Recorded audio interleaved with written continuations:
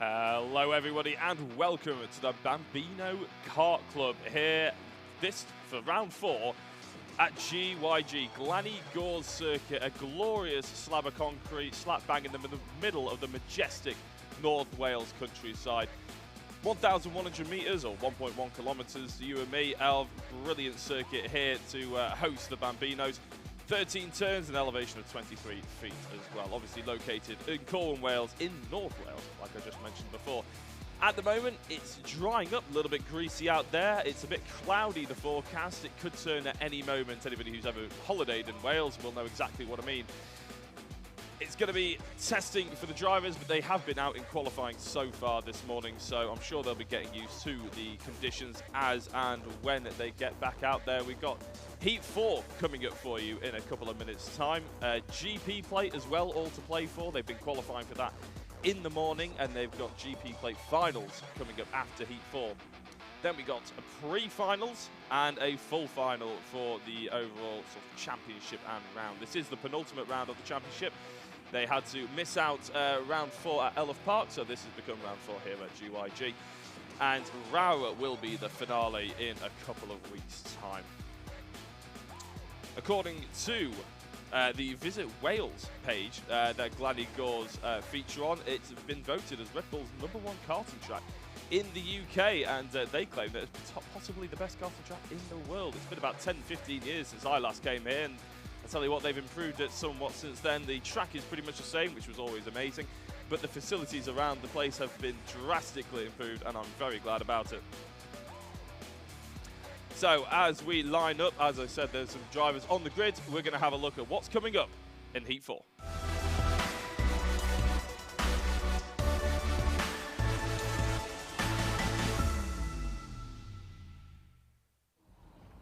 So as you can see there on the grid, IAME Cadets ready and raring to go. 60cc two-stroke engine on Dunlop tyres. It's going to be interesting to see what tyres exactly they're using. If they get heat into these slicks, it could be fair sailing for them. But as I said, it is a touch greasy out there. We'll have to keep an eye on what they do throughout the day. And if any rain, which may well be forecast for around about lunchtime, upsets the apple cart later on. In Heat 1, 2 and 3, Blair Smith was probably the most dominant force out there. He's taken 2 victories and a second place. Heat 1 victory, Heat 3 victory, and a Heat 2 second place in that order. Ackerman, again, he was 3rd in Heat 1. He was he won Heat 2, and he came 2nd in Heat 3. So he's come in every single position available to him so far.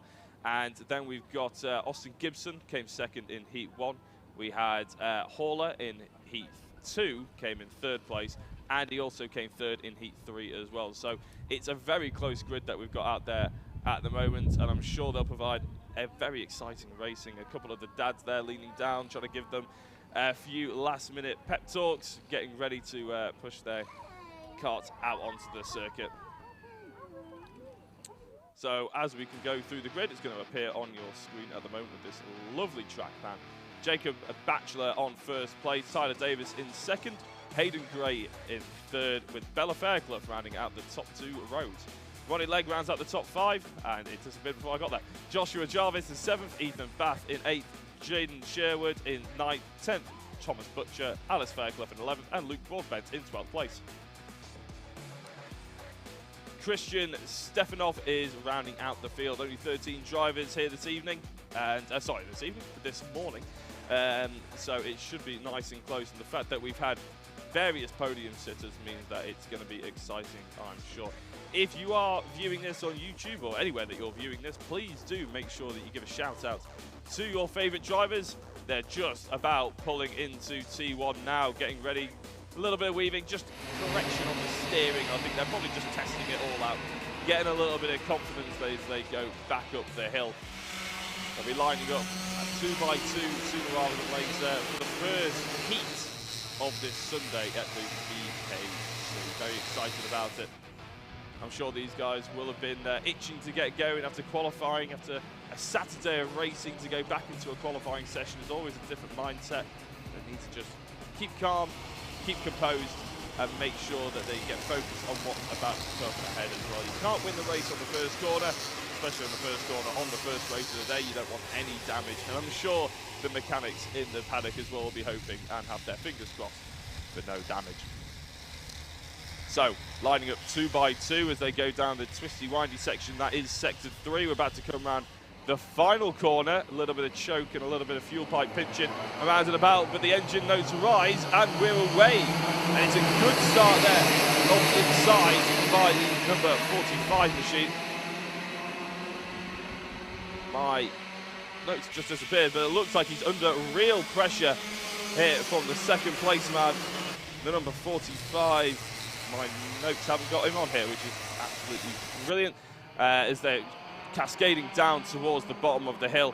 4, 5 nearly going through the double left-hander. Tight, tricky section. You have to make sure that you get nice and close to the double apex there, going through the right-hander. Now, this is where the twisty section really comes into its own. It's very difficult for the drivers to make sure that you're hitting all the apexes, not making mistakes, an opportunity for overtakes as well. So, in the race lead, then number 45, Blair Smith, like I said, has taken 2 victories so far in this weekend with the 15 driver of Blair Smith there in the number 15, James Ackerman in second place, and Gibson in third as they're going a little bit, trying to make their way through, aren't they? Maybe competing for 4th position. 52 driver of Gibson has made his way into second place, a good move there. And this is pretty much what we're going to be seeing for the next 6 minutes of racing. Smith will be hoping to just make a little bit of a gap as Ackerman has to fend off the rest of the field. That was the number 33 kart, unfortunately Gilsonen, apologies if I'm butchering that name a little bit, Gilsonen just falling off the track there. We didn't quite catch what happened to him. Thundering over the curves on the outside of the final corner then. Again, a little bit bumpy, a little bit messy, but drivers seem to be coping with it. There's number 20 of Tomalavsky trying to go for a potential move, and that's a dive up the inside there for the race lead, and it looks like Gibson's going to get it, and in fact Smith has been relegated down to 3rd place. The number 36 of Haller looks interested in trying to take that final podium position away from him, but at the moment the number 52 kart of Gibson in the race lead. That's the number 80 of Cartmail, unfortunately coming off the circuit with Anslow. Must have been a little bit of a contact there at the top end of the field. Going through the number 52 being forced slightly out wide. Gibson, although he gets the nice apex there, as the 20 of Tomalavsky is really under attack here from the 15 of Smith, who knows how to win kart races. We've seen that already, but there's a gap now back from Gibson down to Smith, as Gibson had to get past Tomalavsky, and look at the gap that's been formed through T1, and that was all because of that tight, twisty section. It's a good overtaking opportunity, but you do have to find yourself getting a bit of a gap. In the background now, I think that's Ackerman and Chalk changing positions. It is indeed to Ackerman on the inside now, going towards the bottom end. Apparently there's been a warning for Eric Gilsonen, as Smith now tries to set his phases forward to catch up with Gibson. So as they were a little bit wide there, and that allows Ackerman to potentially go up the inside of Haller. Tomalavsky still in that 3rd position, as Smith looks like he's gained back up to Gibson. The top 3 just breaking away a touch now, as there seems to be a little bit more of a battle forming for 4th position. Haller leading that way with Ackerman in 5th place, Chalk in 6th, 7th is Murdoch, House in 8th, Lomas in 9th place with Richardson in 10th. The top 3 don't seem to be, well actually we're looking back further on, it's Chalk getting up the inside of Ackerman, and here goes a room for the race lead. It is Smith on Gibson, and he gets the place done, and Tomalavsky goes through as well into 2nd place. So again, that top 3 switching up orders. The lap is less than a minute, and we've got 3 minutes left to go. This is incredibly exciting. A good way to start off the Sunday here at the Bambino Kart Club. Gibson, Smith, Tomalavsky, and look at this fight for 4th position. This is between the number 18 kart. In fact, this is a fight for 6, so Ackerman has managed to get away, as Ackerman seems to have fallen down to 7th position. Apologies about that. Didn't quite catch what happened there, but Haller, Chalk, Murdoch, and look at this, Chalk's going to go try and throw the inside on Haller, up the hill into the harsh braking zone on the right-hand side, and shooting back to the race leaders. That is what I suspected, actually. Haller has managed to get a little bit of a gap between himself and Chalk, so it was Chalk and Murdoch, apologies about that. a little earlier on. Just still trying to get used to which cars are in which position and the liveries at the moment. But Smith, Tomaszewski and Gibson all look like they're sort of sussing each other up here, trying to maybe line up a move a little bit later in the race. And this fight for the top 5 between Chalk, Murdoch, Ackerman and Lomas is the fight that we're now focusing on here. Through the left and the right, it's a tight twisty section, going through the final corner, flipping that outside curb but not hitting it too hard. It will really upset the karts and really ruin your run through T1, and all the way up the hill you need every single CC your engine will give you, and these karts only have about 60 of them, so you need to make sure you're carrying good minimum speed and good momentum. Smith runs a little bit wide there. Tomaszewski's looking for a move into the race lead. This could potentially open up a gap for Gibson, to be honest, again that third kart in the little in the train, and Horler will be looking to try and get back and maybe get another podium position under his name for the weekend. But it is Smith that still leads. Tomaszewski still in second place, a little bit of opposite lock as he shifts his way through the double right-hander and down the hill through sector 3. Gibson looks like he's very interested in taking the second place of Tomaszewski here through the final corner. They go, but again fighting further back here between Chalk, Murdoch, Ackerman and Lomas. Nothing changed too much. Murdoch's got into the top 5, but again, just like we see so many times, that could really change orders each and every lap. We must be on the penultimate lap to go now. 1 minute on the clock, 50-second lap times at the moment. They're setting. There's only a couple of tenths between Smith, Tomaszewski and Gibson. And look at this, there is a move for the race lead. Up the inside goes to number 15 of Smith. In fact, I think he was defending slightly as Gibson goes through on Tomaszewski, so there has been a switch, but it's for second and third rather than first and second. Horler invited into the mix maybe to get involved in this party for the last lap of the race. Smith in the race lead has a 3.6 second gap, 0.36 second gap. That'd be a lot bigger than what we're seeing actually on the screen.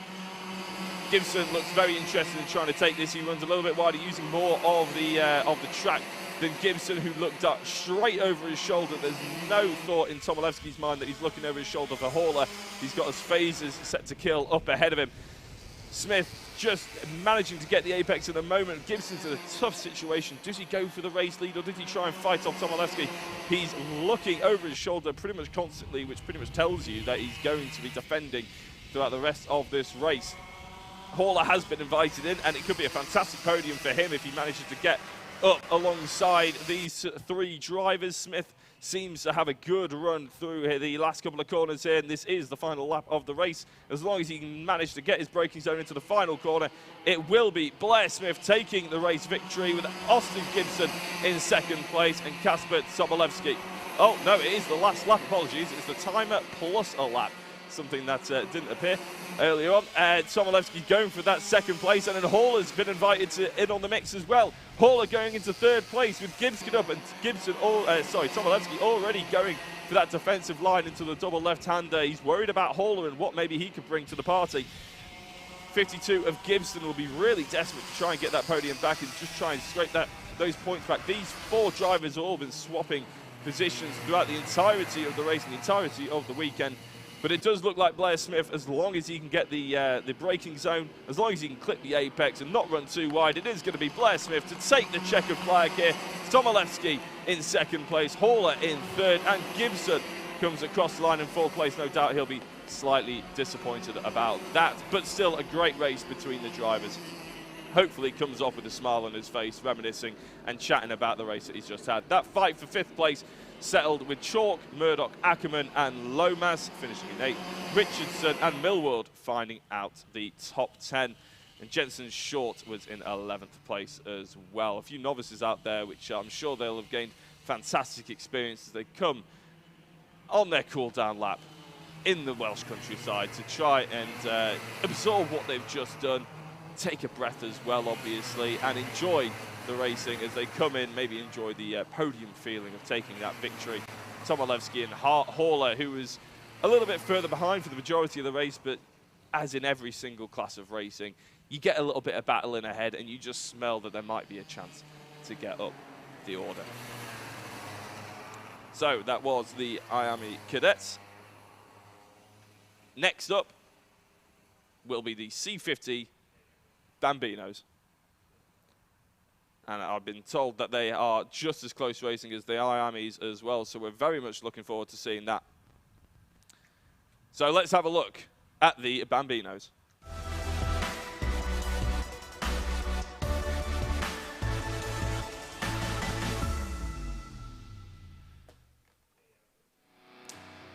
So the Coma C50 Bambinos then. Apparently they're back due to popular demand. They've got pooled engines, which is an extremely interesting sort of course of affairs, really, at the beginning of every round. Oh, in fact, I'll go through that in a minute. Marley Fisher on your screen then takes pole position with Josh Cormack in second, Harry Neeson and Joshua Griffin on row 2. Josh Cook and Elliot Travis on row 3. Row 4 sees Grayson Wortley and Morgan Weston with Ellis Wildchild in 9th position and Ian Jones in 10th. Fraser Anderson and Riley Murrow in row 6. Ethan McClelland and Amelia Dalziel in row 7 with Mason Brooks and Max Gilman in row 8. Harris Barber rounds out the field as he was disqualified. So is Max Gilman. So the drivers are just going out on the circuit now. It's a tight turnaround here at the Bambino Kart Club. No messing about. As soon as the previous race in the pits, the next lot get out there. And this is for it's drivers entering their first year of karting, really. Between the ages of 5 and 7. Not much experience required, really, to Coma C50. They need to complete a year in this before they can move up the order in the Bambino Kart Club, actually. So the 2-stroke, not much horsepower. Only 2 horsepower, as far as my research can tell, but it's plenty to get these drivers around at a good liquor pace. And with any luck, they'll keep it all nice and clean as well, because at the end of the day, this class is based around experience. There still is championship points to be had out there, but I believe there's going to be a standing start. So that is one of the interesting sort of unique factors in the Bambino Kart Club. There's a mix of standing starts and rolling starts. Obviously, we saw the IAMEs going for the rolling start, and I believe the C50s are going to go standing, as all the mechanics and dads with their high-vis jackets are out there ready to sort of roll their karts into position, make sure no one's starting over the line, no one's going to be jump starting, and making sure the karts are nice and warm effectively and pointing in the right direction, as we see a few of the high-vis dads just pointing their karts just in the right direction, maybe pointing towards the apex slightly. If you get a good start, you can get up the inside there. You know, don't be afraid of giving it a go.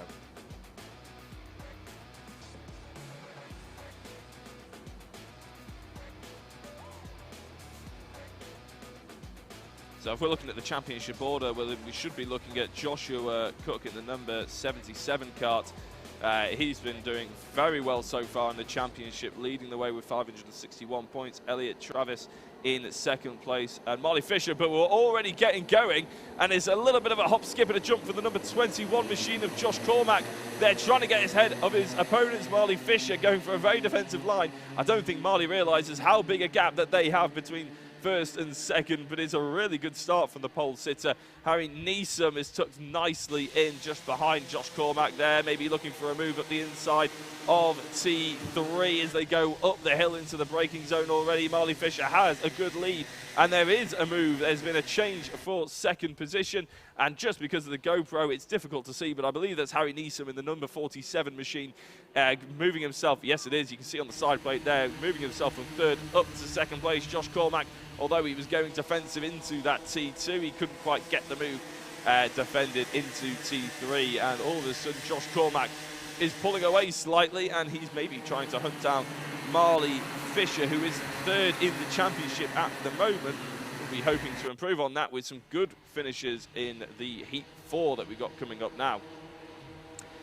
Harry Neeson not very happy. Josh Cormack not very happy the fact that he's lost that place. He's picked up the pace somewhat in the final sector of the lap, with the number 13 of Joshua Griffin being overtaken by the 77 of Josh Cook, leading the championship. Josh Cook, of course. So we can expect to see him maybe charging through the field in the next 5.5 minutes. A move potentially for P2 here for Josh Cormack. No, Harry Neeson holds that defensive line nicely and actually gets a really good run through there as well. So he's just gapped him slightly. Marley Fisher, I fear that maybe just being reined in just a touch on that previous lap. Harry Neeson was about 0.2 of a second quicker, with the 77 karts here of Josh Cook really up the back bumper. I was going to say the gearbox, but of course these karts don't have a gearbox. You know, too used to commentating on car racing, unfortunately, so apologies if there are one or two faux pas in the terms of getting the terminology mixed up, but this front gap has absolutely dwindled away for Marley Fisher. And look at this, a look on the inside there for Harry Neeson, and already Marley was going very defensive through T1. Nobody using the full length of the track there. They're all trying to get to the inside and white line here. They're almost over the white line. They're almost on the grass here as they're trying to go through the 77 car of Josh Cook, going around the outside of Josh Cormack, who, remember, got a great start into T1. He was in second place once upon a time. I fear he may well slip down to fourth. And he does, the 21 machine there of Josh Cormack going down. Potentially, he may even slip down to fifth position as Marley Fisher going very defensive. He's opened the door a little bit, but that was just trying to get that turn in. And he knew full well, potentially, that Harry Neeson wasn't quite close enough. Josh Cook in third place, but he's looking very racy. He doesn't want to worry about Josh Neeson trying to overtake Marley. He wants to be the car that does all the overtaking for everyone else and pull it into the race lead. 81 here, Marley Fisher is going to have a tough job for the next 4 minutes to try and hold on to this victory. And if any of the lap times are to go by, it's not looking good as Josh is up the inside here of Harry Neeson as they come across the line. Josh Cook takes second position, and look at this, the 27 machine of Morgan Weston is on the outside this time of Harry Neeson, who's really been scuppered through T1 now as they go up into the T2 and T3 at the top of the hill. Marley Fisher still leads, but Josh Cook is looking extremely interested in taking all the points here for the next 3.5 minutes. It's going to be a bit of a battle of persistence, I think, for Josh Cook, but he's shown that he can do it already as the battle for third place between Josh Cook, Morgan Weston and Josh Cormack are nicely lining themselves up for the rest of this race as well. There's going to be battles all over the park as far as we can see.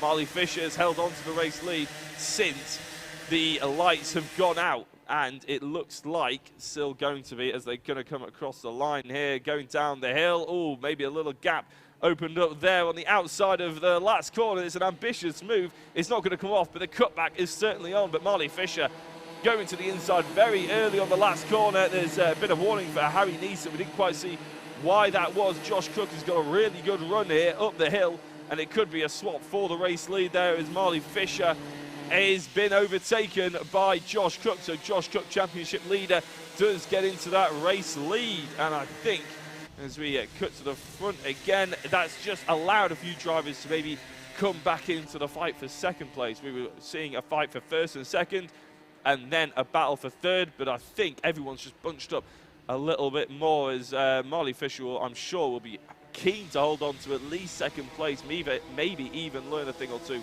from Josh Cook, who does seem to be the fastest driver out there at the moment. The gap only about 0.5 of a second across the line, but you can see that maybe a tenth or two just opening up between the drivers now. Harry Neeson, again, interested. He was looking to overtake Marley Fisher earlier in the race, got held up, got overtaken. A few things didn't go quite their way, but now very interested in overtaking. But the number 27 machine of Harry Weston, Morgan Weston in the 27 in fourth place. Again, this could be a little like what we just saw in the IAMEs, where there's a little bit of a battle, there's a little bit of opportunities, and maybe drivers who are outside the top three get that opportunity to maybe jump their way into first and second. Although it's going to take a lot for Josh Cook to be dispossessed of this race lead. But to be fair, Marley Fisher hasn't been dropped at all. It looked like Josh really had the race pace on everybody else on this circuit. But since getting into second place, Marley Fisher is determined not to be dropped. And I tell you what, doing a very good job of it at the moment. The number 47 there of Harry Neeson looking to the inside, looking to maybe make a psychological race move on Fisher. It's not quite happening just yet. A psychological race move, something I like to talk about quite a lot, is when you show your nose left, right and centre. You're not really going to go for the race move. You just want to try and put the other driver off. Marley getting a really good run out of the last corner, then going back up the hill. Josh is going to potentially have to defend quite hard into here. A little bit of slipstream, a little bit of a pull up the rest of the circuit. Remember, there's only just over 2 horsepower in these karts. They have to try and utilise the minimum speed throughout the entirety of the track as they're going very defensive down the double left-hander again. That is a good overtaking opportunity. 15 seconds left on the clock, which means we'll have the rest of this lap plus one more. I did get caught out in the IAMEs before, but we've got it all sussed out now. Josh looking slightly defensive again. None of these drivers, this is the problem for them really. They can't really go on the full racing line because they know if they open the door, there's going to be a nose cone just slotted right up the inside, potentially going through the last couple of laps especially. We are about to be on the last lap, so if anybody wants to make a race move, they're going to have to do it sooner rather than later. That's the number 23 kart of McClelland, unfortunately facing the wrong way. We haven't seen too many crashes or incidents so far, which is always nice to see with these young drivers, just gaining this experience, and what experience they're gaining as well. It's been an absolutely sensational race and good learning experience from the rest of them. The fight for the top 2 is still heating up, and the fight for top 3, there's just been gaps. That's the number 27, I think, has been overtaken by Cormac. So Weston and Cormac have swapped positions compared to the timing tower on the left-hand side. And Fisher has just lost a touch of momentum on Cook here, which may well give Cook the opportunity to take this race victory with a little bit more of a relaxed stature. Having said that, it's still not really far enough to maybe keep that relaxed stature just yet, because they are within diving distance. Hopefully no one makes any silly mistakes right at the end of this lap.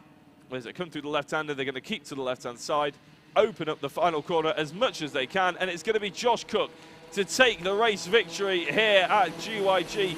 Fisher comes over the line in second place. The podium rounded out by Harry Neeson, with Josh Cormac in fourth, and Morgan Weston in fifth place. And what a race that these Bambinos were serving up for us just then. They can now start to relax, take in the rest of the cool down lap, take in what they've just done, because of course there's heat 4 and then we go into the GP plate, which is nothing to do with championship points at all. So really they could well be thinking that this is more of a warm-up to the GP plate and the pre-finals more than anything else.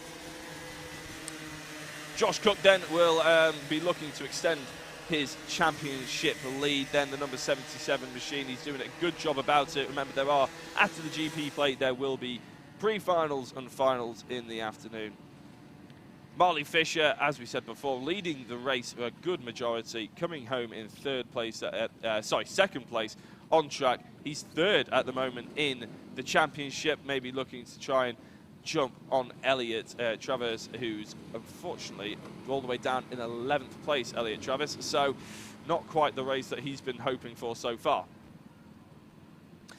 And the T4s are already on the grid. They're just a few carts putting down, so let's have a look at what's coming up next.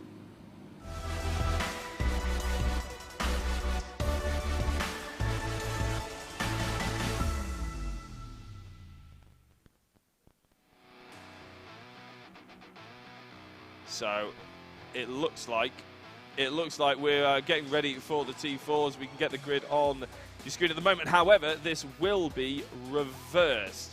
So they've made a slight last-minute decision to reverse to the full grid in the T4s. So just keep an eye on the fact that Archie Clark will actually be in last place, Jensen O'Neill will be in second last place, and so on and so forth. Amelia Ackerts will be next with Dan Harris and Lawrence Newman and Scott Ralph.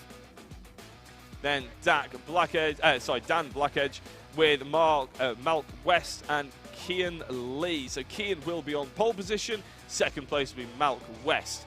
A little bit confusing, but it's just they decided to shake things up a little bit. Maybe try and get a few more drivers the opportunity to take good race victories and good race results as well. So a few of the drivers, there you go, all looking in the blue liveries. So it's all going to be a little bit hard to spot who's who and where's where, but it's still going to be a brilliant race. I'm sure if we're looking at heats, then Clark, O'Neill and Ackerts were the order in heat number 1. Clark taking that race victory with O'Neill in second and Ackerts in third. Heat 2 saw Clark take the victory again. However, Ackerts promoted himself into second place. Harris ended up in third. And in Heat 3, Clark made it a clean sweep on Saturday with 3 first place. O'Neill came home in second place yet again. And West, this time, getting in on the action in third. Coming down the hill, then we can just take a quick look at the championship order. Malk West then on pole position, not pole position, on the championship lead. Lawrence Newman in second place. And Dan Blackledge in third place in the championship at the moment. So that is going to be how some of the drivers we want to be keeping an eye on as we go through the rest of this field. No standing start. We're going rolling start. So as they come around the final corner, we're going to be going as soon as we can. The number 17 kart is going to be getting them underway. The 32 looking to his right-hand side, and Kian Lee takes the first corner in the race lead. However, it looks like Malk West in the number 32 has got a good run, and he does indeed. He's leading the championship order at the moment. He's leading the race into T2 and T3. Lawrence Newman, the number 5 machine, has dropped down the order a little bit, as it looks like, I think that was Dan Harris going through into second.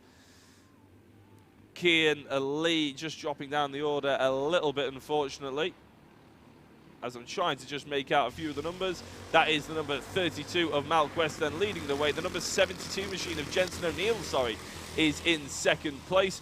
The 43 kart of Archie Clark into third place.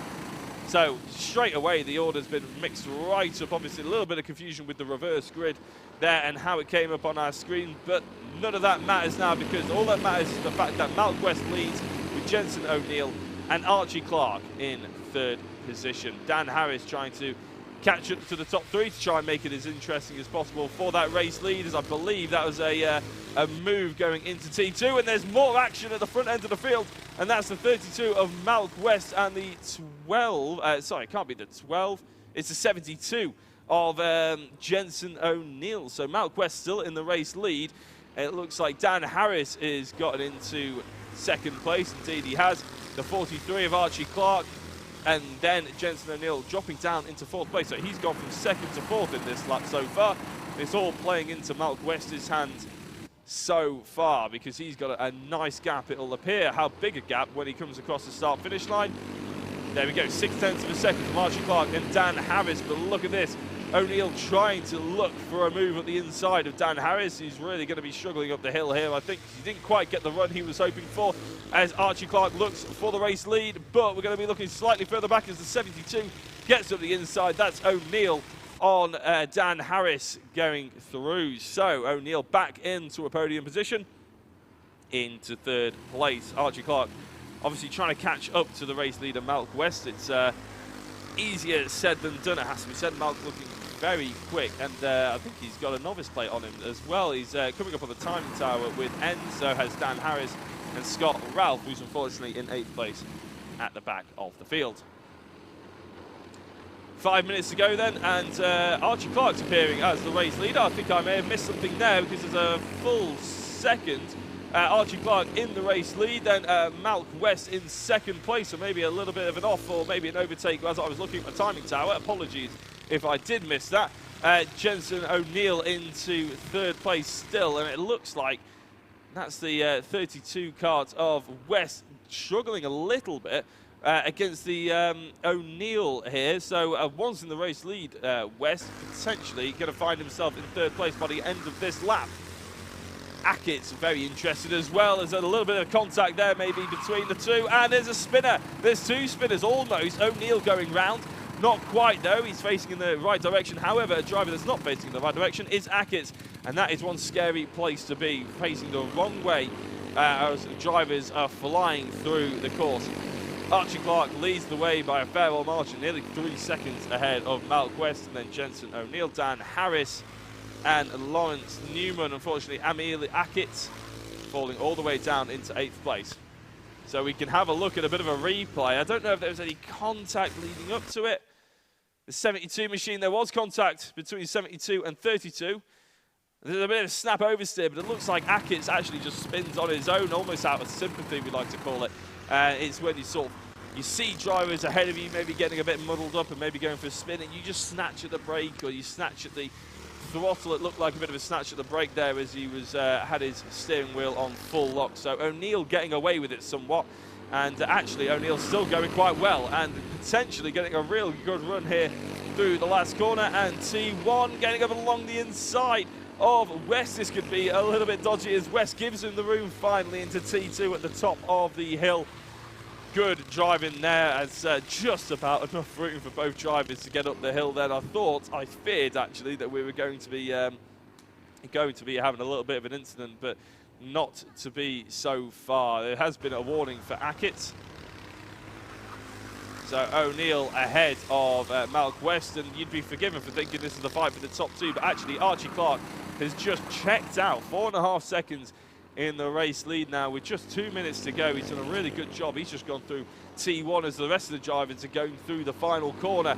So O'Neill in the second place, Malcolm West dropping down the order. Unfortunately for him, he obviously got into that race lead through T1 on lap number 1, and the rest of the field somewhat gapped themselves slightly. So as we're going into the final couple of minutes, and everybody has just found themselves a little bit of a gap, we can maybe see how this sort of lines up with the championship standings. Malc West, obviously, we mentioned him a couple of times. He's been on our cameras pretty much for the entire race, leading the championship at the moment. In round 2, he really dominated. Plenty of race victories for him in round 3. He was just getting second place left, right and centre, which is absolutely fantastic in terms of racking up the points. Ed Brand was actually the driver that really dominated in round 3. He's not, unfortunately, here today, which may be why a few other drivers are getting there just desserts. So Archie Clark, just having a look, I can't actually see him on the championship standing, so maybe Archie Clark was actually new to this round, and that's why he doesn't appear on any of my notes, but he did qualify on pole position in the timed qualifying. His best with a 47.4, and he was 0.6 of a second ahead of Jensen O'Neill. So there's no wonder, really, he's just absolutely gapping the last couple of lap times that these guys have been putting in. I'll tell you, actually, as they cross the line, because Archie Clark is about to cross the line to start what will be the penultimate lap of the race. He just put in a 47.8, essentially. And Jensen O'Neill coming across with a 48.1, so a good 0.4 of a second per lap. You could realistically estimate that Archie is pulling ahead of Jensen. Malc West, unfortunately for him, 0.8 of a second down as well on that last lap to Jensen O'Neill. So it doesn't look like he's going to be able to catch up by any stretch of the imagination, unless there's a few incidents or maybe a self-inflicted spin. But these drivers, apart from that one spin earlier on for Ackerts, doesn't look like they're in any danger of doing anything like that. Ackerts has just gotten past Scott Ralph in that previous lap to promote themselves up to 7th place from 8th after recovering, obviously, from that spin earlier on. We're keeping an eye on Jensen O'Neill, but I think Archie Clark has just started the last lap, so we are going to go on to the last lap of the T4s here. Been a good race, to be fair, for the first 6 minutes or so, and then as everybody sort of got into their natural positions, it seems to have died down just a touch. But to be fair, you've got to be consistent to be winning races, and to be putting in consistent lap times is exactly what these guys have been focusing on. Good practice, really, because at some point in their karting careers, they will come up against a closer sort of opponents and closer races, and if you can be doing those kind of consistent lap times whilst in a field of 20 or 30 karts, then that's the real test. So as Archie Clark comes across the line, he's going to take the checkered flag here for Heat 4 in the T4s. Jensen O'Neill in 2nd place, with 3rd coming across the line will be Malc West. He's just clipping the apex and the exit curb there. Malc West in 3rd then. Dan Harris in 4th comes across the line, taking the checkered flag. A fair old distance behind, 15 seconds in the end behind Archie Clark, and then we're just waiting for the likes of Lawrence Newman and Kian Lee, who started on pole position, remember, in the number 17 machine after that sort of reverse grid style effect, dropping down to 6th. Ackerts, after that spin, was in 7th place, and Scott Ralph ended up in 8th position, the 3rd of the 3 novices as well, unfortunately. So that is the T4s done and dusted. They'll be focusing on their G-plate outings in about an hour's time, I believe it is. But next up on the track, I believe we've got a few drivers actually lining up on the grid already. A pretty full grid here for the Micromax.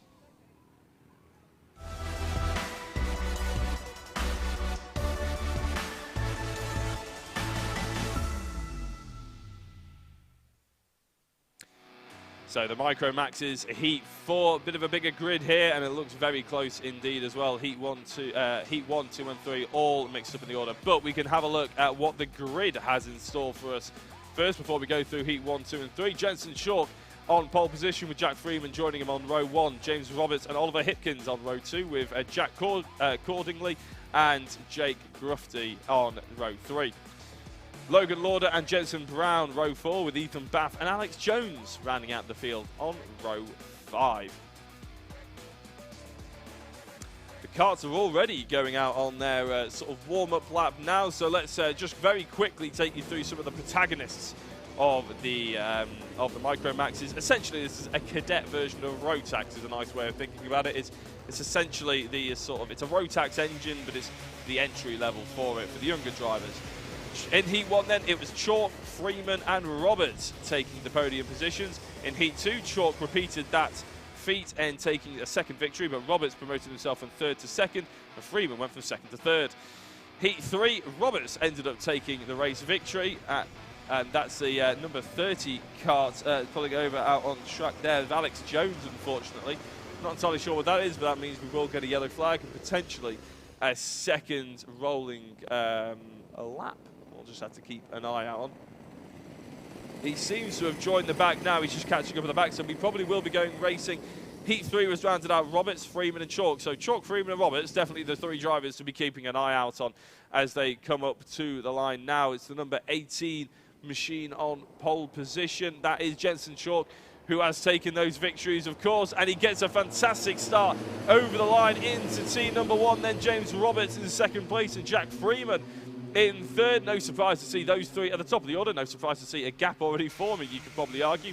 Jack Cordingley was in fourth, with fifth being Oliver Hipkins a little bit further back, but it looks like maybe the top 5 trying to fight their way through. That's the number 50 kart of Jensen Brown going through on Jake Gruffity as well. As we look towards the front, it's actually James Roberts who's got into the race lead ahead of Jensen Chalk, and there's a spinner in the background of Jake Gruffity as well. He's got back going, which is fantastic to see. So Jake Freeman is maybe trying to catch back up to these top 3 drivers, because it looks like there's just been a tiny gap, as it looks still they're fighting Jake and Jensen Brown. A brilliant little battle going on towards the back end there. As they come across the line, it is James Roberts in the race lead, Jensen Chalk in second place, Jack Cordingley in third, with Oliver Hipkins and Logan Lauder rounding out the top 5 as it stands. Into T3, it may be a force for the race lead. There we go, Jensen Chalk going for that lead. James Roberts just looked like he just left the door open just a touch too much on our cameras, and that allowed Chalk to just fly up the inside. But one thing is for certain, it's going to be interesting between these two drivers for the next 5.5 minutes and seeing how they perform. We have reports of a few spots of rain, and you can just see in the background of that shot there that the clouds are looking slightly ominous. Maybe a few more drops of rain before we get to the end of this race. They are, of course, on slicks. All of these drivers, a little bit of a drift out the back end there for Jack Cordingley, but Jensen Chalk leading the way from James Roberts, who just looks a touch too far back to launch an attack. But who am I to say, because it looks like James was going for the move, but Jensen just making the apex and throwing a lot of speed through that corner, both of them. Jack Cordingley, Oliver Hipkins as well in third place at the moment, but that battle has gone a little bit further back, and this battle's gone badly wrong, as it looks like Roberts went for the race lead on Chalk in the double left-hand on the second apex, and, Roberts has seemed to have gained about half a lap advantage after all that, but I'm sure he won't be allowed to keep it, as Chalk just tries to wheel spin his way back onto the circuit. And I tell you what, it was damp this morning. It's going to be very damp on those tyres now. The grass won't have dried up at all, because we haven't had any heat here at GYG, or any sun really to dry up any of the circuit apart from where the driver's been lapping. We're going to take another look at it, because it looked like there wasn't anything to do in the first apex. There's not really any gap there as Chalk was, but he has a little bit of a correction, snap oversteer. He wasn't going to get the second apex. Well, I don't know, it's difficult from our camera angle really to put judgment on that, but there was potentially a gap there for James Roberts. Maybe it wasn't as big as it should have been. It's difficult, as I said, for us to say. We only have 1 or 2 camera angles to keep an eye on that. Maybe they've got onboard footage on GoPros on their karts, and they can take that to the stewards.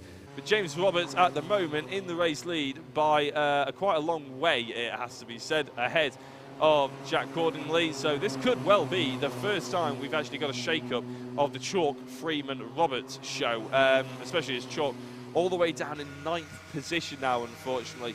It's really going to hurt him going forward into the pre-final, especially. It won't be what he's banking on. Obviously, he's taken 2 race victories so far this weekend, but he won't have been banking on coming in 9th position. if he can get his tyres dry in the next 3 minutes, maybe he can catch up 4 seconds to try and overtake 8th place. It's going to be a bit of a tough ask. But enough about Jensen Chalk. We're focusing a little bit further forward on the battle for 3rd position, and this is Oliver Hipkins trying to get past on Lauda, and in fact he does as well through that sort of tricky section at the top end. James Roberts has been given a penalty. We're not entirely sure what the penalty consists of, but he has been given a penalty for that move on Chalk. We just can't stop talking about them. So Roberts, the problem is, the biggest problem I think Roberts has is the fact that he has such a big advantage now against Cordingley and Oliver Hipkins, who will be no longer fighting.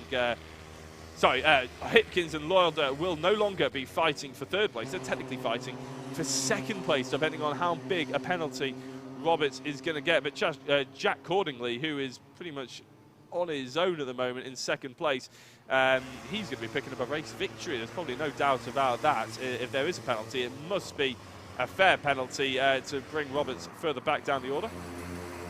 So we could be seeing a completely fresh podium, to be honest, which a lot of these drivers will appreciate as they go towards the pre-finals. So Roberts on the road still leads, but Cordingley in 2nd place. Oliver Hipkins and Logan Lauda are the 2 drivers that we're currently focusing on at the moment. And it looks like that Hipkins has got a little bit of a gap to Lauda after getting through in the end. Just having a look at their previous lap times.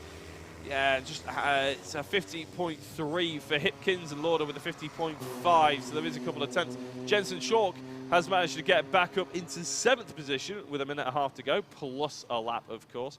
But the gap between himself and the next driver, Alex Jones, is a good 10 seconds. It's going to be a little bit ambitious if he wants to make any more meaningful approaches towards the end of this race. So they're coming through the latter stages. It's been an eventful Micro Max, of course. These are essentially cadet Rotaxes. They are Rotax engines.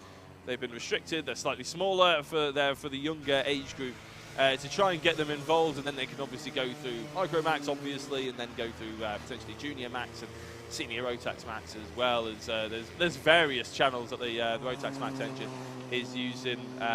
So it's a good starting point for any of these drivers who want to sort of fight through in that order, and maybe the dads as well. They can try and learn a thing or two on these Micro Maxes and try and learn how the Rotax sort of as a shell works, and going forward for that as well. In their karting years, it's important because at the end of the day, yeah, dad is nearly always your first mechanic.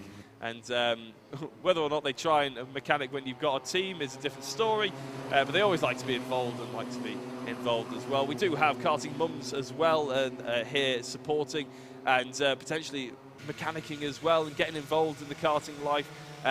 It's always lovely to see a family affairs here, the Bambino Kart Club, really promoting that very strongly indeed. A close-knit community, especially on their Facebook page, people always posting their advice and maybe tips and tricks for certain circuits, and selling on old bits of kit as well to make it a bit more affordable to try and get into.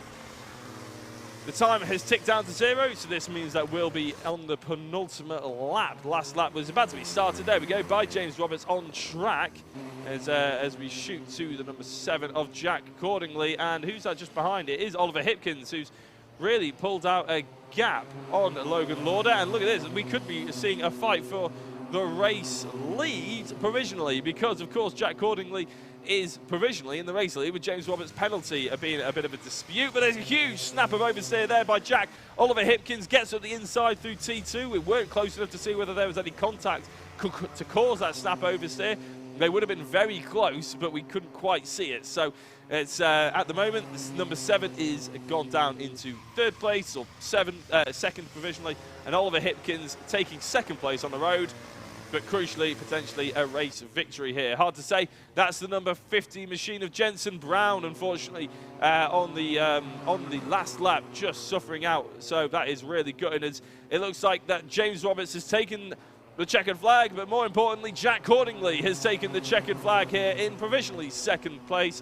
Ollie Hipkins has taken the 2nd place there, but that's provisionally the race lead, obviously. Jack Cordingley came across the line in 3rd place, with Logan Lauda in 4th, Alex Jones comes across in 5th, with Jensen Chalk ended up recovering all the way to 6th position and taking advantage of the fact that Jensen Brown obviously had that spin on that last lap as well. Jake Grufferty comes home in 7th, with 8th being Jensen Brown and 9th being Jack Freeman. So nice to see that Brown got back on the circuit, as well as obviously Chalk getting back on the circuit.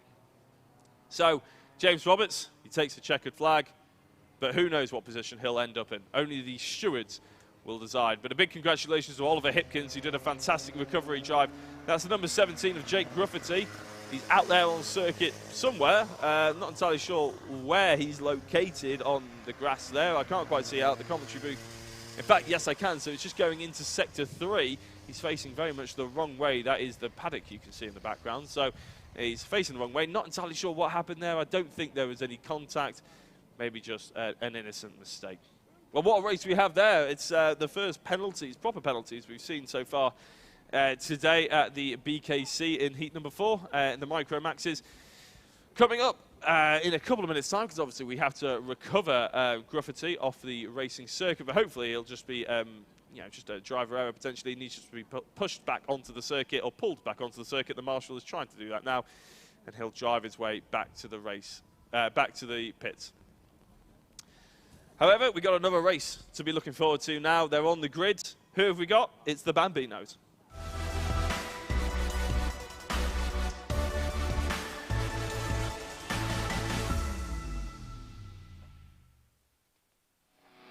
So the IAME Bambinos then. Now, this is important because these are the slightly more senior drivers. I think they'll have had to do a year, at least 1 year in the Coma C50 class. So you can see the grid on your screen at the moment. Edward Haynes on 1st place with Charlie Clough in 2nd. Freddie Denton in 3rd. Alfie Davidson in 4th with Efan Owen and Grayson Wortley in 5th and 6th.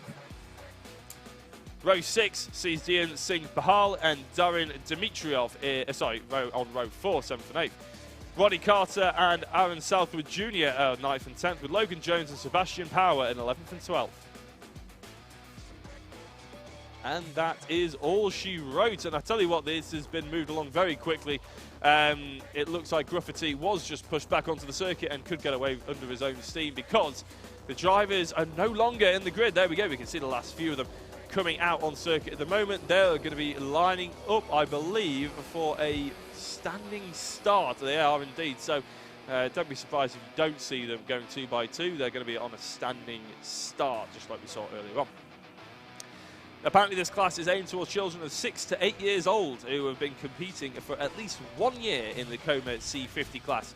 So you could argue it's almost a senior class. We've had a spin off the back there. Now, we did have words of a few spits of rain flying about during that Micro Max class.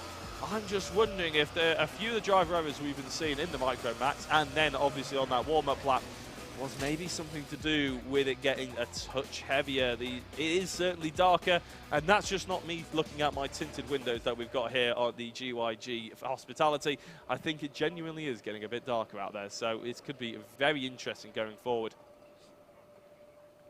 So the 101 machine, Edward Haynes on pole position, and it looks like, just having a look at the championship order as well going into this one, Edward Haynes is leading the championship, so no surprise really that he's been able to put it on pole position in qualifying and then is on pole position here now as well.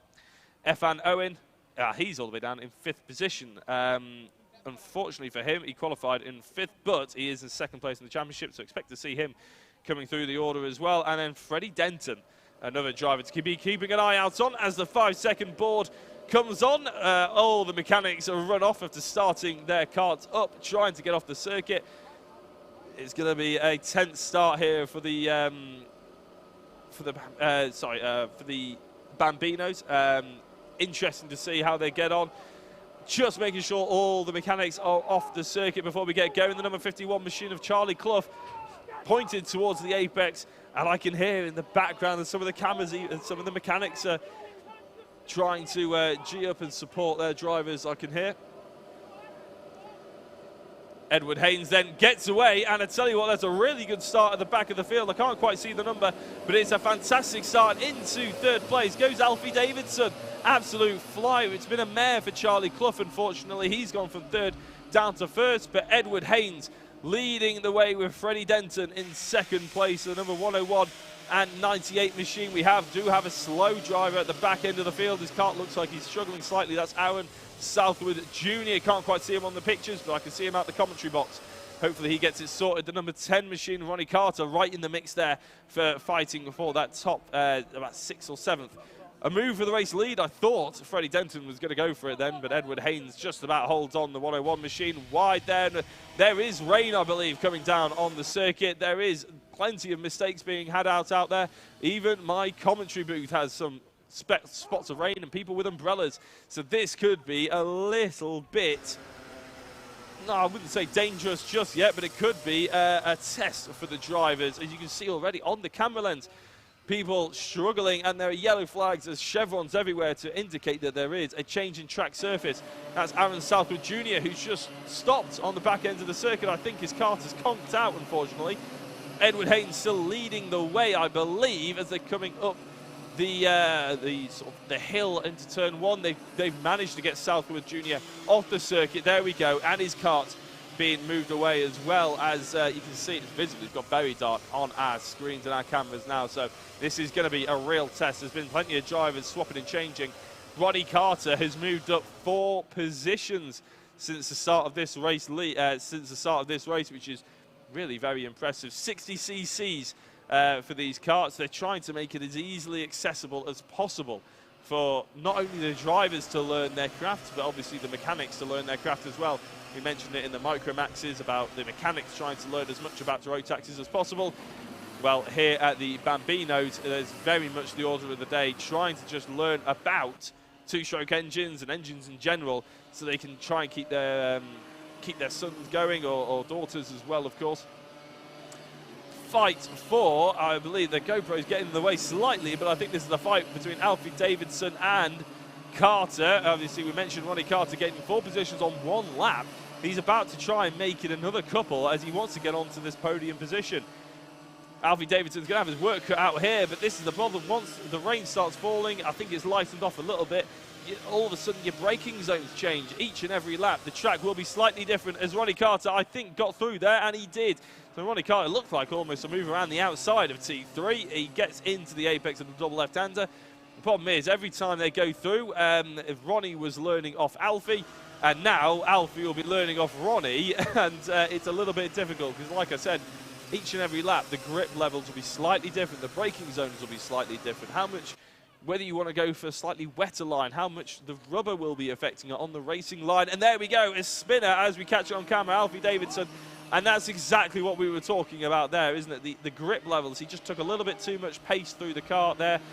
Maybe applied the throttle a little bit too much, and unfortunately saw himself turning around the wrong way. And I have to say, I've been in that situation in a car, and it's very scary, to be honest, when you're facing the other drivers. But he's got it turned back around, and he's unfortunately come all the way down to 7th place, which is not what he wanted. But Ronnie Carter got into that race, and there you go, a little shake of the wheel just to see if there's how much grip he's got, how much turning potentially. It's a little bit of a questionable move. As I thought we had another spinner there as our cameras panned to the race leaders. Is this the race leaders? No, it's not. It's the number 10. Oh, sorry, it's the Freddie Denton and Ronnie Carter. It does make it a little bit more difficult when they stick their GoPros on the front end of their kart to block the nose plate. But either way, we're getting through it. Edward Haynes with a really good gap, 7.2 seconds. He's, whatever the conditions are thrown at him, he's adapted fantastically. And in fact, he's gone up to 9.7 seconds as Freddie Denton is trying to hold off Ronnie Carter here for 2nd place, I believe. The timing tower suggests they've really closed up the gap. And in fact, there it is. You can see them on screen now, coming up towards T2 and T3. How are they going to get through? There's a gap opened up on the inside, and Carter allows Denton through. He's not allowing him in a case of he wanted to give him the play. So he's been pushed onto the grass, a dangerous place to be when it's all so wet on the outside there, and you want to try and keep your tyres as hot as humanly possible with these slicks on. Number 98 running a little bit wide, Denton there. He did manage to carry a good amount of momentum, but Carter getting that apexes. Maybe he's just trying to suss out where it is, and Carter going for the inside there, through the right-hander into the sort of tight complex. The S's down the hill is so difficult to gauge where the grip is. I mean, you could be going for an inside move, and if you understeer wide into the kart alongside you, then it could be race over for both of you. But that's a fantastic run that Carter has through the final corner. Denton is going to try and get back up into the slipstream potentially to try and catch back up to Carter and maybe get past him, but it's going to be a little bit difficult going at the top end of the circuit if Carter leaves another gap on the inside, which he doesn't. There we go. Yeah, he covers that one off nicely. He's learnt his lesson from the previous lap. There is now an 11-second gap, by the way, between Denton and Ronnie Carter. As the 10, the Carter just understeering wide, but Denton having similar issues there. It is very good car control from these drivers to be keeping these on the straight and narrow, to be honest, because it is very tricky conditions out there on slick tyres. You'll be hoping that they've warmed their tyres up to the maximum in that early stages when the rain it wasn't too bad, but I can even see it's spitting that fine rain, which will really just eke away at the grip levels lap by lap. It's not throwing it down. It's not really gone complete wets just yet. You could probably still get away with it. Well, you can still get away with it with slicks, because we're seeing that out there on circuit at the moment. I can actually see out the commentary booth a few of the dads and mechanics just telling their drivers just to slow down just a touch, keep it chilled. The last thing you want to do is fall off the circuit, because even if you're in 5th place, 6th place, 7th place, that's better than being in 11th or DNFing, which is the big fear, because when the track gets wet, the grass gets wetter, and if you end up on the grass, you're just going to be wheel spinning and standing still. So you really don't want that to happen. Chevron out there, the sort of orange and yellow chevrons indicating that the track surface is getting worse.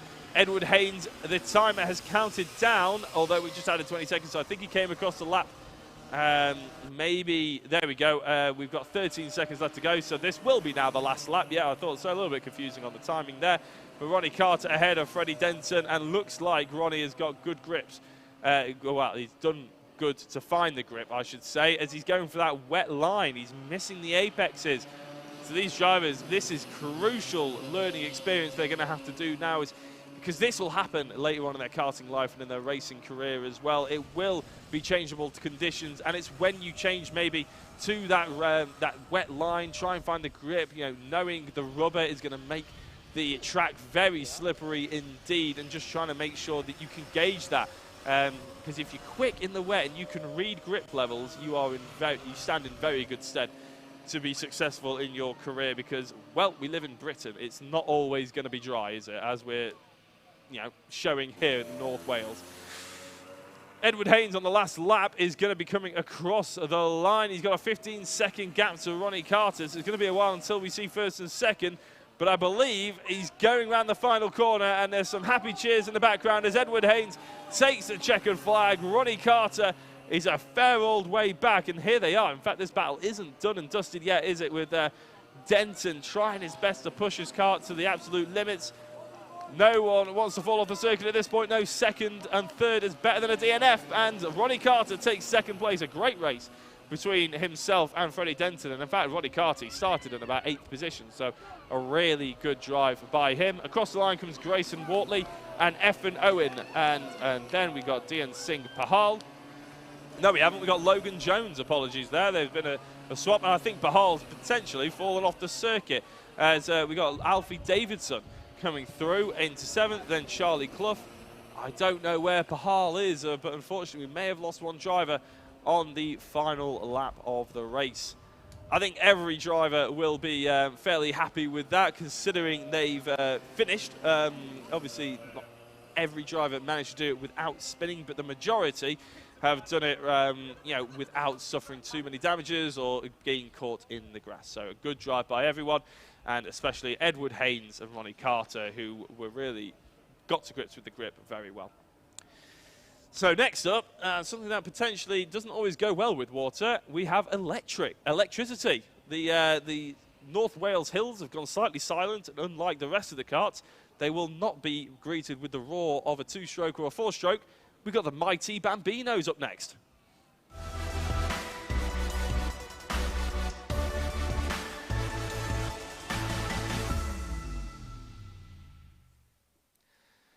So, the mighty Bambinos, a slightly different kart altogether from everything we've seen so far this evening. I keep saying that. This afternoon, sorry, and this morning. But it doesn't mean we're not going to serve up some brilliant racing. We're going to have a look at the grid and see how we're all going to be lining up. Kane Langley on pole position then, with Rhys David Richardson alongside him on row 1. Ansel Murray and Harris Barber on row 2 with Freddie Baker and Sidney Nell on row 3.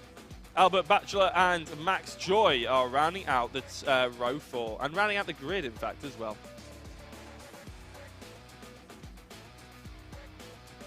So the mighty Bambinos, as I said before, they are an electric kart, which does offer its own sort of, I wouldn't say problems, but challenges for sure, to be honest. Not something I ever had experience in when I was driving karts, especially considering we were obviously, that was 10, 15 years ago, and the technology wasn't exactly there yet. But it's nice to see that it's out here, it's being given a go, and it looks like it's offering up some awesome racing as well. Just scrolling through, as I said, they're available for starting at 4 years old. That's what the electric Bambino is really designed to be, that's the audience they're designed to be identifying for. It's going to be a standing start, and it's going to be quick acceleration. I think we can probably all agree on that one. The tagline on the electrics, or the mighty Bambino website, is the fact that they are the definition of plug and play. They want to be able to make sure that when you turn up to a grid, all you have to do is charge the motor and get going. I'm sure there's a lot more complicated factors that go into that, and probably far more complicated than I can dream to get my head around, but it's going to be very interesting to see. Apparently they can get up to about 50 miles an hour as well, so for 4 years old, this is going to be very interesting. A few of the dads there trying to wipe off some rain and spit. I'm just having a look, actually. What it looks like, they got wet tyres on there, and I don't blame them in the slightest. Over the course of the last 2 races, the conditions have really taken a turn, and we zoom in on those nice wet tyres there, yeah, just to confirm that I was absolutely bang on the money. So, yeah, we shouldn't see as many thrills. Well, we should see as many thrills. We might not see as many spills here in this. Oh, having said that, though, we've had a few people spinning at the top end of the field, so maybe it's a little bit wetter than I was actually anticipating. We are going to be going for a standing start, so there's probably enough time to be going through maybe heat 1, 2, and 3 that we saw yesterday. Langley took that race victory, and in fact, he took all 3 race victories in the mighty Bambino class, and I believe he's on pole position again, so we could well see Langley taking another victory. Barber took 2nd place in Heat 1 with Richardson in 3rd. Heat 2, Richardson took 2nd place and Murray took 3rd. And Heat 3, Murray took 2nd and Richardson took 3rd. So again, some sort of obvious protagonists to be looking at as we see another spinner in the background. Luckily, that spinner manages to get back facing the right way, though, and will be lining up on the grid with the rest of the drivers. As I said before, the last thing you want to do is end up on the grass, as he's going very quickly through the final corner, to be fair. Luckily, he gets away with it. The last thing you want to end up is on the grass, because you're never going to come away from there on this wet grass.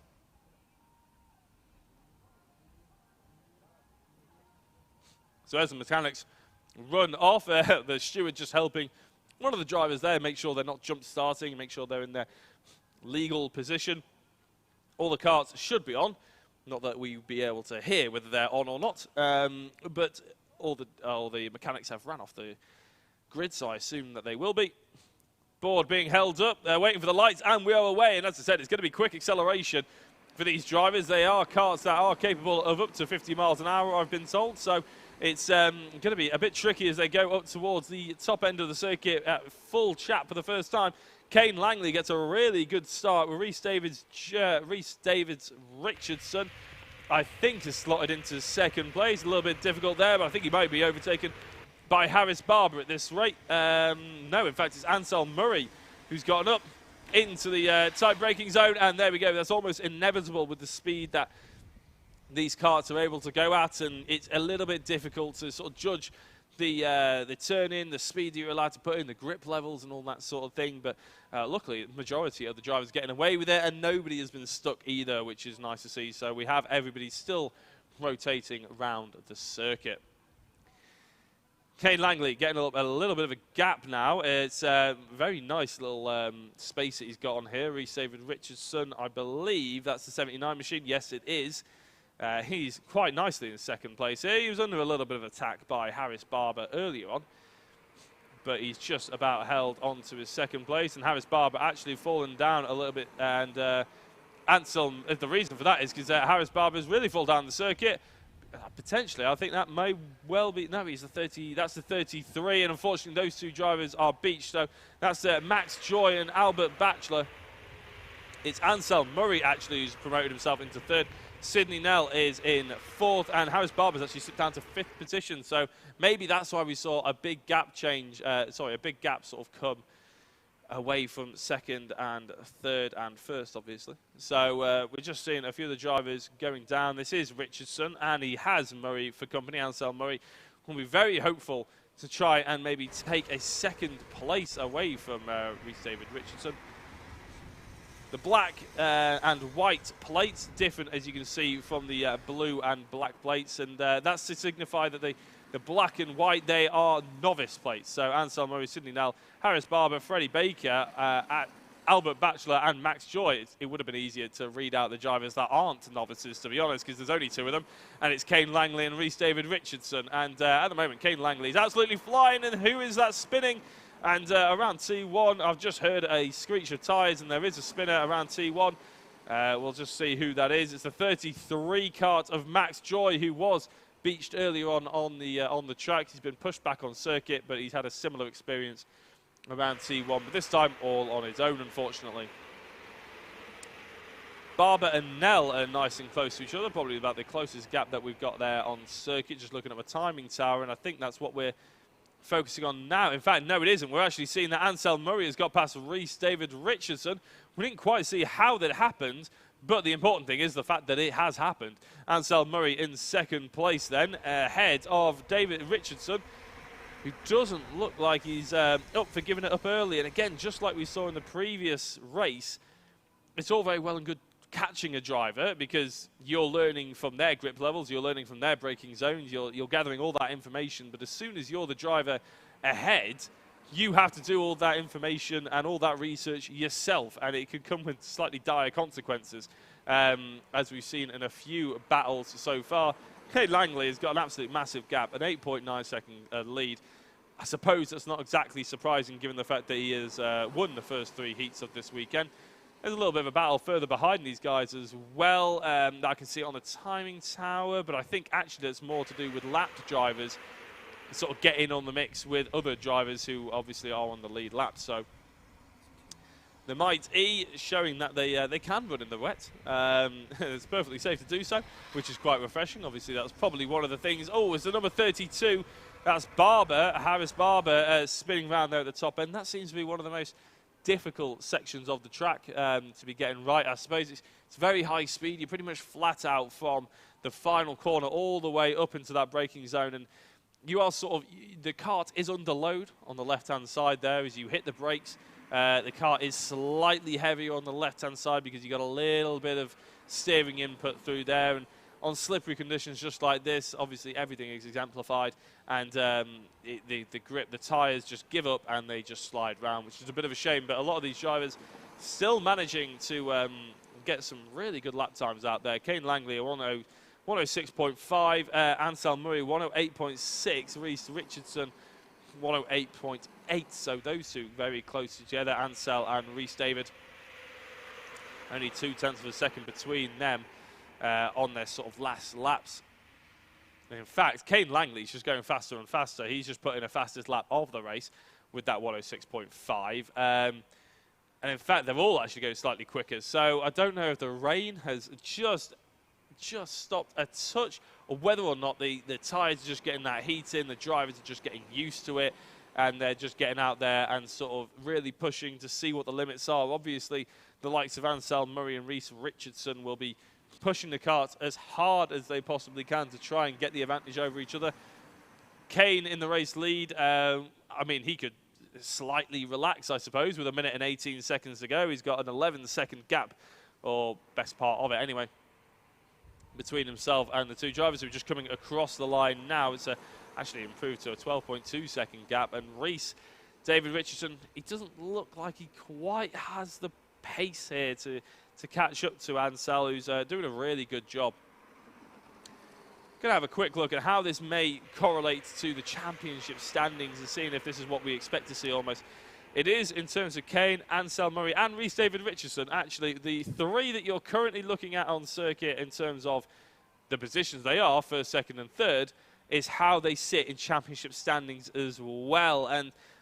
But I have to say, Rhys David Richardson and Ansel Murray, there is only 2 points between them on drop rounds included. So crucially, we have 5 rounds here at the Bambino Kart Club. There is 1 round to be dropped. You have to be entered to be eligible to drop that round, apparently. It's slightly complicated. I won't get too much into it. But, yeah, you can't just not enter the round and not turn up, obviously, and have that as your included drop round. You have to enter. And then if you don't turn up, then you can include that as your drop round. But just looking at round 1, we had Jensen Brown, who I think we saw in another race earlier on. The race does escape me, but he was very dominant in rounds 1 and 2. Lots of race victories to his name, and obviously since he left, really Kane has picked up the mantle. He was getting seconds and thirds while Jensen Brown was around.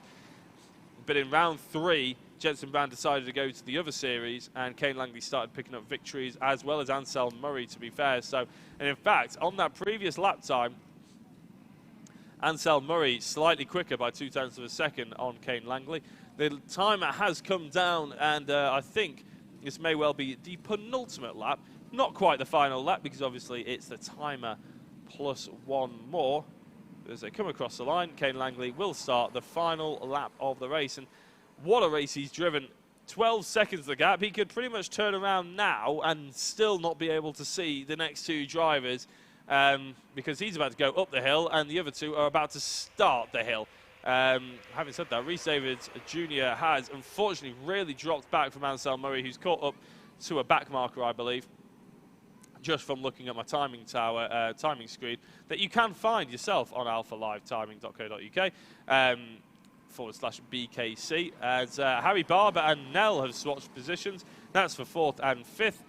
Good racing by those 2 drivers, very close to each other as well as they go up the hill, I can tell you. But we're focusing on Kane Langley. Driven brilliantly, not really put a foot wrong. We haven't even seen him do any corrective oversteer. He's just been driving his lines.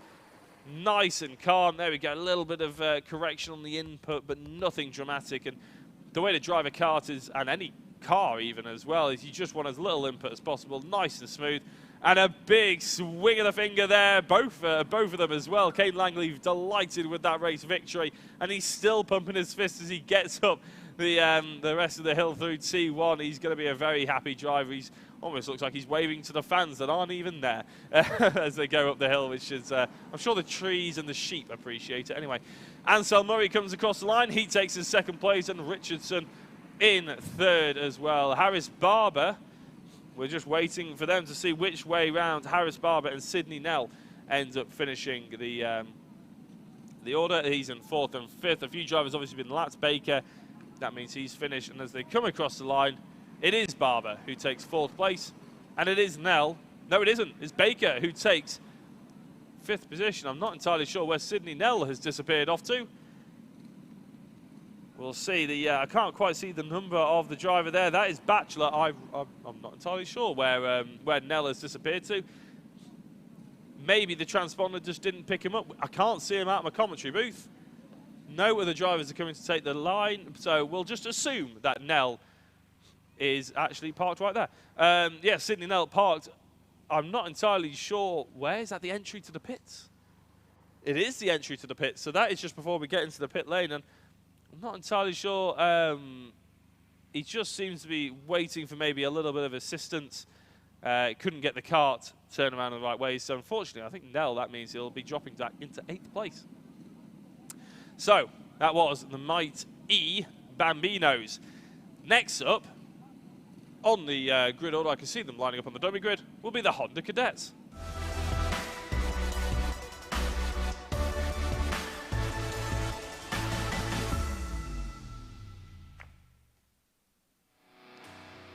So the Honda Cadets nicely up and already lined up on the grid, so they're very prompt. Jacob Batchelor on pole position with Tyler Davis in second place. Hayden Gray in third with Bella Fairclough in third and fourth.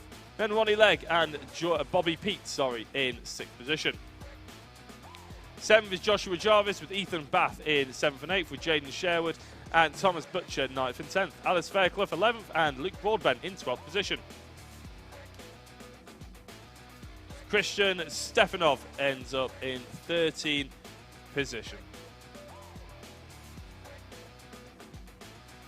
So the Honda Cadet aimed towards 8 to 13-year-olds, four-stroke engine, about just over, or just under, I should say probably, 5 brake horsepower. Plenty of horsepower to be getting around the slippery North Wales countryside, it has to be said. A few of the drivers, I'm going to call that just checking their steering out, so we try not to get them in any kind of trouble, because I know in karting you're not allowed to weave, but of course that's not what they're doing. They're just attempting to psych themselves up is exactly what they're doing. So this is apparently another pooled engine championship here at the BKC, which means, well, it doesn't mean that there'll be standing start, but that is just another tidbit that I'll put in there because the mechanics are getting out on circuit, so will be another standing start. A pooled engine championship, so effectively all the engines are controlled by BKC, Bambino Kart Club, and you draw out of a hat essentially at the beginning of the weekend, and you get whatever engine you draw out of the hat sort of thing. So each engine will be numbers, and you can draw number 7 out and you get the 7th engine. They're all exactly the same. It's to save any arguments about, oh, he's got a better engine than me or anything like that, or and plus BKC can maintain the engines themselves and maybe bring the cost down to the customer. They'll be on the Dunlop KT3 wets as well, the tyre of choice for this one, because obviously it's still pretty wet out there, and we may have a little bit of a break in the rain here, there and everywhere, but realistically it's still too wet to be going out there on slips, I'm sure. I could be proven wrong, and maybe some people are being a little more ambitious than I would be. So as we line up, it's a good starting order, isn't it? It's a full grid there of BKC. For the Honda Cadets. 5-second board. The lights are coming on, and we're away, and they're already jumping up and down to try and get that momentum going in their karts. They're not the quickest to accelerate these 4 strokes. They do get, once they get going, they're fairly good, good sort of boost of kart there, but it's a little bit difficult to get them off the line. I think Tyler Davis has managed to get into the race lead.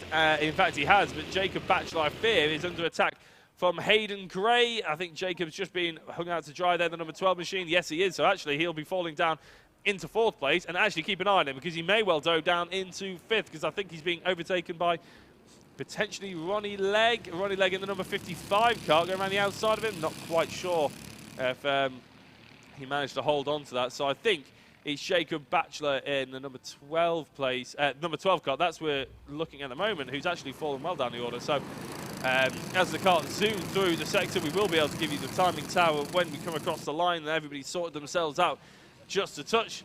It's been an exciting and frantic start here at the beginning of this race.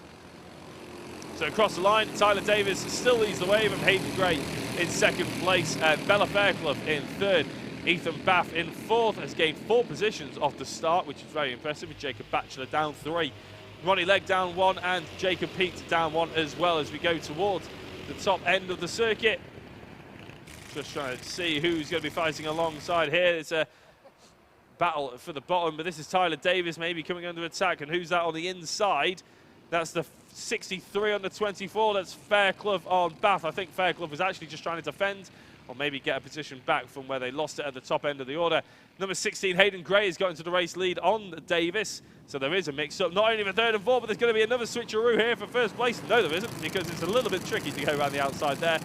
As Davis found out, Gray getting those apexes and managing to absolutely nail it in the process. And in fact, it looks like Davis has got a touch wide here, and Fairclough is going for a second place. But not only that, I think we could see the number 24 of Ethan Bath go from 4th into 2nd place on one corner. A fantastic switcheroo in turn of events for Ethan Bath. Brilliant driving, and that's allowed Hayden Gray to get a little bit of a gap here, hasn't he? That's a fantastic buffer that he's got, as we see the number 3 slot in ahead of, I think that was Joshua Jarvis, or potentially Bobby Peets. It's hard to see on the cameras at the moment, but 63 machine of Bella Fairclough in 2nd place then. As I said, brilliant drive by them. Hayden Gray still leading the way. We have a shoot through the sector now. That's the 24 of Ethan Bath in 2nd place. And then you've got 3rd place being Bella Fairclough, and Tyler Davis all the way down in 4th. Across the line they go, the timing towers Giroux. And there's been a penalty for Bella Fairclough. I'm not entirely sure what that was for, but that could be huge for Bella, who currently sits in 3rd. Oh, look at the 24, Ethan Bath, looking to try and make that psychological move of Hayden Gray, just seeing if there's a gap on the inside. Not to be done just yet. Number 55 of Ronnie Legg has joined in on the action as well to potentially get involved, as I think that's Bella Fairclough going defensive on Davis, knowing full well that's a good overtaking opportunity down the hill and into that braking zone.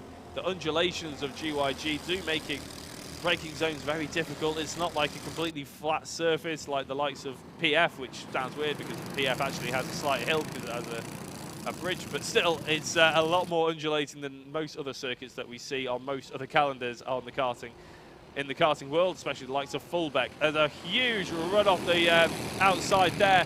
Hayden Gray's really ruined his run, as we may see a change for the race lead. Ethan Bath, he's going to be squeezed onto the grass potentially. No, just enough room for him to try and get the move done up the hill.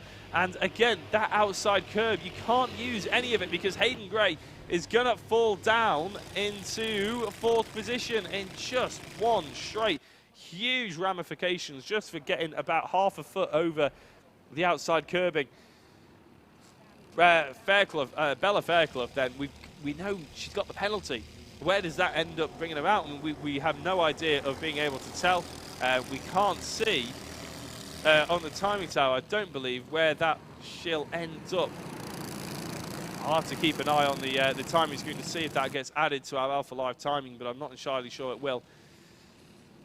Coming across the line then, though, Ethan Bath will lead the way, and again on the outside there, I think that was Bella Fairclough this time, getting too far on the exit, and that's going to allow Tyler Davis to get up alongside, and maybe it's going to be an ambitious move to go around the outside, maybe just trying to sell the fake, try and make Bella go towards the outside, think the move isn't on and go for the inside. No, actually Bella read that very well. Bella going very defensive, as she pretty much has done every single lap that we've seen her so far in this race. For wanting to keep hold of that 2nd place on track, no matter what happens in the actual judicials afterwards. But here comes Davis now, Tyler Davis on the inside of the double right, going into sector 3. Davis getting that job done and dusted, and now will have his sights firmly set on Ethan Bath ahead. This will be one of the, well, I think this is actually the final race of Heat 4. We do have the GP plate after this, so if you're tuning in wanting to see some GP plate action, see who maybe comes across and can represent GP at the end of it in the pre-finals and finals of this evening, then you want to be keeping an eye out on the stream as well. And don't go anywhere, because that is right up after this race. There's going to be pretty much no delay in between the races. You're just going to be jumping out there and getting the GP. I can already tell you that, actually, that the next race is lining up, so there definitely is going to be no delay. Ethan Bath, though, still leads the way, and there's certainly no delay with how he's driving at the moment. Absolutely flying. The inputs are second to none. But Tyler Davis is trying to throw his kart left, right and centre. Oh, is he going to go for a move on the inside? No, but I thought maybe he was just trying to force Bath to go on the outside. I think that's a purple lap time for Ronnie Legg. So Ronnie in 4th place, actually the quickest driver out there on the circuit at the moment. That's, remember, potentially provisional P3, because Fairclough has that penalty. Davis looking for the moves, but Bath isn't leaving anything to the imagination here, nothing to chance. He's going to go defensive into every corner. As I say that, he leaves the door open. Tyler Davis with a late lunge could see himself up the inside here, but Bath carrying that momentum on that slightly wetter line. It has brightened up here at GYG. It's not quite as wet as it once was. And that means the GP plates could be very interesting indeed, because who's going to take the risk and go on to slicks? And at the end of the day, it's just a one-off final, so you do want to make sure that you make the right decision. Won't be affecting any points for the BKC.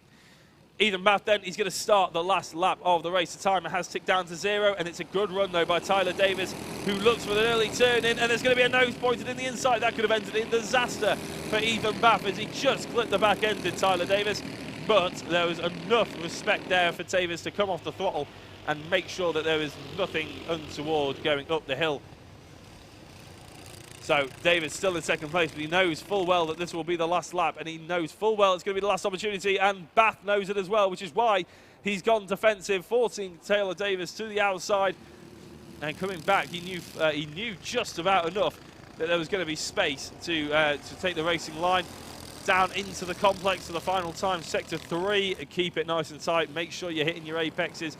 As long as you hit the apexes here through sector 3, you can pretty much guarantee that you're going to be just about safe, because they're going to come up to the final corner unless Davis goes for a big move. He doesn't. Bath takes the checkered flag, and he takes the victory here for Heat 4 in the Honda Cadets. Tyler Davis in second place. Bella Fairclough on the road. Oh, that's a tight finish, isn't it, there between Pete and Broadbent. And another tight finish between Butcher and Sherwood. So on the road, Bella Fairclough in third place. But I think that Ronnie Legg may potentially take that P3 away from it, due to the fact that obviously we saw that penalty. So that is the end of Heat 4. We've had all 7 classes come to play for Sunday. They've loosened off, they've gotten ready. It's almost as if it's a warm-up for the GP plate, which is what we're about to be heading into. So as the drivers for the Honda Cadet just chill out, cool down, take everything in, make sure they sort of process it all, and Ethan enjoys that victory, we're going to be shooting to the IAME Cadet GP plate.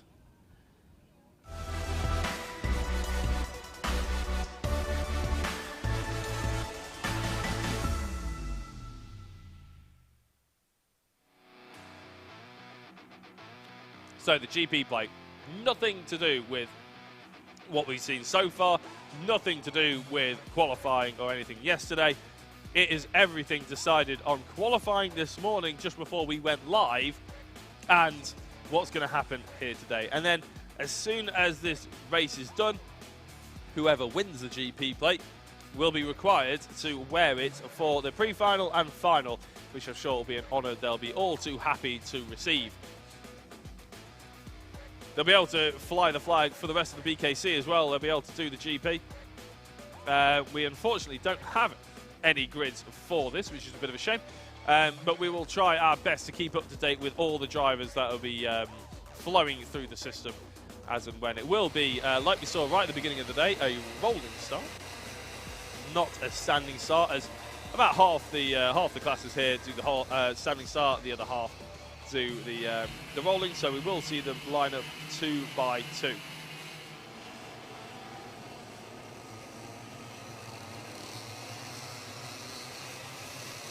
As they're coming across the final couple of corners, all lining up nicely. We're just having a look. And it is, I think, Blair Smith on pole position, with Max Horler in second place and Jensen Ackerman in third. So the number 15 of Blair Smith, he's been dominant all day. He looks to be dominant now, and there's a cart off the outside there. That was the number 52 of Austin Gibson.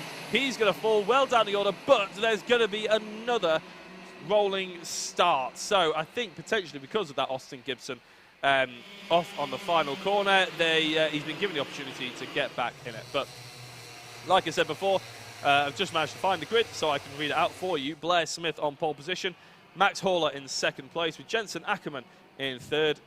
Austin Gibson was in fourth. Luke Millward in fifth, also the top novice driver. Eric Gilsonen in sixth place. Kasper Tomilewski in seventh. Not a good qualifying for Thomas Kowalewski Tomilewski, Kasper Tomilewski.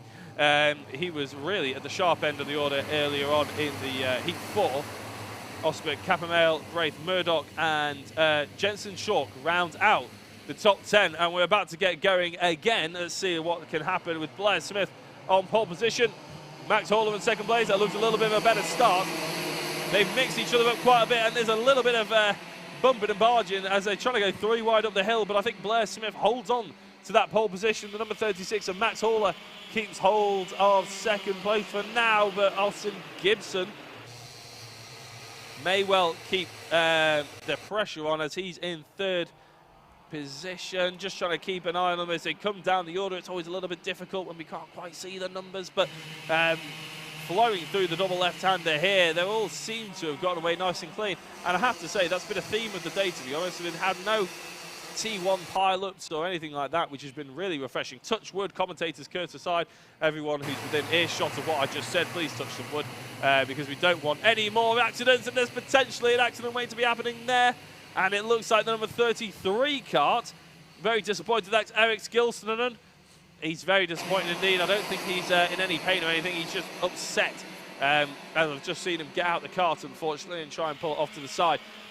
Blair Smith still leading the way, with Max Horler in second place and Austin Gibson, although there's a little bit of touchy contact there between second and third of Horler and Gibson. Just trying to maybe prise the door open a little bit. And unlike the Heat 4, there was about 7 minutes of race time. I think here we get 10 minutes of race time. So a little bit longer for the GP plate to be decided. A few more laps to try and make sure that they have every opportunity to try and take the victory that they're hoping for. Ultimately, the GP plate is a sign of, is a thing of pride. You want to be taking that home. You want to be knowing that you did well on that day, and it's a confidence boost, if nothing else.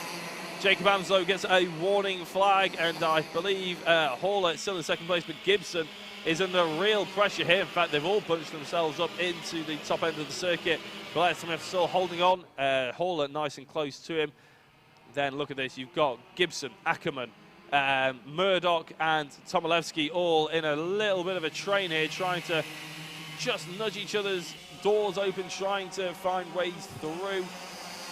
Maybe they're just trying to sort of get themselves into the rhythm of this race. Make sure that they're not doing anything silly. They know it's a slightly longer race. We haven't even yet gotten up to the point where the Heat 3s would start. So, Heat 4s would have started. So they just need to get themselves into this race, make sure there's nothing silly. I think the number 12 there of Ackerman is looking really rather quick on Gibson. I think Gibson could have a potentially a little bit of a headache as he opens the door quite drastically there for Ackerman to go through. I have to say, I don't think if Gibson watches that back, he won't be too pleased with himself. Ackerman goes through into third place. His eyes will be firmly set on Max Horler up ahead of him now, because Blair Smith has just got a touch of a gap. There was about 2/10 across the line, probably still about 2/10 to be honest. And Blair has obviously led this race from the start. Nothing to worry about too much. It just keeps closing up though. Every area of the track that Horler is a little bit quicker, Smith then finds another 10th in the next corner, as it looks like Ackerman again really strong through that final corner and through T1. Look at it, we could be seeing Ackerman going for race lead moves here, because Horler will be upsetting Smith. He looked like he was nice and close, as well as further back. There's still action to be had out on the circuit everywhere you look, essentially.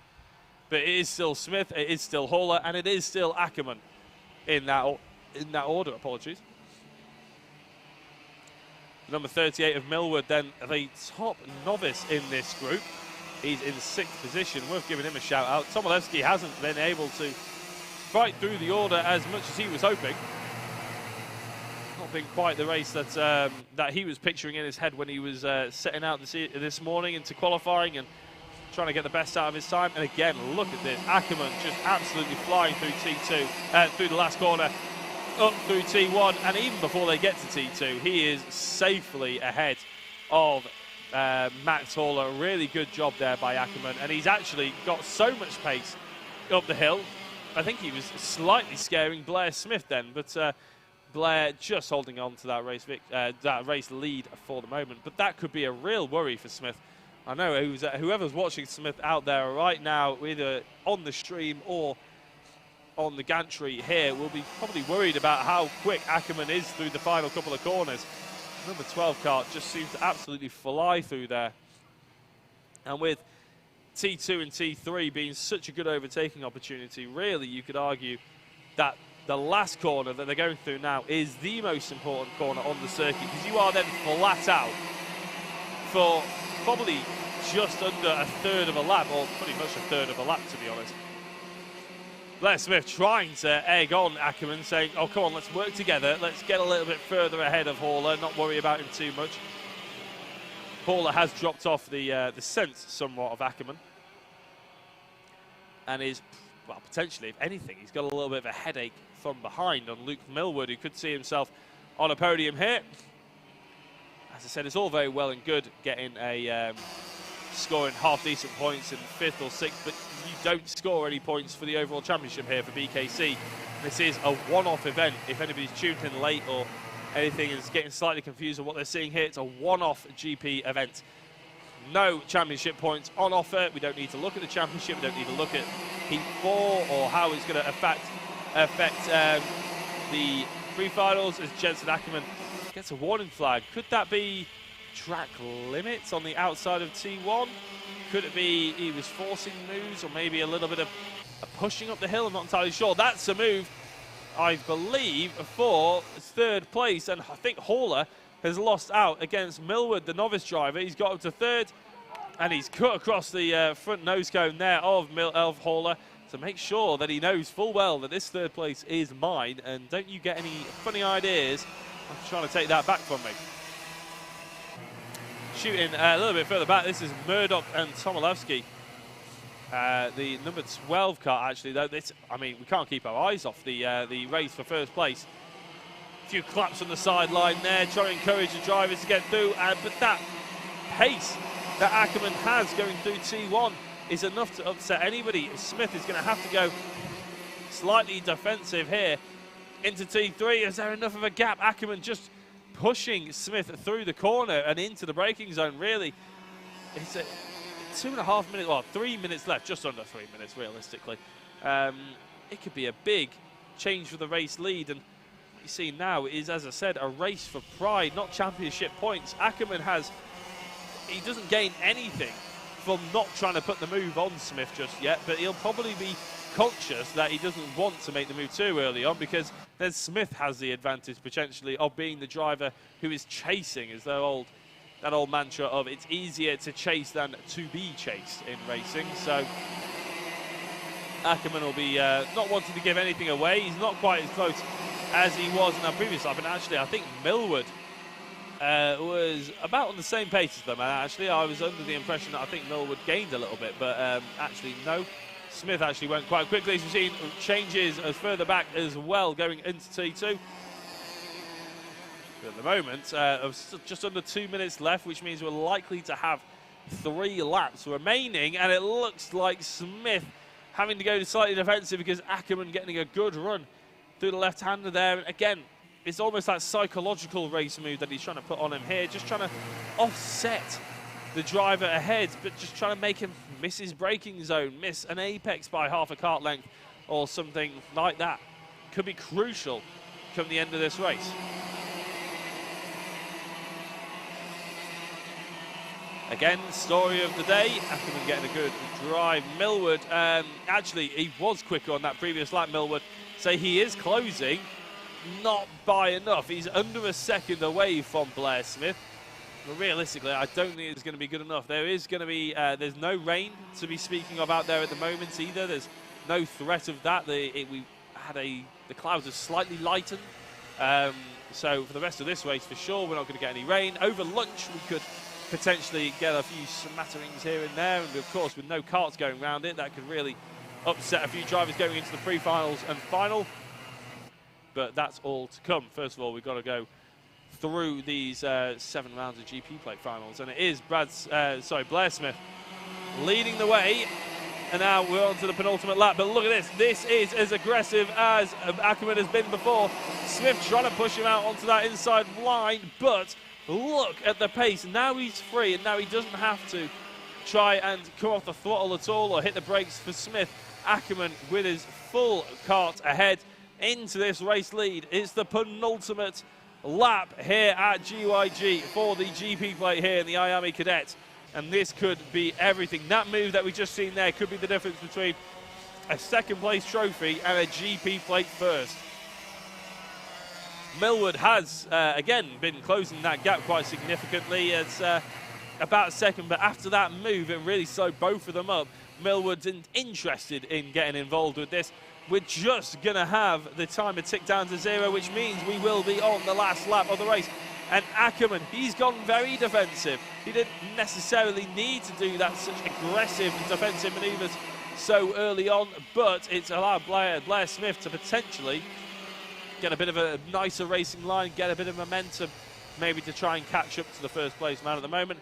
And on that last lap, I can tell you that Luke Millwood was actually 4/10 of a second quicker than Blair Smith. So if you're thinking that gap is closed up, it certainly has. And to be honest, it's about the same, I would say, visually, from Ackerman to Smith as Smith to Millwood now. In fact, if anything, I think Millwood's slightly closer to Smith.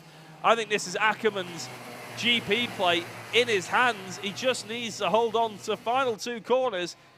And it is Jensen Ackerman about to come across the line to claim the GP plate. A wave of the fingers. He's very happy about it. Blair Smith takes home second place. Happy about it as well as Luke Millwood comes in third.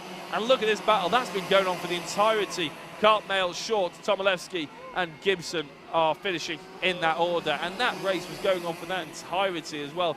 But because it is the final winner-takes-all style approach to the GP plate, we obviously had to focus on the top 2. And what a race they provided us. They opened up this morning with a brilliant Heat 4. They've done exactly the same for the GP plate. So Jensen Ackerman, if you're looking for the pre-final and final, you want to be looking out for a man with a GP on his front of his kart. Coming up next, the Coma C50 GP plate.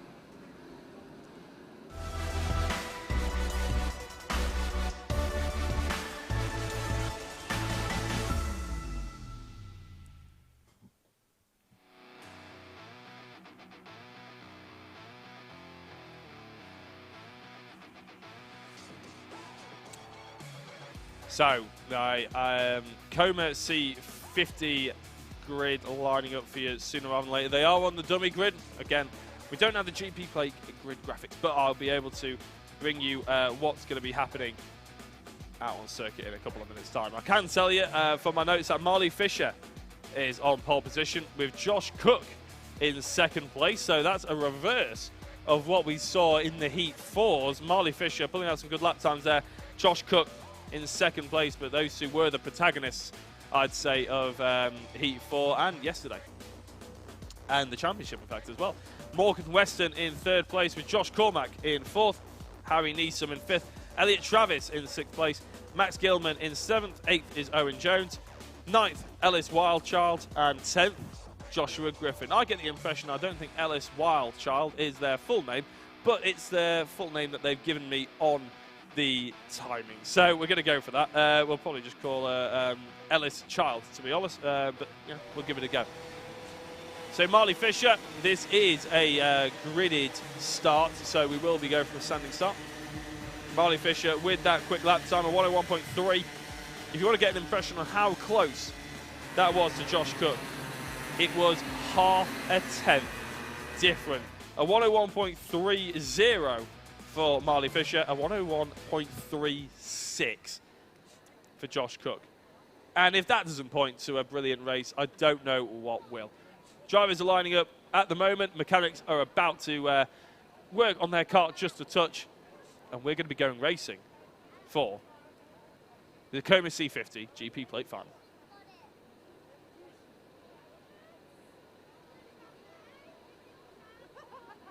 As the mechanics run off the grid, jumping over some of the more athletic ones, jumping over the tyres and the barriers there, and the others running towards the pit exit. We're seeing a steward go off. That means it's 5 seconds on the board, and we are off. Again, that little customary jump up and down for the drivers to try and get their carts off the line. A quick move to the inside there by one of the drivers, but a good lead by Marley Fisher. I think Josh Cook potentially slipped down to 3rd place there. It's hard to see as they disappear off to the distance. We can see Josh Cormack, who was going strong in race, in Heat 4, earlier on today. Again, we'll be hoping to maybe take advantage of some early thrills and spills and try again get up towards those podium positions and upset the apple cart somewhat of Marley Fisher and Josh Cook, which is set to be a really outstanding race throughout the entirety. And look at this, Josh Cook already going for the race lead on Marley Fisher. So Josh not hanging around at all. Marley going defensive though, but who's just coming on the inside? I think it's Morgan Weston. Morgan Weston upsetting the apple cart even more, throwing a spanner into the works there for Josh Cook's ambitions of taking this GP plate as the 21 there of Josh Cormack, we mentioned before, slotting himself up to 4th place. Marley Fisher, though, I think will come across the line to take the first lap. Morgan Weston up to 2nd with Josh Cook in 3rd place, but look at the gap that they have devised for themselves against Josh Cormack, who's in 4th position. Josh Cook, again, trying to look around Morgan Weston. Not quite happening at the moment, but I think Marley Fisher is going to be in more trouble than Morgan Weston at the moment. Going through T3. It's, I'll tell you what, it's nice and close. Again, it's a 10-minute race here, plus a lap, rather than the customary, I think it was 7 minutes for heat numbers 4, and I think we may well have 10 minutes for the pre-finals and finals as well. I'll have to get that confirmed later on after we've done the GP plate. And in the lunch intermission, we only have half an hour here for lunch. That's how quick that we get things done here at the Bambino Kart Club. And speaking of quick, these 3 drivers really pulling away somewhat. Josh Cook will be disappointed to lose out on that 2nd place after going for that race lead. But sometimes they do say it's the hardest place to be in. A battle is right in the middle, because if you go for that race lead and you don't get it nailed 100%, then you are under attack from the drivers behind. A warning there for Riley Murrow.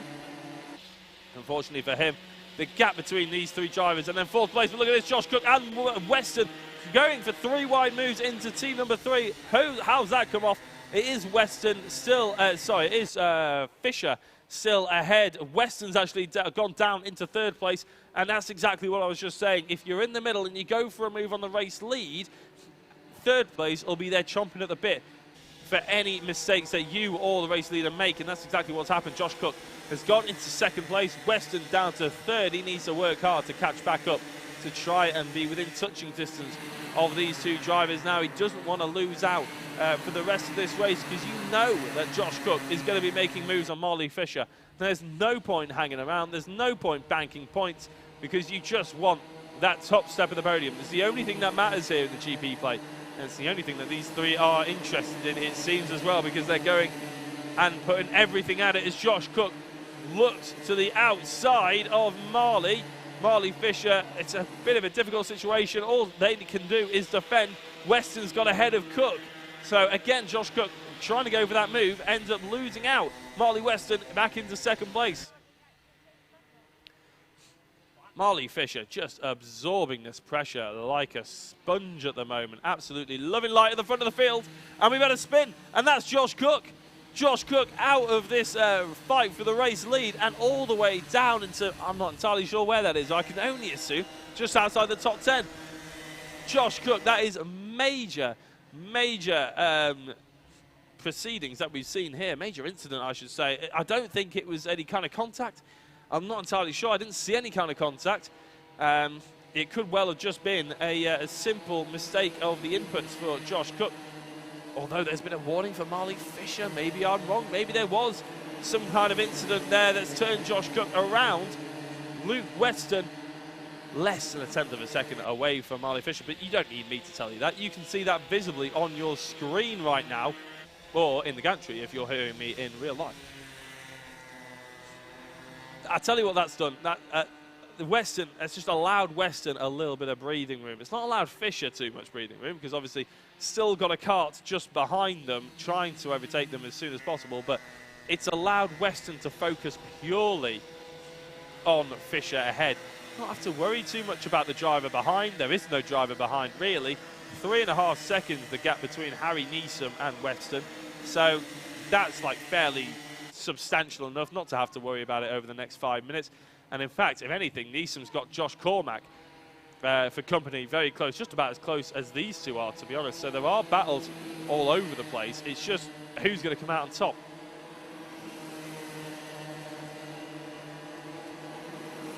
Weston getting a good run through T1 here against Fisher, going up the top end of the track. And the thing is, because the draft is so powerful and you want to be up behind the driver ahead, you don't actually end up using the full circuit, really. I mean, you'll notice through T1 they take a very narrow exit, and that might be the fact that these karts pretty much top out fairly early on.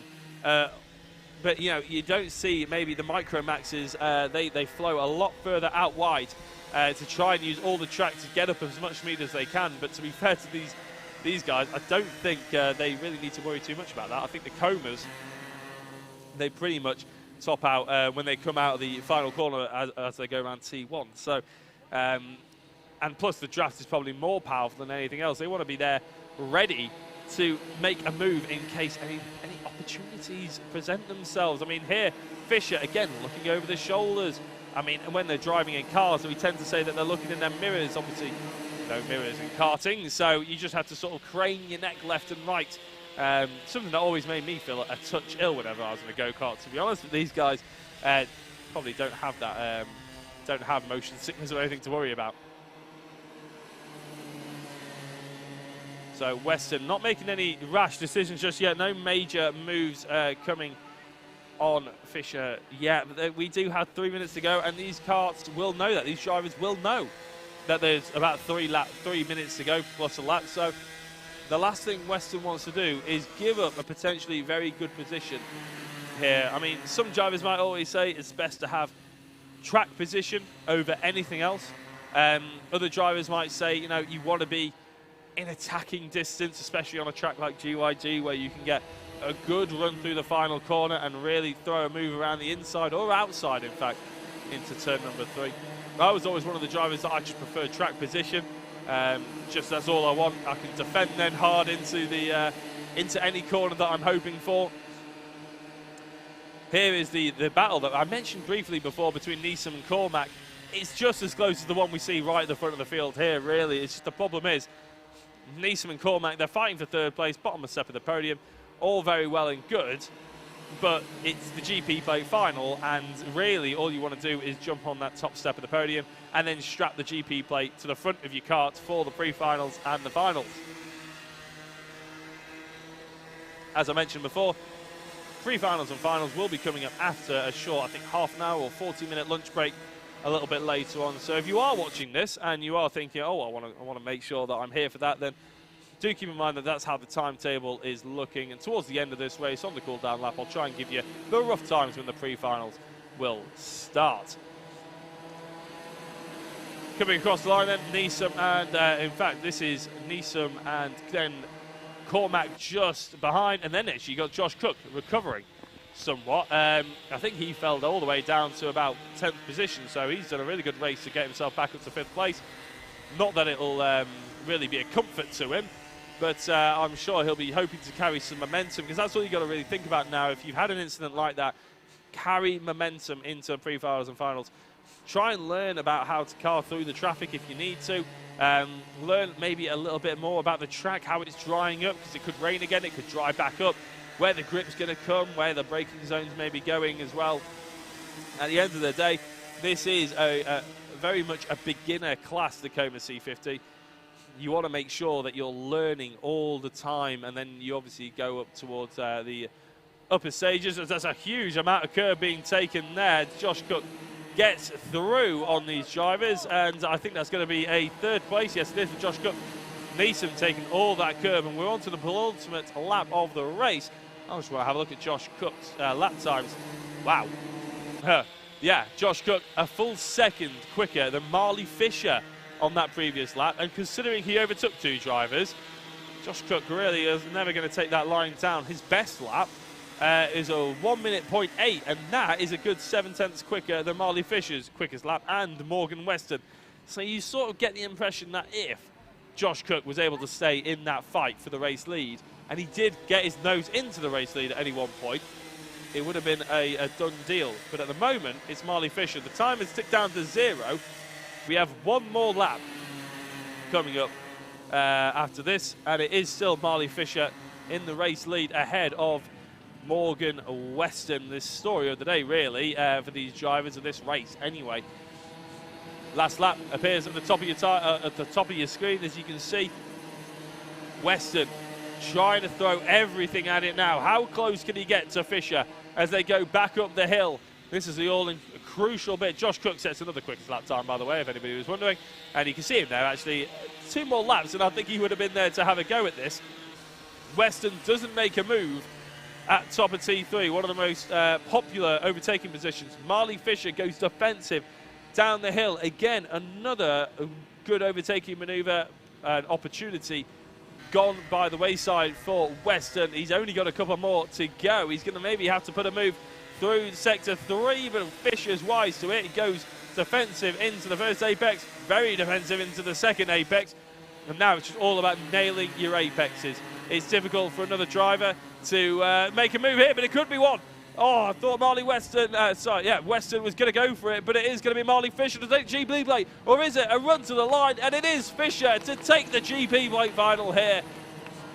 Weston in second place. Cook, with an absolute brilliant recovery drive, takes third. Neeson just finishes ahead of Cormac. And then Elliott Travis. I'll tell you what, Griffin and Travis trading positions. It is Travis ahead of Griffin across the line. There's loads of exciting action here in the BKC. The GP plate finishes in a flurry. Marley Fisher will hold that GP plate. Morgan Weston in second place. I'm sure probably a little bit gutted that he couldn't quite make the move stick, but it was a brilliant defensive drive by Marley.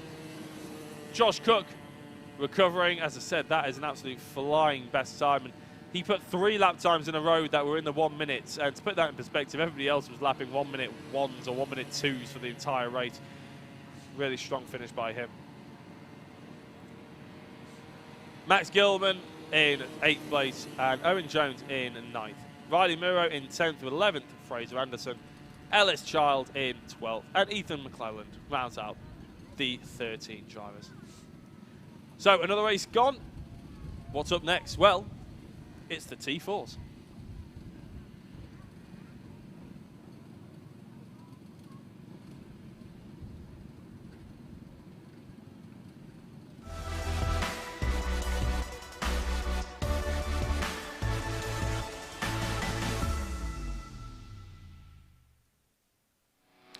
So the T4 are lining up on the dummy grid. I can see them.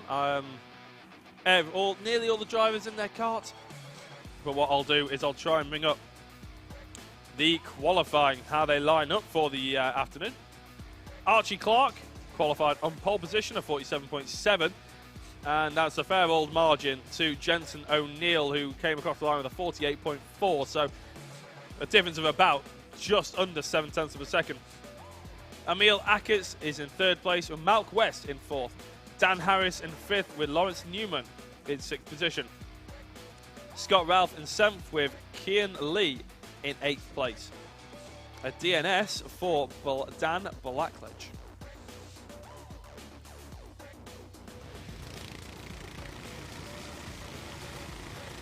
So we saw earlier in the days for the T4s that it was a bit of a gap, really, between the likes of Archie Clark and Jensen O'Neill and basically the entire field. However, that's a driver who hasn't taken to the field so far. Who's that? Is that a 46 machine? That's Dan Blackledge, who didn't start in qualifying this morning. Doesn't look like he'll be out for the race either, which is a massive shame because from memory, I think he's doing very well in the championship and one of the drivers that we'd probably like to see out there. But we have to focus on the drivers we do have out there, and they're coming down towards the last corner now. As I said, The number 43 of Archie Clark on pole position. Remember to keep an eye on him because he's going to get a good jump here. However, the number 72 machine of Jensen O'Neill is giving him a run for his money around the outside of T1. Is he going to have enough room to tuck in? No, not quite. He's going to have to try and do it around the outside. The 32 of Malk West. Well, we saw Malk West leading the way for a long time in Heat 4.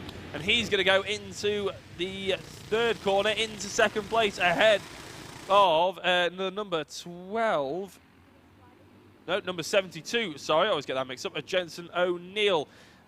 So that is how they stand at the moment. 43, Archie Clark in the race lead, and with his qualifying times, it's probably going to be staying there.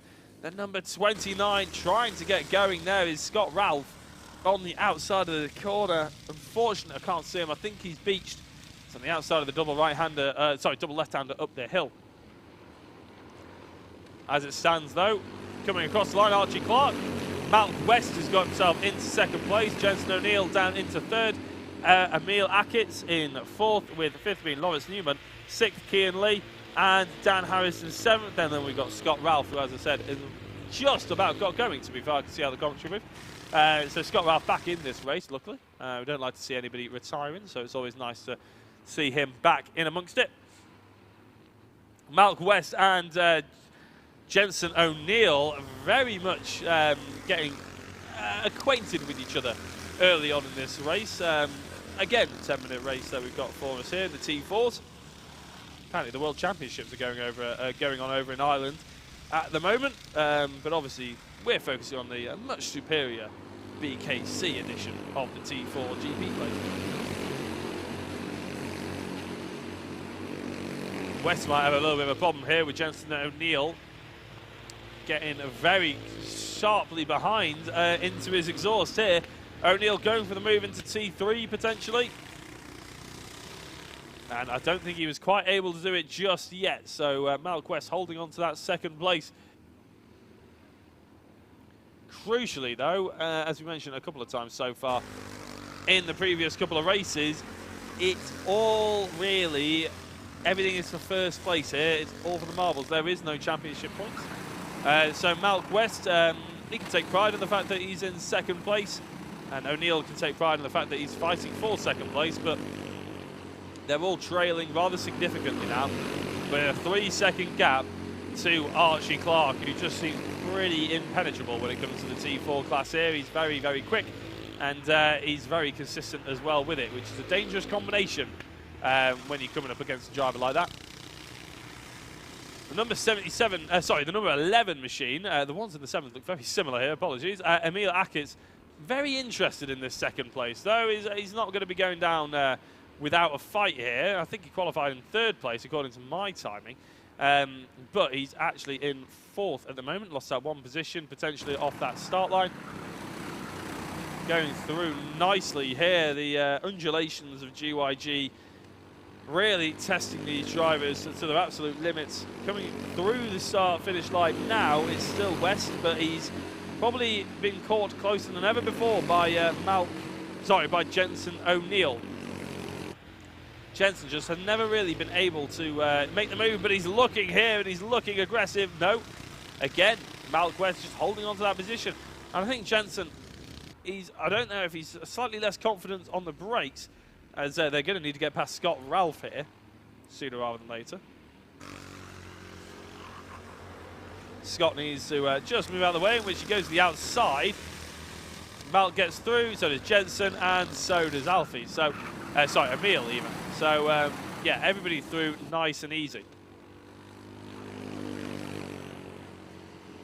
Absolutely flying away from it at the moment is Archie Clark. It's now a 5.6 second. Probably not helped by the fact that these drivers would have been held up slightly by Scott Ralph, and the fact that Malk is obviously going to be going slightly defensive here and there. Again, a difficult position for Jensen to be in. As he looks up the inside, oh, the door got slammed on him there by Malk West. And look at the gap that's been caused by that. And as I said, it's a difficult position for Jensen O'Neill to be in, because if you're in the middle of a three-way fight and you try and make that move for the race lead, it could potentially not quite come off. Then you end up obviously being attacked by the driver behind, in this case Ackitts. And I think that's what Ackitts is really banking on here. He might not have the ultimate pace from the rest of these drivers. And he's very much hoping to sort of take advantage of any small mistakes that might come his way. Amazingly, I can just about see some sunlight on the North Wales hills around us here at GYG. You might be able to see it in the background of some of these shots. You can just see that, though. That's a huge incident. I wasn't expecting it, but Jensen O'Neill had been showing his nose up there the previous 5 laps or so on Malk West. And all the time, Malk was just closing that gap up and closing the door. And Jensen finally decided to try and prize open himself and fake him out. We're going to see a replay of that one. As I was looking at the Welsh Hills, this disaster happened for these 2 drivers. And I said Emil would be looking to take advantage. That's the sort of mistake that Emil would be looking to take advantage of. And it just looked like, I don't know if Jensen O'Neill was slightly out of control going into that move there. Or maybe he was sort of had half his thoughts on trying it, half his thoughts on not. It was a big send regardless, and ended up meaning they both fall down, and Malk to 5th place and Jensen to 6th.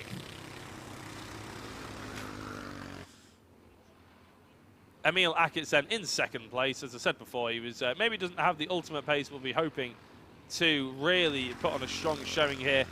Dan Harris has been promoted to 3rd with Lawrence Newman in 4th. Archie Clark is at the moment still leading the way by a good 8.9 seconds, but I think that's going to be even bigger by the next time they come round.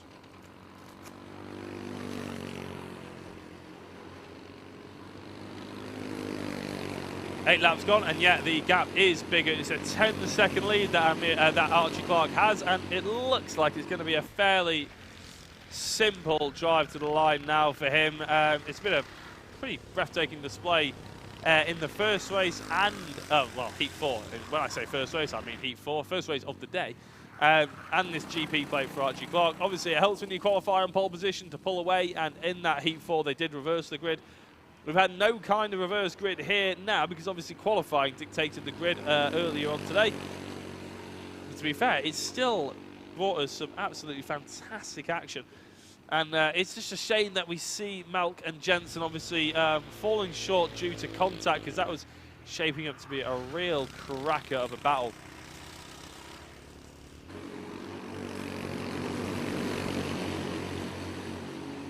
So with 2.5 minutes gone, 2.5 minutes to go.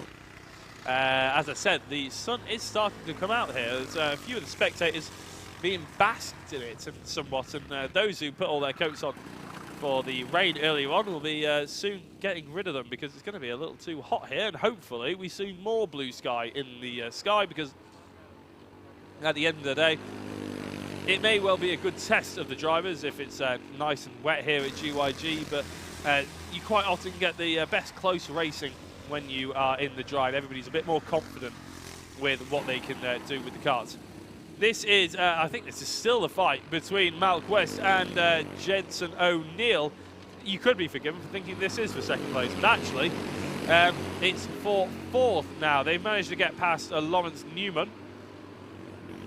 And these two, again, the closest battle that we've got out on circuit, but not really fighting for points, more fighting for pride.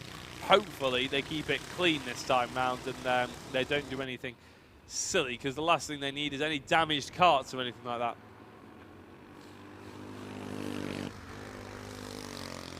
I assume for the majority of these drivers who have just sort of found themselves in a little bit of a gap, their minds will have already turned to the pre-final and final, which is obviously coming up after lunch, like I mentioned before. In fact, I'll be able to tell you when that potentially will come up, because we're just waiting towards the end of this race. And the pre-finals will be getting started with the IAME Cadets in the same order as we've done everything here for Heat 4 and the GP play. That'll be starting at about 2 o'clock. So if you're wanting to watch the pre-finals, then do tune in for 2 o'clock. Is there going to be a move here? Has Jensen learned his lesson? Yeah, I think he has. And to be fair, I think Malk, if he saw Jensen coming for a move, he probably would give him a little bit more room than he did before. Jensen around the outside, though. O'Neill's could go for one of the moves of the race here, but it hasn't quite happened for him. So Malk still in the 4th position. Jensen absolutely desperate. I think it's pretty clear that he maybe have a little bit more pace than than West, but if you can't get past, you can't prove it. So it's a very difficult sort of situation to be in. For anybody wondering, this battle is going on a full 25 seconds behind Archie Clark, and the lap time is 47 seconds. So Archie Clark is actually a full over half a lap ahead of the battle for 4th place, which is quite incredible.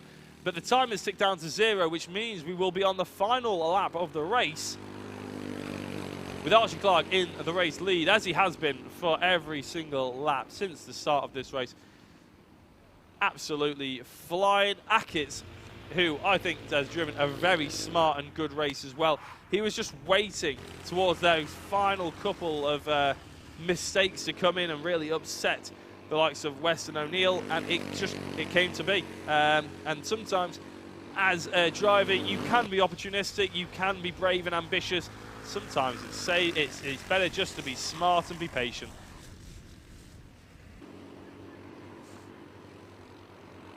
Dan Harris, I don't think we've seen at all. He's in 3rd place as well, by the way, as you can see on the time out. However, the man who will be brandishing the GB plate for the T4 in the pre-finals and the finals is Archie Clark. A great race by him. He takes the checkered flag with some distance to spare. 15 seconds to Ackett's, who, as I said, I think drove a very smart race. All being said and done, however, he tries his best almost to chuck it off at the end there. A little bit of a slide of the rear end, maybe just showboating a touch. Dan Harris comes across the line in 3rd place. I'm sure he'll be pleased with the 3rd, but I'll be hoping to replicate it in a couple of hours' time. Malk West holds on to 4th place, and Jensen O'Neill had to settle for 5th in the end. And I tell you what, I think we'll all agree, everybody at home and in the gantry, then that little battle was absolutely brilliant. It definitely kept us going through that T4 race, and everybody had spaced themselves out of touch. Those two were offering up awesome action. So Archie Clark, joins the drivers from the previous races with brandishing the GP plate going into the pre-finals and finals. And but before we get into any of those or even into lunch, we have the other half of the classes to be getting on with. Micromax is up next.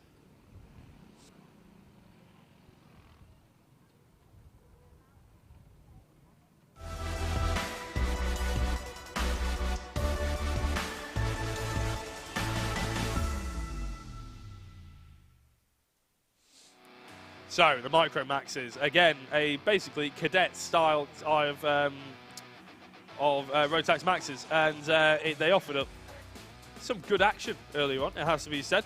There's some of the closest top 3s, top 4s that we've got here today, so it should be lining up to be an absolute cracker, especially as it's all or nothing. I can hear the karts getting away, so I'll quickly read through the grid. James Roberts in 1st place, qualified on pole, obviously, by 0.2 of a second ahead of Jack Freeman. Jensen Chalk ended up facing the wrong way at some point in Heat 4. He starts in 3rd place, though, in this qualifying. Oliver Hipkins is in 4th, with 5th being Jack Cordingley, and Logan Lauder in 6th. 7th, Jensen Brown, with 8th being Jake Gruffity, and 9th, Alex Jones. Ethan Bath is in 10th. And that's where we saw Jensen Brown earlier on. He was, I think, in one of the Bambinos, potentially, and ended up, obviously, promoting himself in towards the Micromaxes for the rest of the season, I think. So James Roberts on pole position. No standing start here today. We've got the rolling start to be ready to be rock and rolling for us. And it's going to be very interesting at the front of that field, actually. It looks like the 37 of James Roberts is going to be leading them away. On the outside will be Jack Freeman. Roberts is going through into the race lead very nicely, but the number 18 of Jensen Chalk is actually the driver who jumps into 2nd place, and we have had a driver spinning off. That's the number 24 of Ethan Bath, unfortunately. He's trying to push his car back on the circuit, but will focus further forward as James Roberts and Jensen Chalk trying to fight for that race lead. That sort of mid-pack battle as well between Freeman, Hipkins and Cordingley. That fight for 3rd place all suiting up nicely as well. So going down towards the 3rd sector for the first time, Roberts actually has a really nice little gap between himself and Jensen Chalk, and that's the number 33. That's gutting Who is it, though? It's Logan Lauder. It's not someone called gutting. It just is gutting to see Logan out on the side of the circuit. Jack Cordingley, I think, is the driver in third place. He's gained 2 positions off the start line. Oliver Hipkins is in between himself and Jack Freeman, who's lost 2 since the start of this race. Jensen Brown's gained 1. Alex Jones has gained 2. And Jake Grufferty, Logan Lauder, and Ethan Bath are sort of bringing up the rear. Lauder and Bath, unfortunately, are very far behind the rest of the pack. And in fact, we have still got another driver off the circuit. I think that may be Logan Lauder, who couldn't get back, going, unfortunately. Yeah, Ethan Bath comes through across the start-finish line, so it is Lauder who couldn't get going. Accordingly, we'll be trying to catch up and attack the front 2. Jensen Chalk, I think, really needs to get his head down. He needs to attach himself onto the back bumper of James Roberts, realistically, to have any chance of walking away with this, with the GP plate. He could be biding his time. We know it's a longer race than we've seen in Heat 4. He could just be gathering himself, and in fact, as he comes up to T2 and T3, he actually has got back onto the back of Roberts, so maybe he can hear the commentary and decided to take my advice, or he's thinking for himself and he knows a lot more than me, which is probably a lot more closer to the mark. This is the number 13, this is Hipkins, and as we fight further forward, we have to keep an eye on that on this battle, but obviously there's the battle between Hipkins, Freeman and Brown as well. This is the battle, that's the battle for 4th place. There's quite a little bit of a gap between Cordingley and Hipkins, so the 3rd to 4th battle not really heating up. Cordingley in a bit of no man's land at the moment. Chalk using a bit more track on the exit of T1, I can tell you, so he's got a really good run up the hill, and again, it's a little bit difficult to know which battle to focus on, to be honest, because, as I said, the battle for 4th is just as close to the battle for 1st, but the battle for 1st is the one that you get all the points for, so let's have a look at it. Down and towards the double left-hander, Roberts confident that he's not going to be lunged there by Chalk, and maybe they're just using each other to try and work smart and get ahead of Cordingley, to have no threat of being overtaken by anybody else, as Hipkins is under threat of being overtaken by Freeman, who goes for a little cutback look. He was trying to go around the outside there at one point. I'm glad he didn't try it, because that would have been a bit dodgy, and I don't think he would have carried that much momentum around it. So they are as they are. Going through the final corner, it looks like that Freeman got a better run than Hipkins, so Freeman looking up the inside here, almost on the white line. But Hipkins, to be fair to him, giving him that racing room, giving him that racing respect. I think he knew that he slightly screwed up the final corner, and Freeman gets through. Oh, this is the battle for the race lead, and for the first time we've seen Jensen Chalk even, look for a slight opening. It may just be intel gathering that intelligence sort of thing, trying to make sure he can see where Roberts is a bit loose, maybe where he can try and gain a little bit more, maybe try and put the driver off who's in the lead, but it's nothing doing just yet. So Jensen then just again holding on to this 2nd position, just biding his time, I'm sure. Fastest lap of the race is with James Roberts at 47.1, and these guys are now lapping about 0.3 of a second down. The sun has come out. There is a glorious blue sky above us. I mean, don't get me wrong, there are clouds out and about as well, but they look a lot less threatening than what we saw earlier on. So I think we're going to be safe for the rest of the GP plate finals anyway. Which is good news. A little bit of a back end to step out there by the number 37 of Roberts.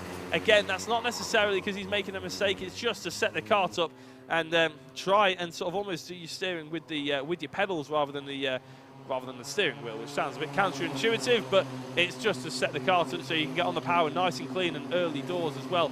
It's all about getting on the power as early as possible. All the way back up this hill then, I think Chalk was looking, but Roberts cleaned it out. There may have been a little tap there. I thought I saw Roberts' head just jerk back a little bit, but it could just well be the undulations of GYG, but I think Roberts is very aware of how close Chalk is going to be here for the rest of the race. We've just hit over halfway through. 4 minutes and 40 seconds left to go. It's still Roberts' GP plate to lose, with Chalk in close proximity, 2.5 seconds between themselves and Cordingley. I'm just having a look at the lap times as well. There's about 0.3 of a second each and every lap between the top 2 and 3rd place. So accordingly, he's not going to catch up anytime soon, unfortunately. Freeman and Hipkins have gapped each other somewhat as well. And then we got Jensen Brown in 6th position.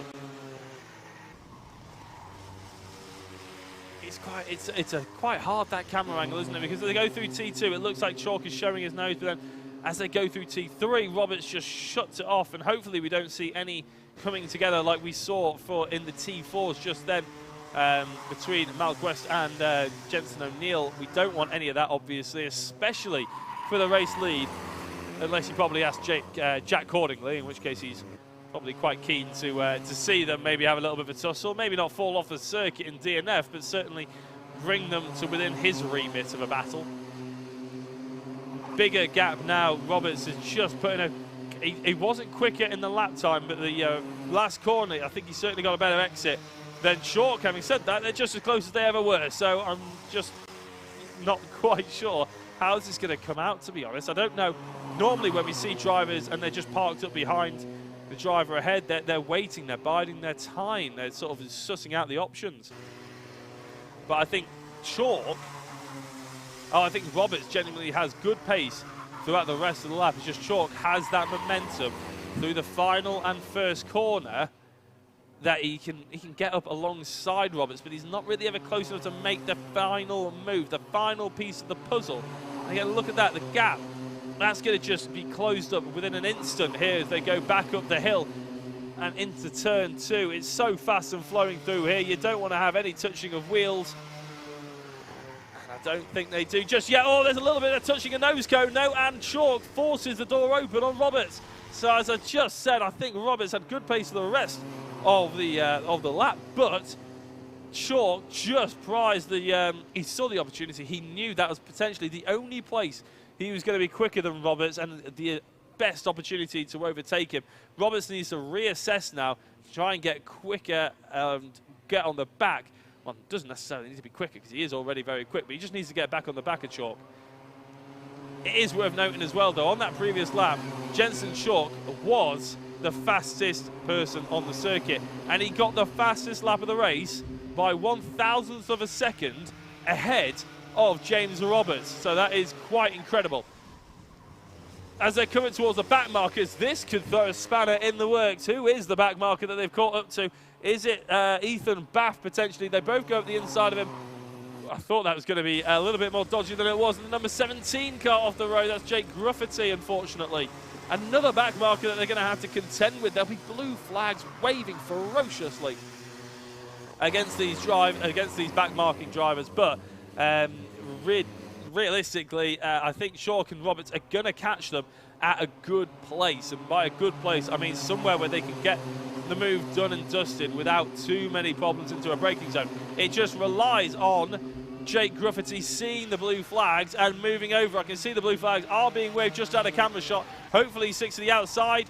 He is on the outside, so no harm done there. And it allows Chalk to just go defensive one more time and sort of just keep that all cleared off, because there's no way Roberts was going to go for the outside line because there was that back marker there.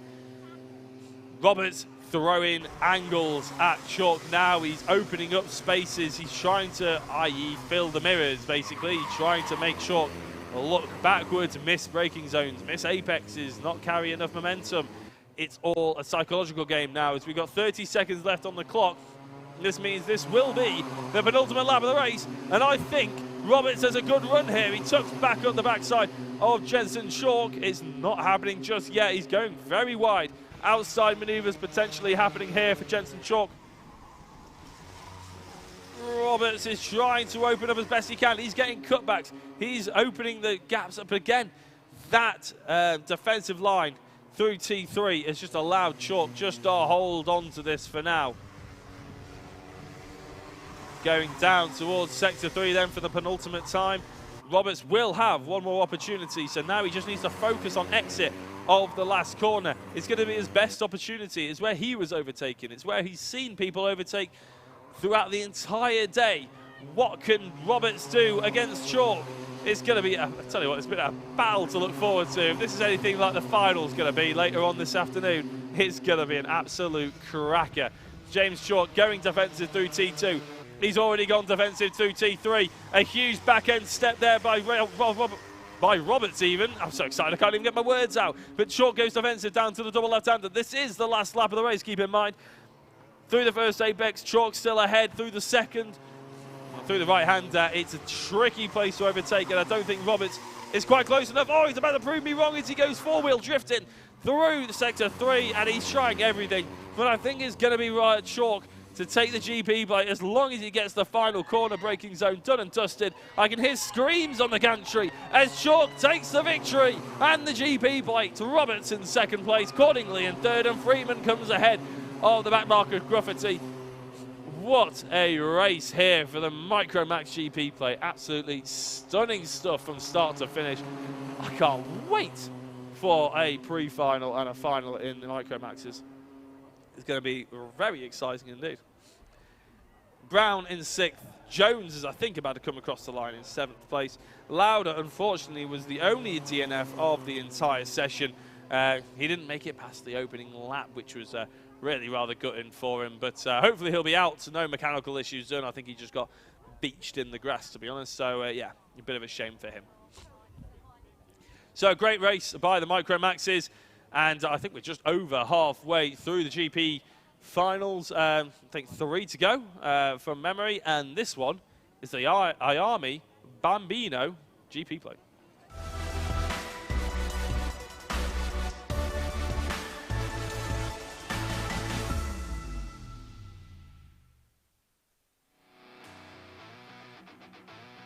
So the IAME Bambino GPs, and I was right, there were 3 to go. There's this, the Mighty, and the Honda Cadet. So, again, like before, we don't quite have the graphics for the GP plate qualifying because obviously it happened this morning. It was a bit too last minute.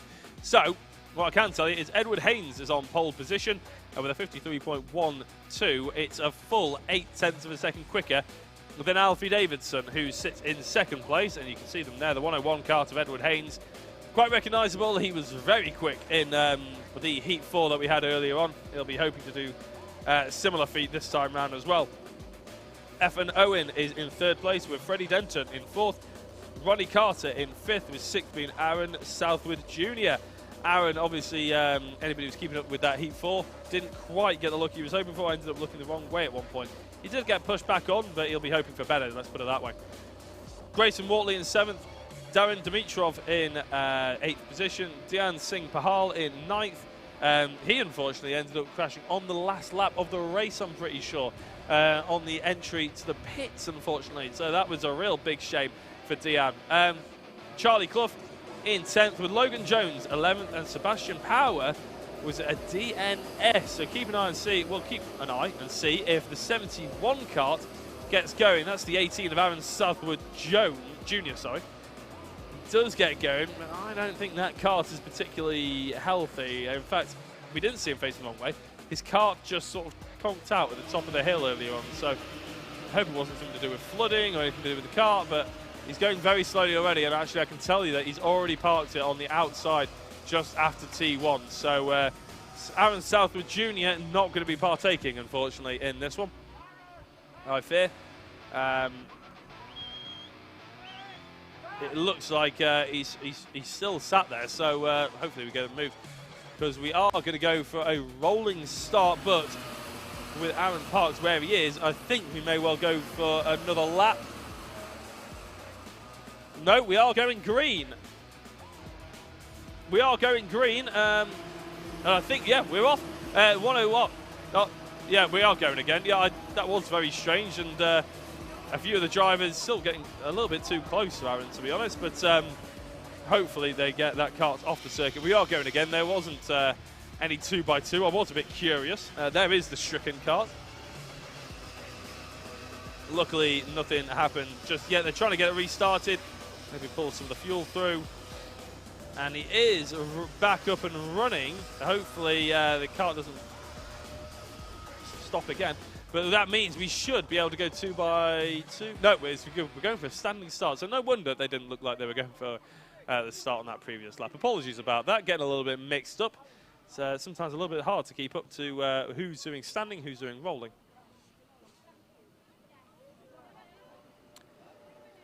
So the karts being urged to slow down as they start to line up on the grid. We'll be going racing with Edward Haynes, Alfie Davidson and Effin Owen, the top three.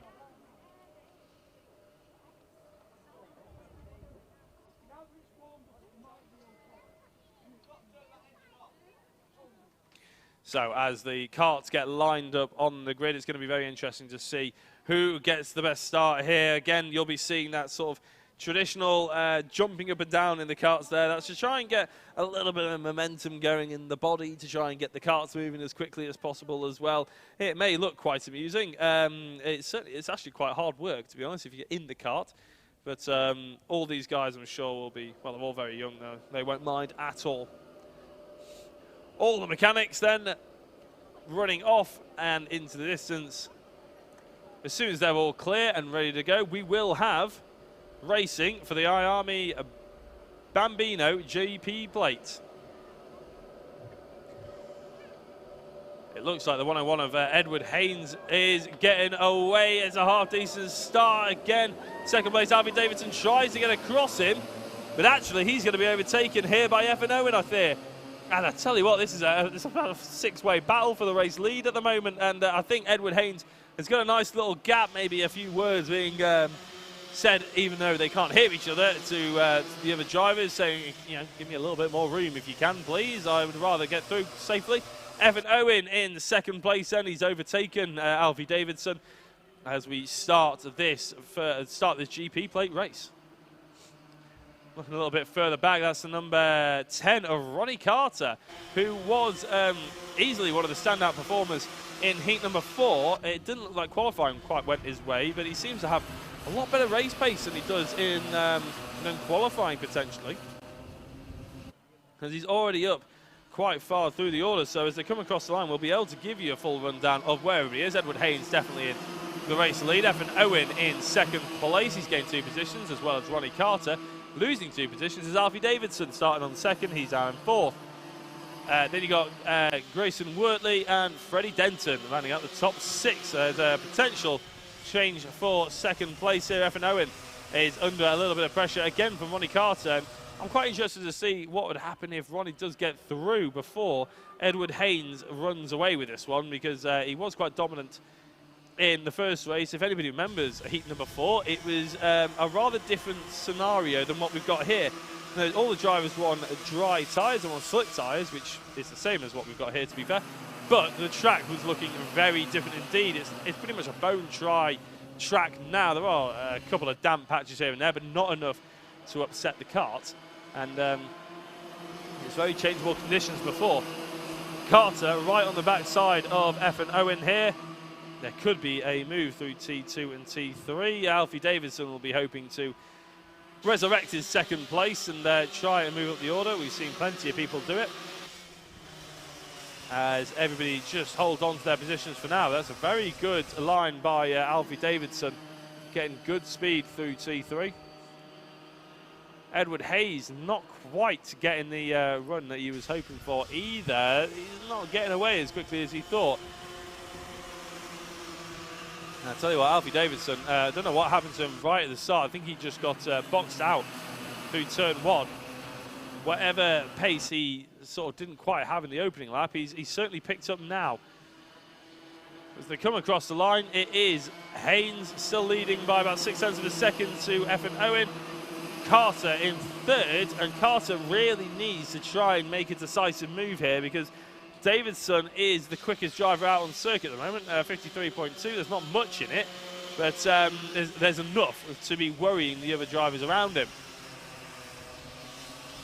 Edward Haynes, for instance, was a full 0.3 of a second off Alfie Davidson's lap time, and Haynes obviously has clear air ahead of him, so he needs to make sure he's putting in the, getting in the rhythm, making sure that he's putting in the lap times that he needs to.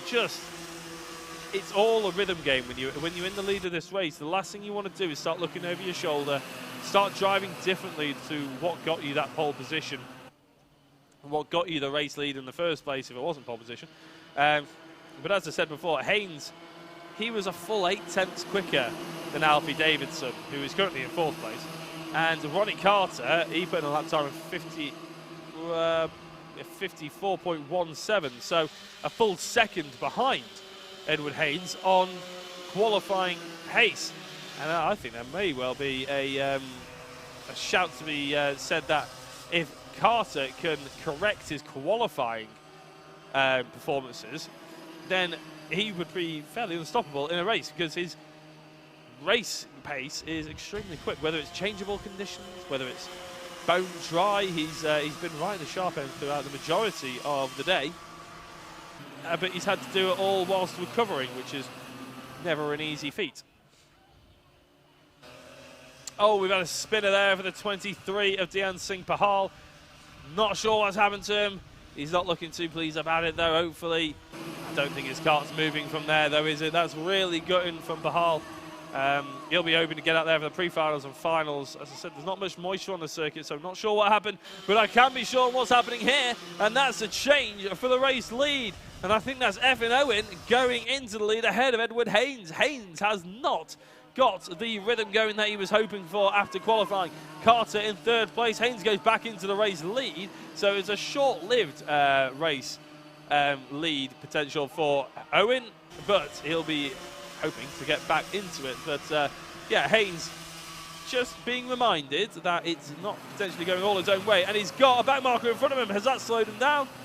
No, I think the back marker just got out of the way in time, because that would have been fairly detrimental to his run through the final corner, which would have been really bad. We've got a yellow flag. There's a kart on the outside there. You can just about see it. He's getting out of it now. Hopefully everybody respects the yellow flag. No one overtakes. So they are going 3 wide through it. So it's maybe a little bit of a word before the pre-final is probably worthwhile for these drivers. There's a lesson you want to do if you're recovering a kart and you're one of the marshals, the fantastic volunteers that we have up and down the country in motorsport, over the world, to be honest, in motorsport. The last thing you want to be doing if you're helping remove a stricken kart is to have karts overtaking each other, going through and past you. That's what the yellow flags are for, and obviously we always need to respect them. So the front three just gapped each other just a touch. There was about a 1/10 of a second between them when they last came across the line, after that little sort of flurry of action between them, and now there's about 3/10 of a second between first and second, and about 3/10 of a second between second and third as well. That all gets closed so tightly up. It's one of the reasons why I do love GYG. It can be 3/10 of a second, and all of a sudden, within about 5 seconds, it's all changed around again. Because look at that, there was a 3/10 gap between Carter and Owen, and Carter has got into second place after the end of the straight, but Owen's not having any of it, and Carter's been span off. Carter on the outside of the circuit there, and we'll have to see a replay. We can get a replay, and then we'll try and get one, don't you worry. Because I want to see another angle at that, but it did look like maybe 2 karts going for the same bit of track. It's never going to end particularly brilliantly. Unless you name it Edward Haynes, then that did actually end quite well for you, because you now have a fairly big gap. And here's the replay. So Carter on the outside, the 27 kart of Owen. To be fair, I think there was just about maybe enough room from that camera angle there that looked like a half-decent amount of room. The problem was that the kart overtaking Owen ended up clattering over the inside curb, and that upset the kart and then bounced into Carter, which was really gutting. So Carter was absolutely flying now. I mean, the GP play is one thing, it's all about pride, but realistically you have to switch yourself on for the pre-finals and finals. I keep saying it because really, if you're going for championship, that's the bit that's more important. So as Wortley goes through on, I believe that's Dimitrov, or potentially Clough, I didn't quite catch the beginning of that. It's very crucial to sort of get your head back on, try and focus on what's coming up, and it was Wortley going through on Clough, sorry. So again, another nice little battle here for 4th position. The IAME Bambinos have given us fantastic battling throughout the entire day, to be honest. I'm very much looking forward to what they serve up for us later on, as well as I'm looking forward to what GYG serves up for lunch later on as well. It's been a long morning here, but it's been a brilliant morning, it has to be said, and these drivers will be absolutely loving it, unless obviously you've been taken off, as there's more contact at the same place then, but for another driver, and that's the number 23 of Pahal, who's been spun again. We didn't see what happened to him earlier on, whether it was his own fault or not, but in that one, a 2x2 action, and just a little too close for comfort there, unfortunately. Bit of a gutting one, but these drivers are very new to everything. These are, I mean, the entire BKC is packed to the brim with young drivers. It's what it's set up for. It's Bambinos, it's cadets, it's micromaxes. It's all about trying to get people a good, safe environment to get all that experience so they can sort of move up the order and through the BKC, but then obviously in their karting and racing careers as well. Denton in the fight for P3 is ahead of Wortley and Clough then. Then you got Owen in second place, and at the moment the man who's going to come across the line to start the penultimate lap, I believe, because we've got 20 seconds to go, will be Edward Haynes, and he's very much hoping that he can keep the consistency that he's shown throughout the race and take home a GP plate. He has come across the line, so this will now tick down to 0, which means we'll be on the penultimate lap of the race. As I said before, the Bambinos showing us what they're in for. Pre-final, we're not expecting it to be quite so action-packed. We're still expecting really fun racing. But we're expecting people, when they're in a decent position, maybe just to calm down, because the pre-final is what dictates the final, obviously. And the final is where it's for all the marbles. It's for what counts, really. So they'll be hoping to pick up all the points they can in that one to settle their starting positions throughout the race. But as the IAME Bambino GP plate comes to a close, it's been, I wouldn't say a dominant display from Edward Haynes. However, if you looked at the timing, you would see, and the race results, you'd see that he qualified on pole. And he's taking another lap to take the, yeah, because it was on the penultimate corner, penultimate lap. Sorry, I got completely confused then. I was looking at my timing screen. Edward Haynes has been pretty much unflappable. He's absorbed all the pressure. He got overtaken once, and he got it straight back. But while we're talking about that, let's have a look and focus on what's cracking up ahead here. I'll try and get you updates on what's going on. There we go. It's the number 27 of Owen. Has been caught by Denton. I'm not sure what's happened to effing Owen, because he was very quick at the beginning of this race, and he's been caught rather drastically towards the end here by Freddie Denton. But again, we have to focus on this man.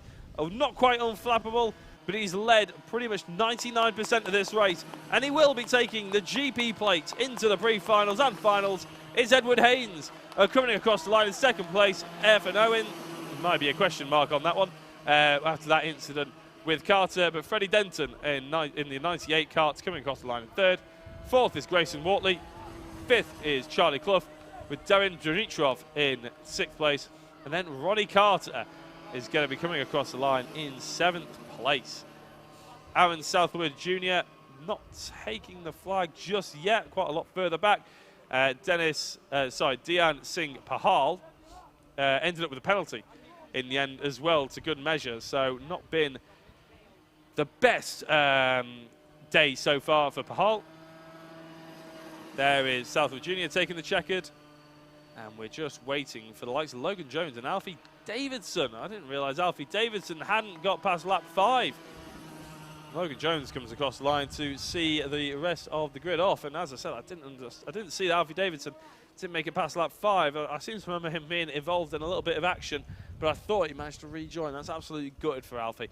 But congratulations to Edward Haynes. You can find him wearing the GP plate later on this afternoon. Right, 2 races to go in the GP plate finals. The next one up is the Mighty.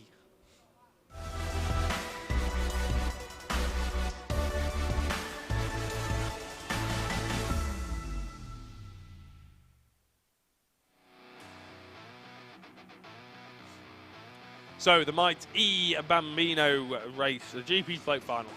We can say that Kane Langley has got pole position, but take a look at this. How close is this?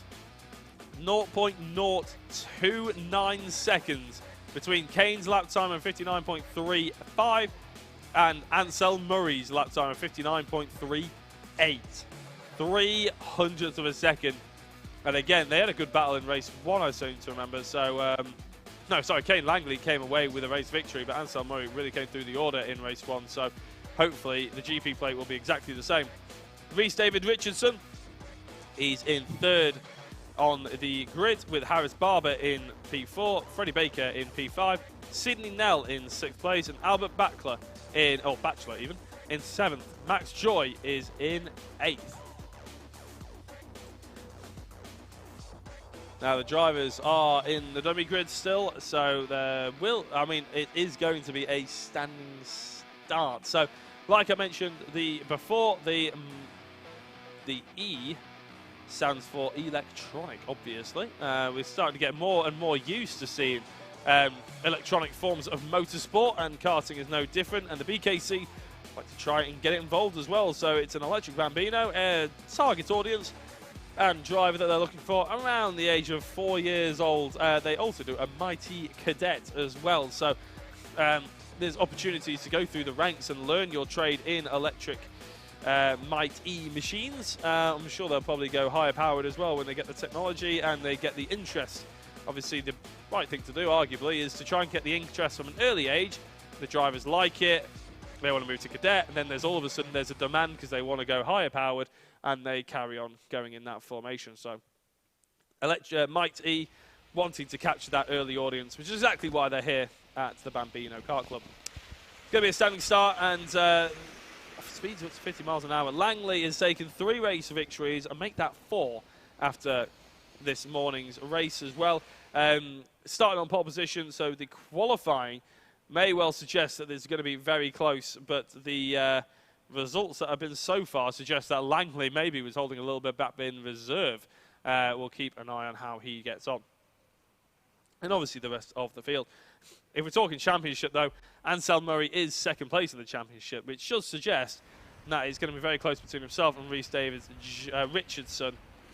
And if off the line, it's a standing start at the end of the day, if off the line, Ansel or Rhys David can get alongside or ahead of Kane up to T2, well, that's going to be crucial, because Kane could well pull away. So as the drivers line up on the grid, it's hard to tell whether the engines are running successfully, but because obviously it is so quiet. And I suppose for any kart tracks out there that maybe have noise restrictions, so they have to stop racing at a certain time, electric karts may well be the answer. You never know. You could put them at the back end of the order, and there would be no noise restrictions complaints anyway, because it is absolutely silent. And it's so silent that they've actually jumped me on the start there. But it's a great start by Kane Langley. Oh, the 96 karts of Ansel Murray and Rhys David Richardson getting a bit too close for comfort there into T1. Kane Langley is absolutely flown off in the distance now. A great reaction time from him. Good throttle application as well. And these... I mean, it's an electric vehicle. We know how quick electric cars get up to speed.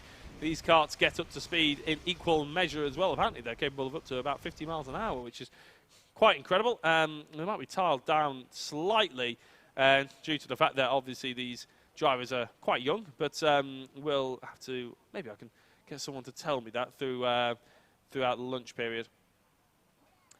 So Rhys David Richardson gets ahead of Ansel Murray. Pretty crucial.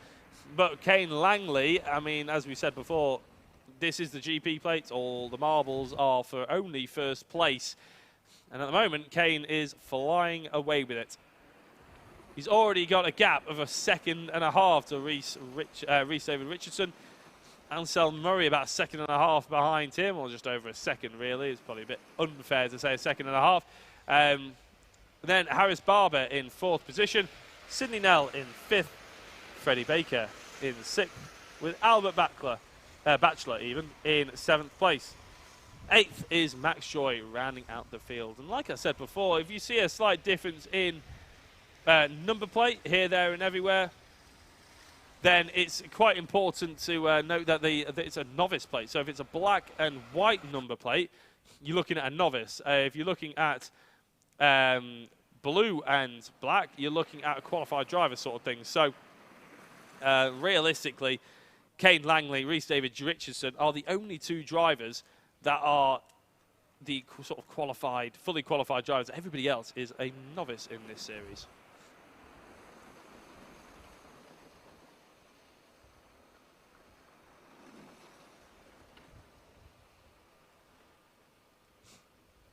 Looking at the rest of the field, then it is Richardson ahead of Murray, but for how much longer? I can tell you that Murray was actually the fastest lap of the race in that previous lap, so he's caught right back up to Rhys David Richardson, but you don't really need me to tell you that because you can visually see it in front of your eyes as well on the screens or in real life if you're listening to this over the tannoy.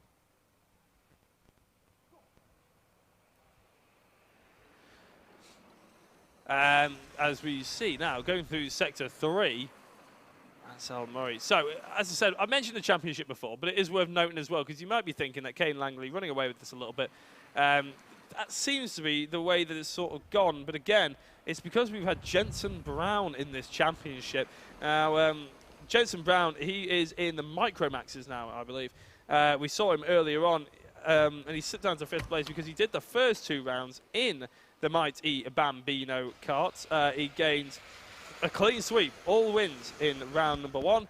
In round number 2, he got an even split of race wins and second places.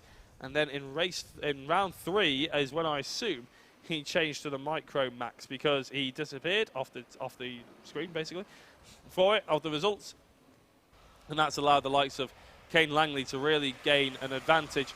Here is, just as I was looking at that, Ansel Murray, sorry about that, Ansel Murray got through on Rhys David Richardson. So there is a swap for P2, and it's basically now as they were when they started, which is, I think, as everyone is, as they started. I'm just going to have a check on the grid and see if anybody's sort of made any big moves. So Sydney Nell has overtaken Freddie Baker even, and that is the only change from the qualifying order so far. We've obviously had a few more overtakes, but they've sussed themselves out into the same order pretty much that they qualified in. 1.8 second gap between Langley and Murray is not as big as I was potentially expecting here for Kane Langley. I was expecting as those two started fighting each other that we would see potentially a bigger gap between first and second, but still a 1.8 second gap is still just as effective as a 3 second gap, as long as you keep that 1.8 second gap, if that makes sense. It doesn't matter how you cross the line first, it just matters that you cross the line in first place. And to be honest, it could extend because Richardson has all of a sudden found some momentum and is now trying to catch up to Murray. But in that last lap, Kane Langley, 0.4 of a second down, in fact, half a second down on Rhys David Richardson. The second and third place drivers are catching Kane Langley. And if they're smart about this and they work together, they could see that lead evaporate by the end of this race. We've got less than 5 minutes left, about 4.5 minutes to go. Been a 10-minute race, obviously, just like the other GP plates. And it's going to be very important for them to work together if they've got any opportunity at either of them trying to take home that GP plate. I think maybe Kane Langley has a little bit of reserve. Maybe he's just taking it easy. He might have got a signal off the side of his mechanic saying, you know, you don't need to be going full on, flat out. You can sort of chill out a little bit, but it's a dangerous message to send because before you get enough race experience, you basically just come fully off the throttle and you don't quite, all of a sudden the second and a half gap or 2 second gap can just disappear within 2 laps. They are still catching. But only by a 10th in that previous lap. I think, as I said before, though, if these two stopped falling over each other, stopped looking up each other's insides and outsides, they would quite easily catch Kane and Langley here. And we could be in for a bit of a barnstorming final 2 laps. As soon as Murray is within touching distance of the first place driver, he's obviously going to be trying to get good runs through the final corner. And again, he'll be in that situation we've seen a lot. Bit dangerous to be in the middle. There's a back marker. I'm not sure who that is, but Kane's going to have to get past him rather quickly. And he's still not past him. It's the 54 of Albert Batchelor. Now he's getting out of the way. He's looking at his mirrors now. He's sort of moving across slightly, and he is held up. He's held up Kane Langley, and that's allowed Murray to sail on through. Ansel Murray takes the race lead here. Kane Langley couldn't get past the back marker. It looked like the back marker was sort of slightly moving all over the place, and that has allowed Murray to all of a sudden take this race lead. 2.5 minutes to go. Langley needs to get his head down. Rhys David Richardson again got caught behind Langley. Didn't follow Murray through, but again, here are some more back markers. Sidney Nell, got him on the apex with a left-hander. That's going to really hurt a few drivers. And I think, if anything, it's hurt Langley again. He's been forced well wide, and Ansel Murray is absolutely flying here through the back markers. Rhys David Richardson has just been hung out to dry there. That's really unfortunate for Richardson. In that last lap, put it this way, Ansel Murray was 2 seconds quicker than either of the drivers. Well, he was 2 seconds quicker than Kane Langley. He was 3 seconds quicker than Rhys David Richardson. A massive margin of error there, and unfortunately it was because we were catching up with some back markers, which was a bit disappointing, because we'd like to see them obey the blue flags. But now Kane Langley has got his head down. He's got someone to chase rather than be chased. He's looking a little bit more fighty as Murray went very wide through that double left-hander. Luckily carried enough speed through the right, but there's opportunity here for Langley to get this race victory back under his belt and to try and get that GP plate. 1 minute and 15 seconds to go. Oh, that's a very different line there taken by Langley. Again, trying to psych out Murray, I feel. It's going towards the inside. That's going to ruin his run slightly. Is Langley going to have this? Was there a little bit of a point there by Murray? Is he telling him to go one way? No, it's just the camera angle. It's closing him off nicely. I don't think there's going to be any move, but with 50 seconds left to go, I think we may well have this lap plus 2 more. It's going to be difficult to guess realistically. I think we're going to get another couple of laps in here, unless they start fighting and hold each other up. We'll never know. I have to say, it is rather ominous not having the roar of, or the rumble, I should say, of 4 strokes, or the scream of 2 strokes in the background while commentating. It's quite eerie here in the northern countryside, but it's quite a refreshing sort of experience, to be honest. It's quite cool. I could get used to it, sort of thing. Murray leading the way then with 10 seconds left to go, which means he's going to have to do this for 2 more laps. We're now on to the penultimate lap of the race as the time it ticks down to 0. Langley is, to be fair to Murray, Langley is a fair distance away from him. Richardson has unfortunately been dropped rather substantially after that little quarrel, shall we say, with the back markers. That really was the catalyst to shake this order up. But to be fair to Ansel Murray, he was quicker than Langley. It just meant that he got the overtaking opportunity like 3 or 4 laps before he probably would have done if it was just on pure pace.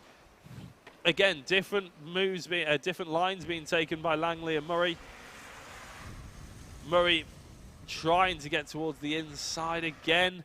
This is obviously the penultimate lap, not quite the final lap, so Langley, he just needs to focus on trying to get up to the back bumper. That's a nice line he's taking, keeping it to the right, setting up the last right-hander, the final corner here. Not flowing out too wide, but he's a lot closer than he was before.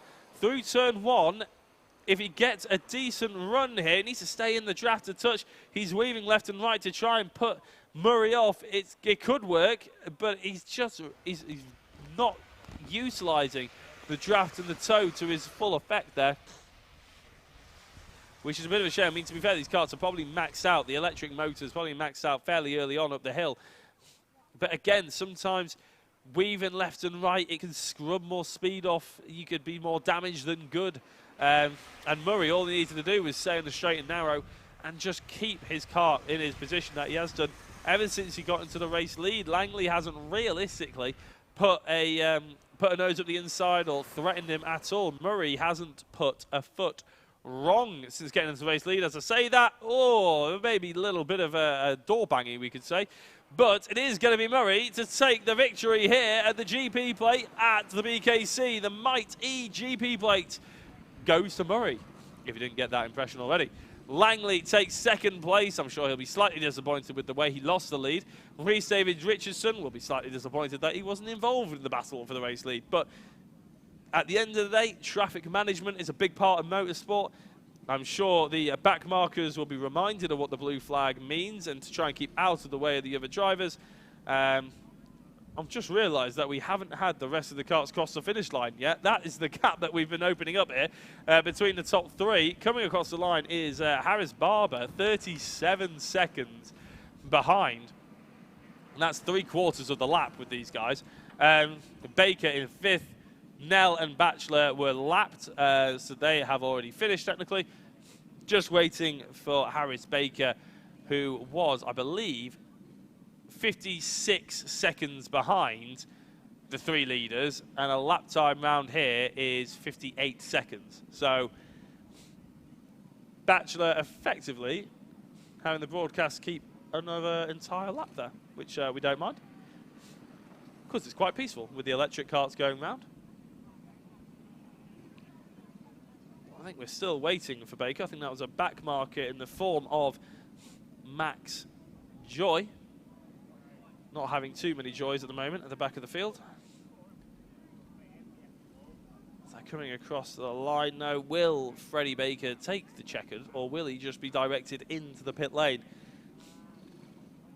and just be awarded that 5th place? I'm not entirely sure. I think he's going into the pits because everybody else seems to have done so. I can only see Max Joy out there on the circuit at the moment, so unless we've had a spinner in the form of Freddie Baker, he's just been advised to go into the pits so we don't have to spend all the time. A good race by Ansel Murray and Kane Langley, very exciting for the Might E. The future is bright, we should say, for the Might E series. Right, next up, we're back to petrol-powered Honda Cadet.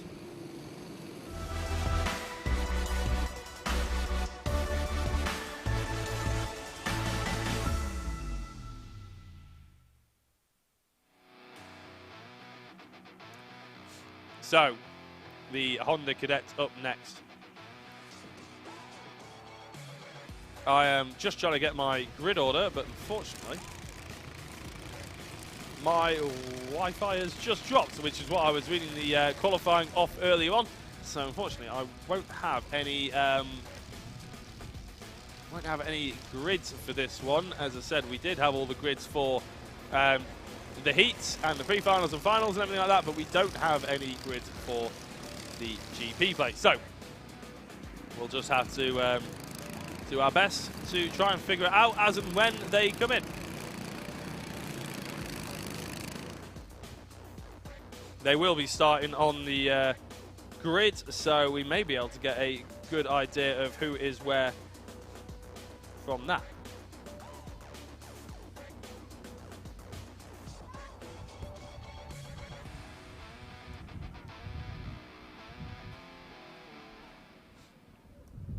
So, as we look, I think it's Ethan Bath in the 24 karters somewhere, but I think it's fair. We're going to have to wait until we see them across the line. I can see the numbers a touch more clearly, unfortunately. As the race is about to get underway for the Honda Cadet GP plate. It's a good start from second place. Bella Fairclough on first position. Jenna Sherwood, who was in second, and Tyler Davis, I think, has moved into second place from 4th. Jacob Batchelor, I believe, actually went into 4th place. So, as we see it, Bella Fairclough in the 63 kart still leading the way. Oh, we've had a spinner, and that could be a huge crash. Hopefully everyone avoids it. Most people do. And that was the number 55 of Ronnie Legg, unfortunately. Up the inside, that is the number 8 machine of Tyler Davis on Bella Fairclough. Tyler Davis gets into the race lead. The 16 of Hayden Gray is in 3rd place at the moment, and that's a huge jump because they were in 5th place off the start. The number 12 of Jacob Batchelor is, I think, still in 4th where they started. And then I believe you got Thomas Butcher in there as well. Coming across the line then is Tyler Davis, Bella Fairclough, Hayden Gray, Jacob Batchelor, Jaden Sherwood, Alice Fairclough, Bobby Pete and Luke Broadbent as it is at the moment. I think Bobby Pete actually might have got past Bella Fairclough, as there's a little bit of touch and go in about the fight for third position. Track position, as I said, everything, these guys very close to each other in the Honda Cadet GP plate here. Just generally very close to each other, to be honest. It was a great racing that we saw last time out. And Tyler Davis is not being given any room to breathe here by Bella Fairclough. She's got a little bit of room between them and Hayden Gray. But again, that just gets closed up with immediate effect. Just under 9 minutes to go then, and this is what we hope to see for the entirety of the race. Close battling as a few cars clatter over the exit curve there of the last corner, and we know how dangerous that can be in terms of how much momentum you can lose. I think luckily for Bella Fairclough, they actually went over the rumble strip, but then so did Hayden Gray, which means they didn't lose out on too much position, but they lost out on the opportunity to make a move on Tyler Davis. Fourth place of Jacob Batchelor and Jaden Sherwood is another fight we're going to have to be keeping an eye out on, but of course the GP plate, this is the final GP plate race, unfortunately. It's been rather interesting to watch, to be honest, as the number 3 car, Jaden Sherwood, goes up the inside of Jacob Batchelor. Really well done through the beginning of Sector 3 there. Tyler Davis, 2 laps in the lead under their belt. Bella Fairclough, again, trying their best to catch up, and you'll see it. At the end of this stretch, they'll be right on top of each other, but Bella really needs to be closer going through turn 1 to have a real meaningful move. Although, having said that, I think she was looking up the inside there. Davis still in the race lead, Fairclough and Gray as they were then. Having said that, looking at the inside, that is Gray on Fairclough. And a really good move there by Gray. I think it was a long way back. They sent out a bit of a dive, a bit of a lunge, saw the gap. Thought, you know what, I'll take that, why not? Go into second place, try and catch up Davis myself. Because that's going to be a crucial thing, really, is to keep tabs on Tyler Davis. They don't want to have them pull away and just run away with this race, because even a gap of about a second going to be quite hard to catch up on. But if your gap is anywhere between 3 tenths and below, then you've always got an opportunity at the top of the hill to try and make a move. The driver can defend, obviously, but you can still put them off, and maybe even try and pry the door open yourself. What was once a 3-way battle has turned into a 4-way battle as the number 16 car, Hayden Gray, goes into the lead. And again, a pretty much copy and paste move from what they did on Bella Fairclough. The lead has changed, and Tyler Davis, in the space of 2 laps, has gained 2 positions and gone from 3rd up to 1st. Now, what can Hayden Gray do from the front? What kind of lap times can they put in? Will they be attacked by Tyler Davis? Hayden Gray hits the outside curb. Well, you know what's going to happen next. You've been watching this long enough, I'm sure, to know that if you click the outside rumble strip on the last corner, then you're going to be in trouble going up the hill, and that's exactly what's happening here. Tyler Davis looking for the inside and nudging his way through, prying the door open. But he's going to be on the outside. If I was anybody, I'd want to be Bella Fairclough at the moment in 3rd place, because he potentially might see a bit of a mistake. But no, luckily for Gray and Davis, they keep it nice and clean for now, and they're going to have to do that for the next 5 minutes whilst holding off Fairclough and Sherwood. Batchelor has been dropped somewhat, but again, you see a move, you see them hold each other up. This is going to be a 5-way battle before you know it. And with 5 minutes to go, these drivers don't show any sign of stopping, trying to overtake each other. The gap between Sherwood and Batchelor, to be fair, is 1.6 seconds, so it is quite substantial. As Davis, look at that, really early intention there coming off the corner. But again, Gray just holding that off. Fairclough getting into the back of Davis just a touch. They will know how long is left on this race. They do have a board over the start-finish line that gives you an amount of times, that gives you the time left to race. And obviously they'll be given the last lap board when that comes around as well. So they will be eyeing this up. But again, I don't think they're really worried about the time. They want track position more than they want anything else. They don't want to be in third place when they come across the line in the last lap. They don't want to be in second but close. They just want to be third, and you can defend. That's exactly what Gray's doing here. It's what Davis did in the first half of the race. Fairclough never really had a good enough chance to try it after the opening lap. But the three are starting to break away from Sherwood, and it just goes to show what can happen if you don't fall over each other for maybe a lap or two. You just relieve that pressure. And if you're, realistically, if you're in second place, you might think, oh, I want third to be in a fight.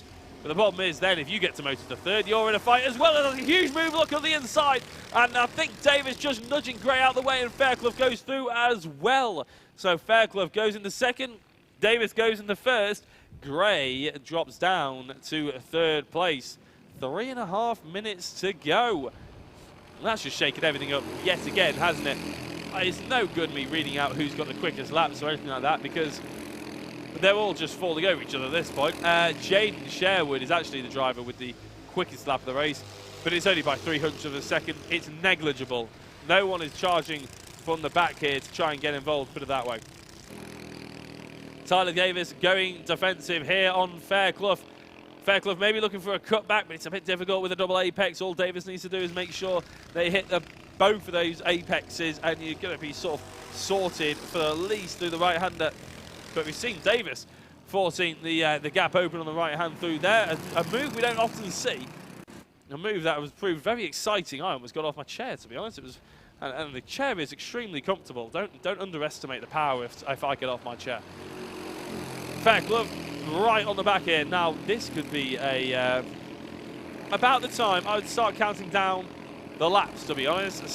Counting down the opportunities for race-winning moves here. Ethan Bath with a warning. Not sure what that might be for. It might be contact. It might be track limits. We're not entirely sure. As Davis looking defensive, but that's just meant Fairclough moved across it. Fairclough wasn't ambitious enough to go for the race lead, and to be fair, I don't think the move was on. But then Gray was like, well, if you're not going to go for it, I'll go for it. Thank you very much. I'll take second place off your hands and take it to the bank. Although before he gets to the bank, he'll be hoping to maybe nick first place as well and cash in for all the diamonds. Davis still in the lead. Fairclough a tenth of a second behind. No, he's not. No, they're not. Sorry. Gray is a tenth of a second behind. Then you got Fairclough and Sherwood, and you just get the impression that Fairclough maybe waited one or two too many laps to make that move on Tyler Davis, to really prise the gap open. We saw how aggressive Davis was going through from about third into first place. We've seen how aggressive Gray can be as well. And look at that, Gray going through, and that is an aggressive move, like I was just saying. Parking on the white line, Davis probably thought he'd done enough to get that protection into that double left-hander, but Gray just goes through. So now it's Gray from Davis, from Fairclough, from Sherwood. The driver who's sort of been around but not quite able to really push for these race leading opportunities. Sherwood in fourth place. Again, good quick lap times on consistent pace with everybody else, but just as soon as they stop falling over each other, not quite have the extra tenth that they need. They're going almost 3 wide into the race lead here. Gray still holding on. I thought Davis was going to look for the inside. To be fair, I think they were looking for the inside move, but it wasn't quite to be. Again, Fairclough sat in second place. Davis has been shown he knows that we know that he likes an aggressive move. Gray knows that as well. Gray goes to the Ultimate Racing Line. Fairclough gets their shoulders out, gets their elbows out, and tries to get past Davis. Can't quite do it. We got 10 seconds left to go. Is this going to be the penultimate lap? I think it will be the penultimate lap. So as we go, last lap board being shown. Gray with the race lead and a fair old margin to boot. Davis and Fairclough and Sherwood, second place is up for grabs. But I think Hayden Gray has timed this to perfection. And when they get in, if they do win this GP plate, they'll have Fairclough to thank for it, because it was Fairclough's move through Sector 3 that held Davis up the most. Looking to the inside there is Fairclough, but again, Davis just holding off on that. Gray really needs to just make sure they hit their braking zones. Don't open the door if it's unnecessarily done. Davis will try and force it open. We've seen him do it before. We've seen Gray do it before. We've seen now Fairclough do it as well. But it's been brilliantly fair racing. A fantastic way to finish off the GP Plate finals. Honda Cadet GP Plate will be taken by Hayden Gray, then Tyler Davis, Bella Fairclough and James Sherwood. That four-way fight for the race lead was absolutely sensational. Jacob Batchelor is in 5th, Robbie Peat in 6th, 7th was Joshua Jarvis, Luke Broadbent in 8th, Ethan Bath and Thomas Butcher come across the line in 9th and 10th. And then we got Alice Fairclough, the final driver who's out there on circuit. Ronnie Legg, unfortunately, didn't make it past lap 4, I believe, so 9 laps down in the end. And wow, take a breather and have a little bit of appreciation, maybe a small round of applause for Hayden Gray, Tyler Davis and Bella Fairclough. And to be fair, James Sherwood, who wasn't really close enough to make any kind of moves, but was always there in case the opportunity arose. Probably the closest battle we've seen so far today. Absolutely brilliant stuff. Congratulations to all the drivers who have won the GP plates. Of course, coming up next is lunch, technically. And then we're away for about half an hour. And we've got about 2:15 is going to be when the IAME Cadet pre-final is on your screen. So please do keep it pinned to wherever you're watching this, the Alpha Live YouTube channel. It's 25 to 2 now, so you've got about 40 minutes, I would say, before we end up with the pre-finals. A big thank you to everyone who's been tuning in, watching, and we'll hopefully see you in about half an hour.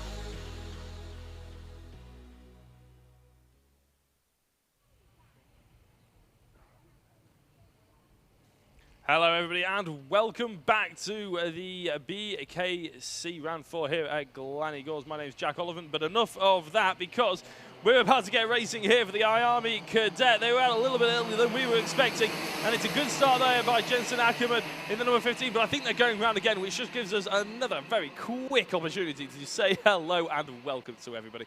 That was very quick, but luckily it might well give us enough time to bring you the grid. In fact, there we go. Blair Smith, Jensen Ackerman, Kasper Tomilewski, Max Horler, Austin Gibson, and Braith Murdoch round out the top 3 rows.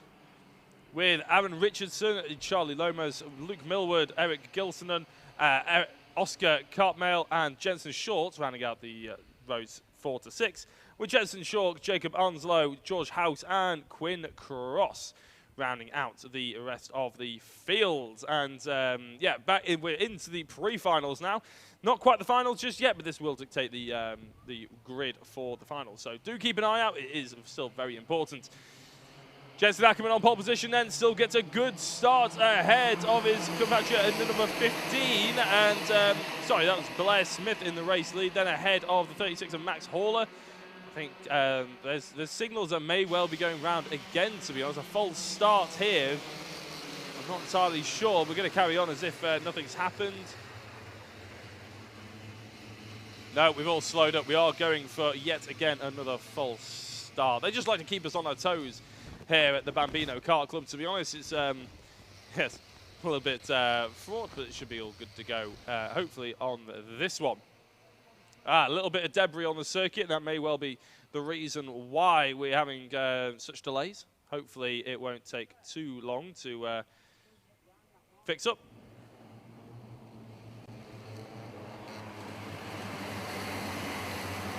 As the drivers come across the third sector for the final time, hopefully, in nice, orderly fashion. It will be the number 15 of Blair Smith, who's squeezing, but he's been challenged more. A little bit of contact there by Blair Smith, I fear, and Jensen Ackerman.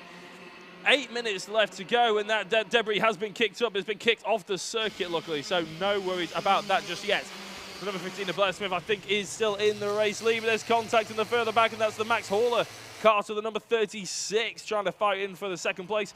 Not quite happening yet, though. So Blair Smith still leading the way from Jensen Ackerman, Max Horler, and Braith Murdoch, and we'll be able to bring you the full sort of rundown as soon as they cross the start-finish line for the next time. If we're looking at some of the drivers who we're sort of expecting, as Horler goes through on the GP plate, Ackerman. And that's the reason why we know, obviously, that it is Ackerman, because he is rocking the GP plate from nowadays after winning it about a couple of hours ago. So top 3, there you go, on the left-hand side of your screen. Blair Smith, Max Horler, James Ackerman. Horler looking for a potential move on Brett Smith here, on Blair Smith even. And again, the GP plate slotting further back. It says number 12 is Ackerman on the timing tower. That's because obviously it's all a bit last minute to change up the graphics from the number 12 to say the GP plate. So I hope you guys can appreciate that. And if I do get something slightly wrong because it says GP instead of 12, I do apologise. Tomilewski in 4th place, doing a much better job than he did in that GP plate final. He was all the way down in 8th place or 9th place, I think he finished in the end. It certainly was one of the notable sort of standout results, really, the fact that he was further down than he would like. He's now up to 3rd ahead of Ackerman. So, again, from Heat 4, earlier on today, just before this, before the GP plate got underway, we saw Smith take the win, Tomilewski in 2nd place, Horler in 3rd, and Gibson in 4th. So, again, we're sort of seeing those sort of tendencies in here at the moment, and actually, all the way down 7th place is where Jensen Ackerman finished earlier on, so he won the GP plate, remember. So it's, you know, it can all change, and there's just plenty of drivers who can just pull out results out of nowhere sort of thing. So it's why it's so exciting to catch the IAME cadets whenever they fly anywhere, basically. It's always nice to watch them. A big theme of cadet racing as well, as you might pick up as we go through the day, or you may have picked up even from Heat 1 and the GPs, is the fact that they love to sort of train themselves like this. As Ackerman falls down into 6th place behind Gibson and Murdoch now. So Gibson and Murdoch flying through the order. Ackerman not having the joy he was having just before lunch. Maybe he had a little bit too big a cheeseburger and has ended up falling down the order, feeling a bit sluggish.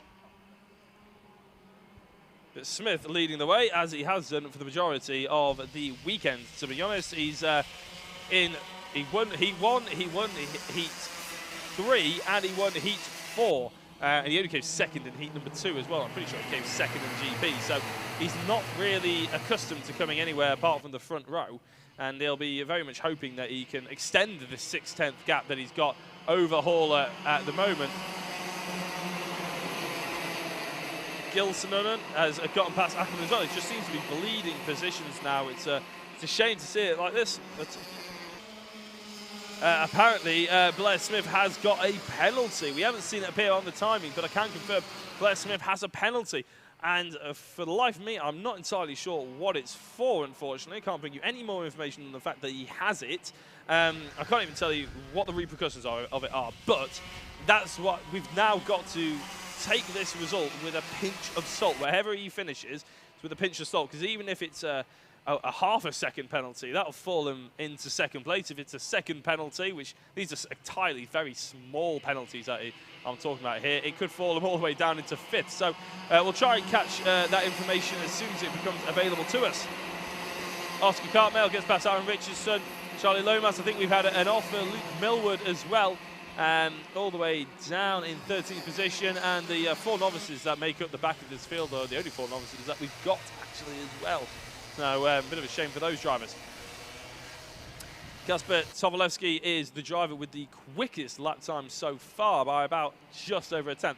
So not masses. It's a bit like what we saw in the cadets just before we went to lunch, and the fact that they're just so close on pace and they're so close on track, they don't really give themselves enough room to really put any sort of meaningful lap times together. But to be honest, it's a race. It's not qualifying. We're more here about track position than we are flying laps. So with Blair Smith just pulling away slightly, 0.3 of a second. That was 0.7 of a second.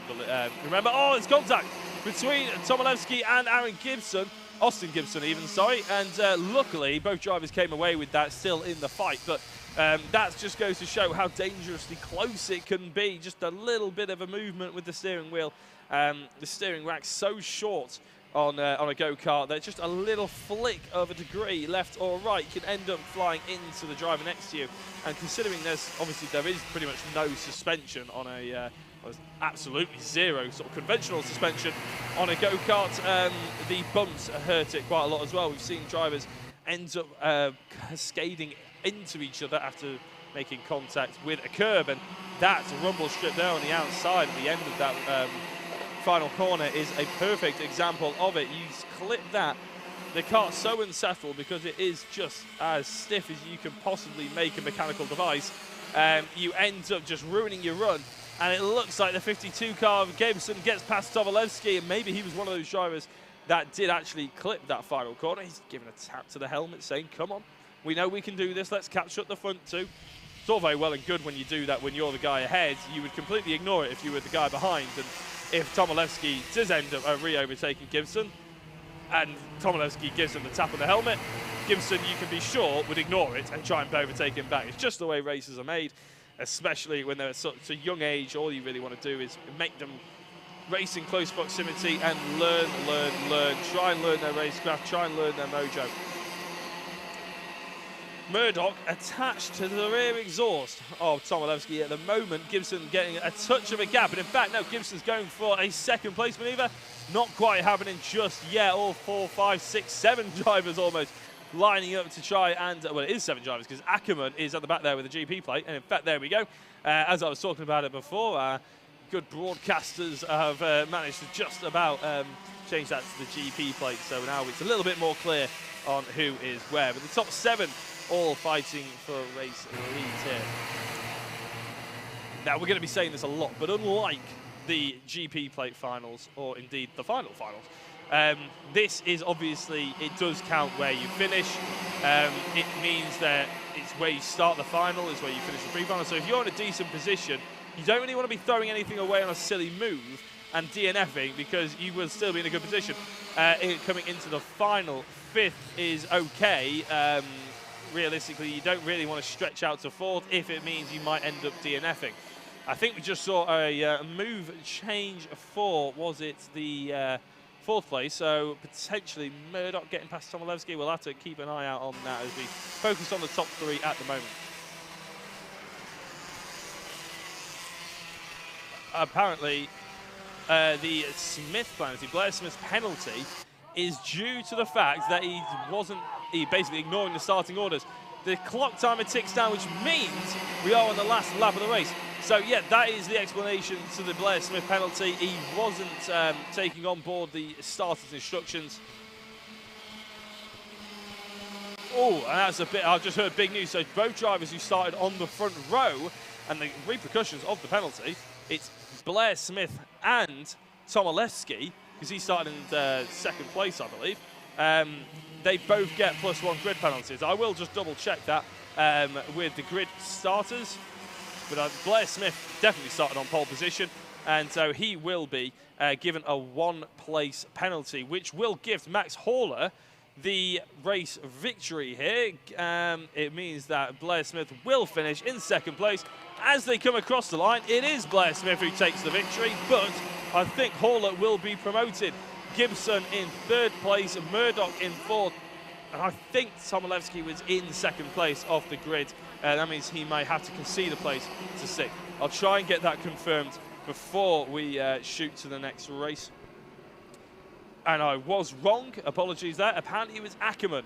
So it doesn't really impact the top five, as Ackerman finished all the way down in seventh place. And unfortunately, he will actually be deducted down to eighth. So, as we know that information, I'll quickly run down the final 10 again, just with that information in mind. It will be Max Horler taking the race victory with Blair Smith in second place. Austin Gibson in third, with fourth being Braith Murdoch. Tomilevsky in fifth, sixth was Gilsonen, and seventh was Aaron Richardson, eighth was Jensen Ackerman. Ninth was Oscar Campbell, and Charlie Lomas was in the top 10 as well. And that's how they're going to be starting for the final. But we have another pre-final to get going, as it took a little while to get all that sorted out. We're going to jump straight to the C50 Bambinos.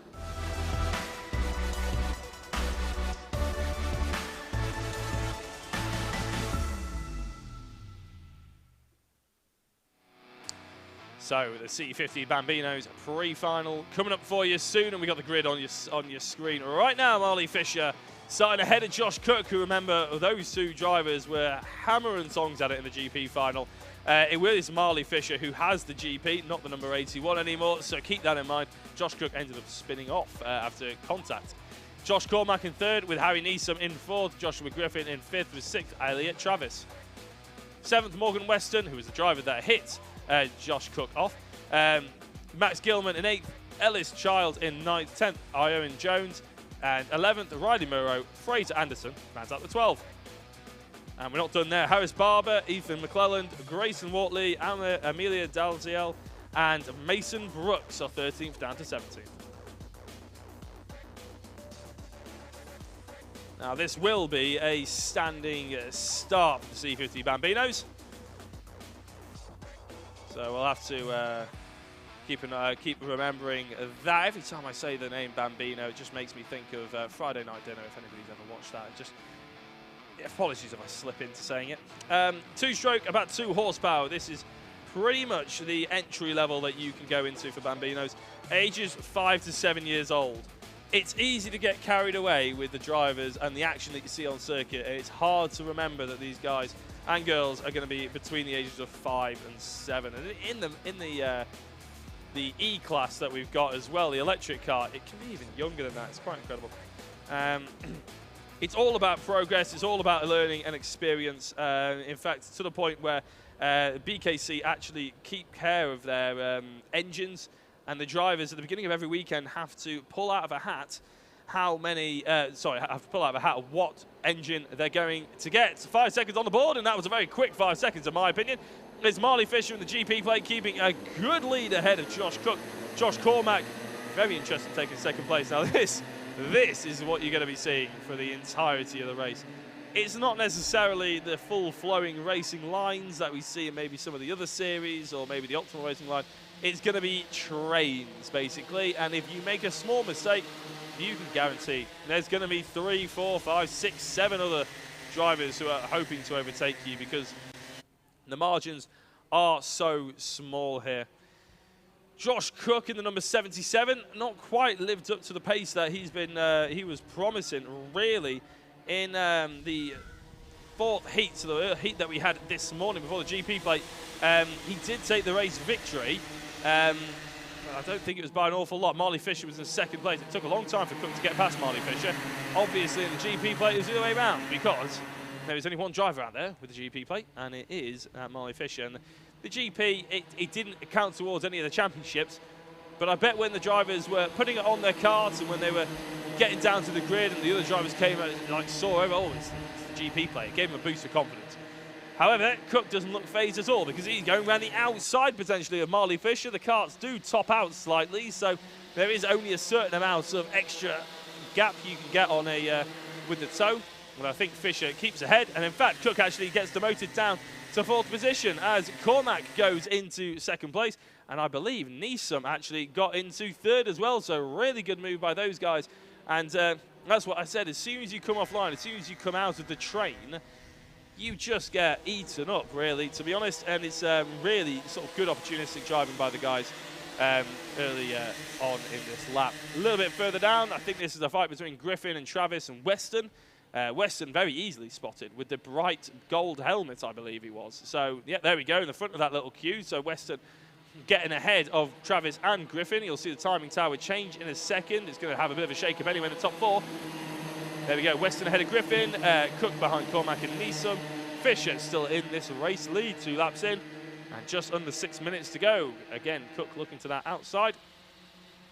Maybe learning a bit, but having said that, he's again looking to that outside. Ooh, trying to get that cut back potentially, but a little too far back for now. I thought there was going to be a move there from Neeson on Cormac. Cormac ran a little bit wide on the exit, which means they're going to be 2 by 2. Oh, look at this. Cook over the inside. They're not looking at him.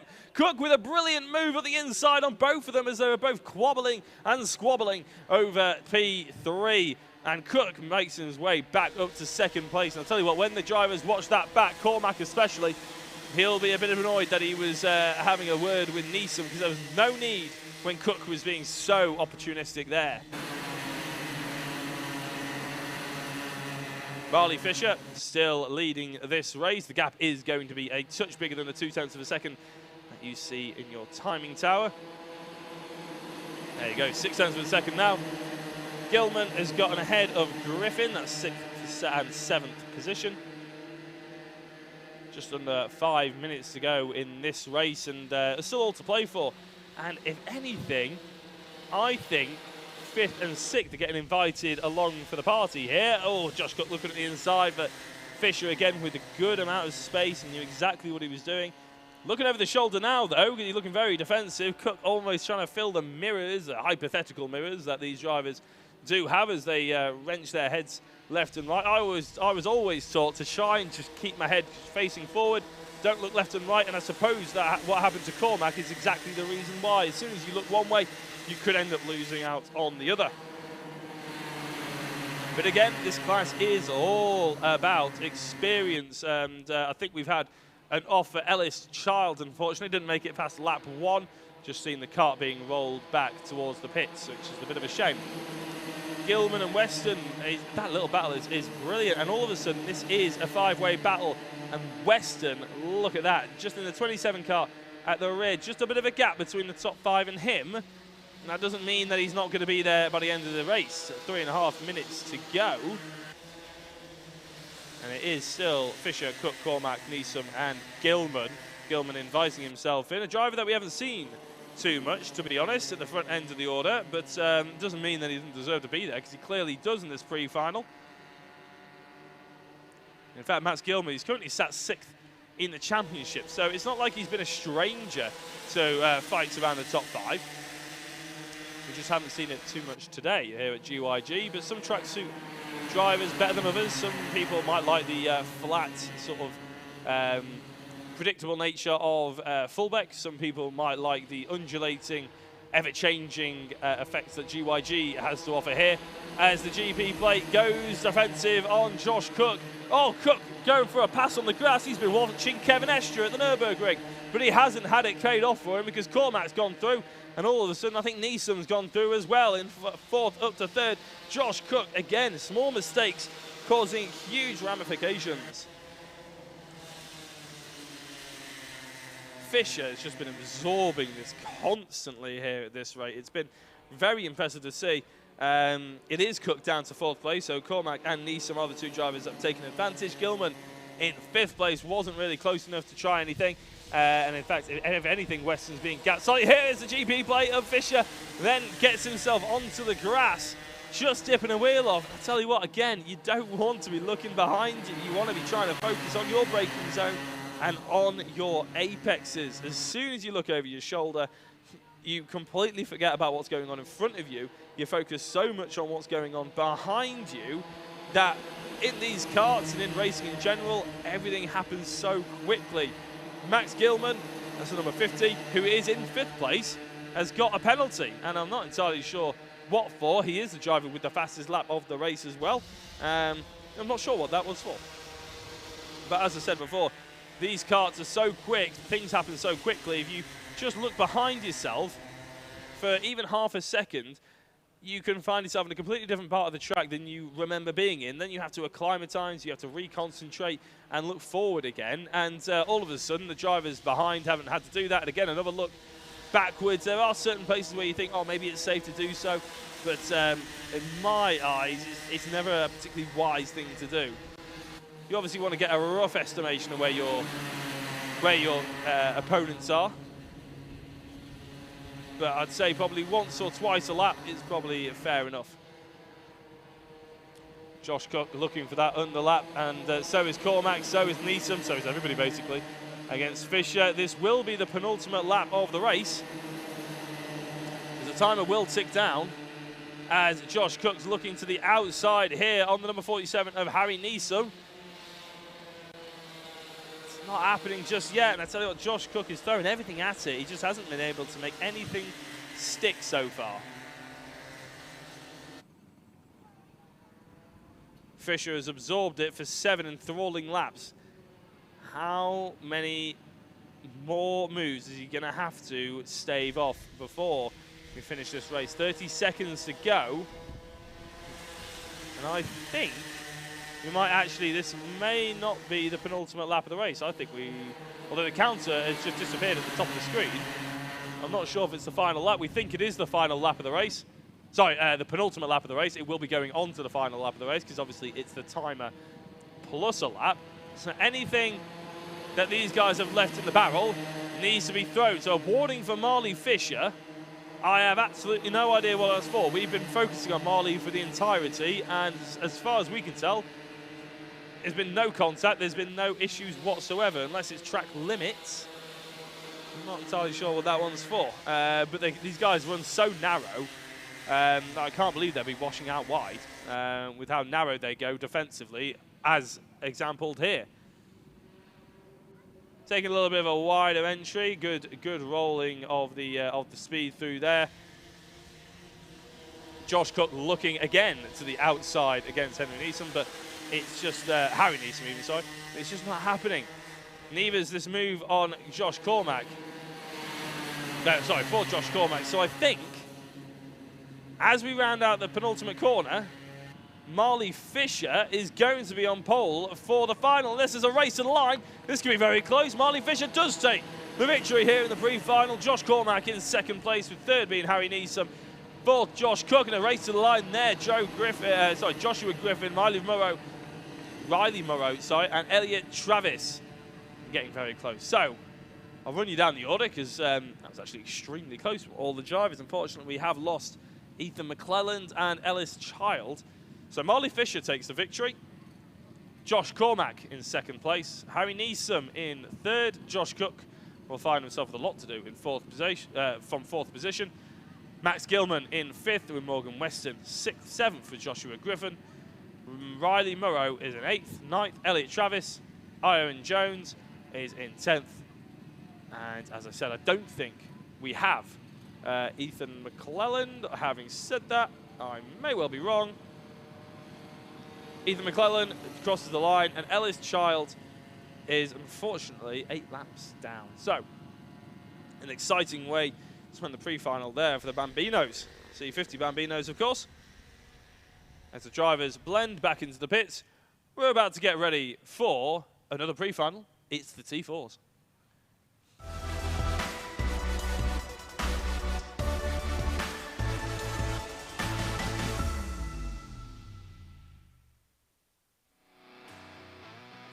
So the T4s, I can see them on the dummy grid, about to get underway. So let's read out the grid side.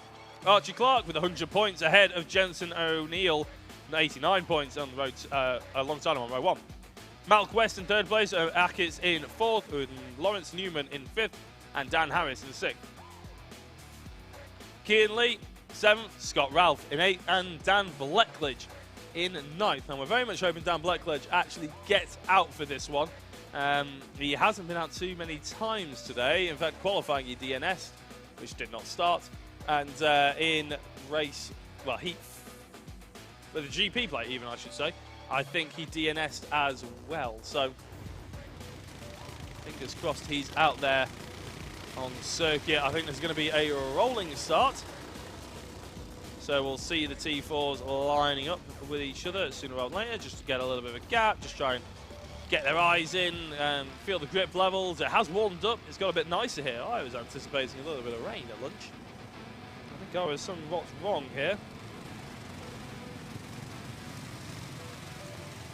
So the GP plate being donned by Archie Clark, who is new to the championship. This is his first round, as far as I can see, in terms of championship standings-wise. Anyway, Malk West is your current championship leader. That could all change, though, after this round. So as they're coming around the final corner, this is, of course, the pre-final. The final is yet to come, but it's still all important positions to be made, and it's a good start of the back by the 72 of Jensen O'Neill. Absolutely jumped Archie Clark. I'm not sure if that's going to be a potentially false start in terms of a penalty for Jensen O'Neill, but to me, it looked like they went across the line pretty much together. It's just Jensen had his foot flat to the floor early on. The number 11 of Amelie Attacks is attacking the GP plate man of Archie Clark, who hasn't had to do this too many times today. The 32 driver, Malk West, championship leader, gets through as well. All of a sudden, Archie Clark is going to have to move very quickly and very decisively through the order. That's exactly what he's done to get through Malk West then. Back up to fourth position.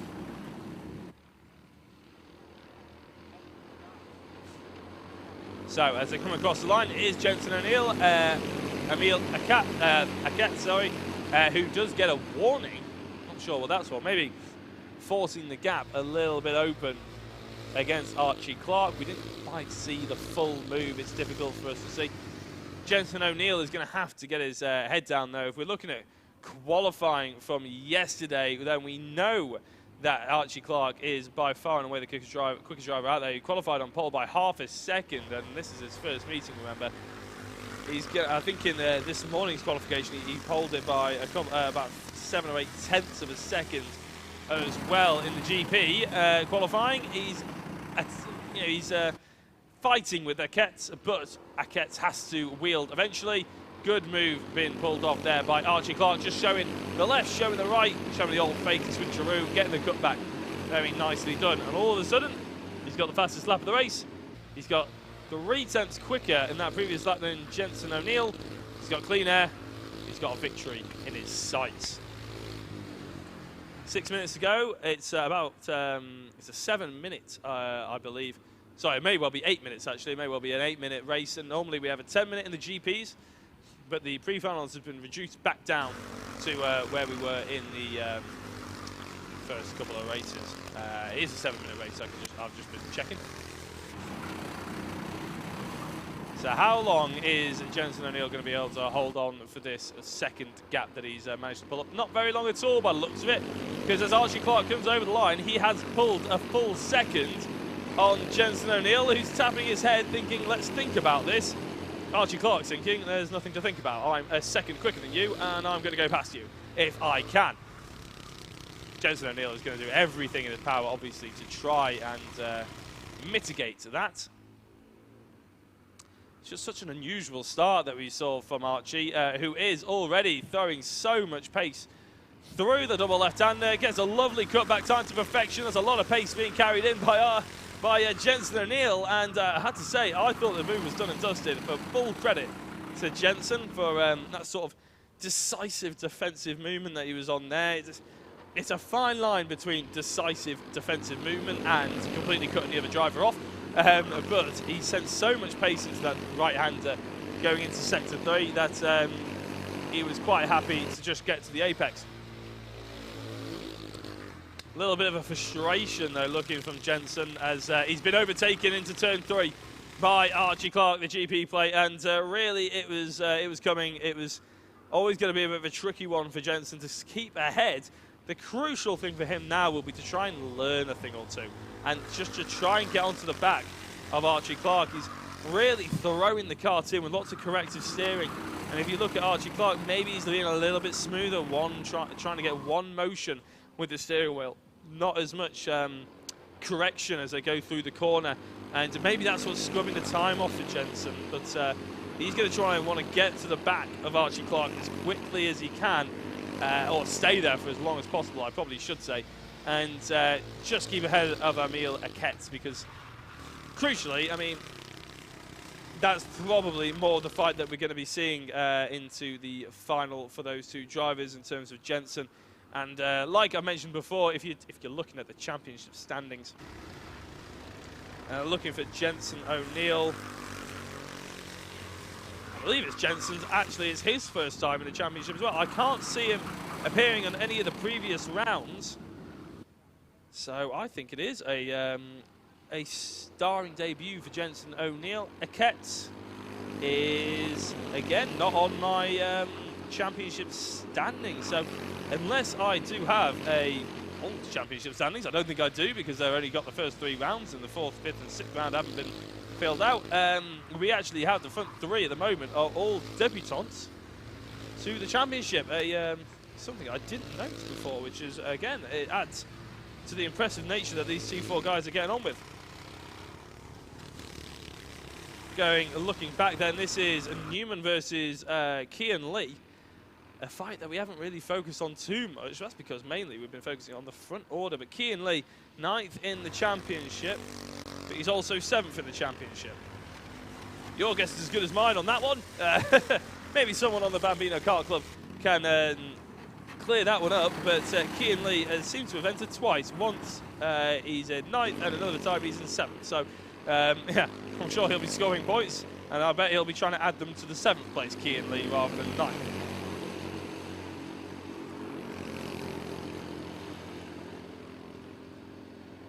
He's behind Newman, who actually is very strong in the championship. Lawrence Newman, he's in 2nd place. I was just trying to find him, and I'm just slightly surprised that he's this far down, to be honest, with the pace that he's been showing, and the results he's been showing. I mean, at round 2, he was getting 2nd, 2nd, 2nd, 3rd, 2nd, and 2nd. He's been on the podium a lot. He's been on the podium 3 more times away from that round 2 as well. So. Fairly impressive from him. It is a wonder why he is so far down, unfortunately. So maybe the newcomers have just upped the game of the entire grid, that maybe Newman hasn't quite followed suit. Or maybe he just doesn't particularly enjoy the track as much as other tracks, and he's not quite as quick. Maybe he hasn't done as much testing. There's so many things that could potentially play a factor here for a reason why a driver does better at certain places or on certain weekends than others. Maybe the other rounds were wet. We're not entirely sure, and sometimes the drivers are wet specialists. I should say. Archie Clark comes across the line to start the 9th lap of the race. He's already dropped Jensen O'Neill by 2.3 seconds, or pretty much 2.4. Akets is getting gapped even further. Malk West scoring in 4th place at the moment. I tell you what, that's not a bad place for Malk West to be, considering he's leading the championship And the difference between himself and Newman, it's about 60 points. It's sorry, it's 60 points. It's 22 points. I was reading it. He's got 560 points. So it's about 22 points. Oh, a huge snap of oversteers. Kian Lee tries to open the gap there a little bit. Maybe look to the apex, just trying something to get past Newman. It's not happening just yet, though, at the moment. Archie Clark has just started the last lap of the race. He came across the line pretty much at the time it ticked down to 0, so we might as well just start the last lap. The officials have decided. And look at this. This could end in disaster for one of these drivers, but luckily they came out of it. Kian trying his best to go round Lawrence Newman. It's not happening. For the second half of this race, we haven't focused on him too much. GP plate winner Archie Clark looks to be taking another victory here under his belt. He's had plenty so far today. He's going to have another under his belt coming across the final couple of corners. And through the last corner he goes.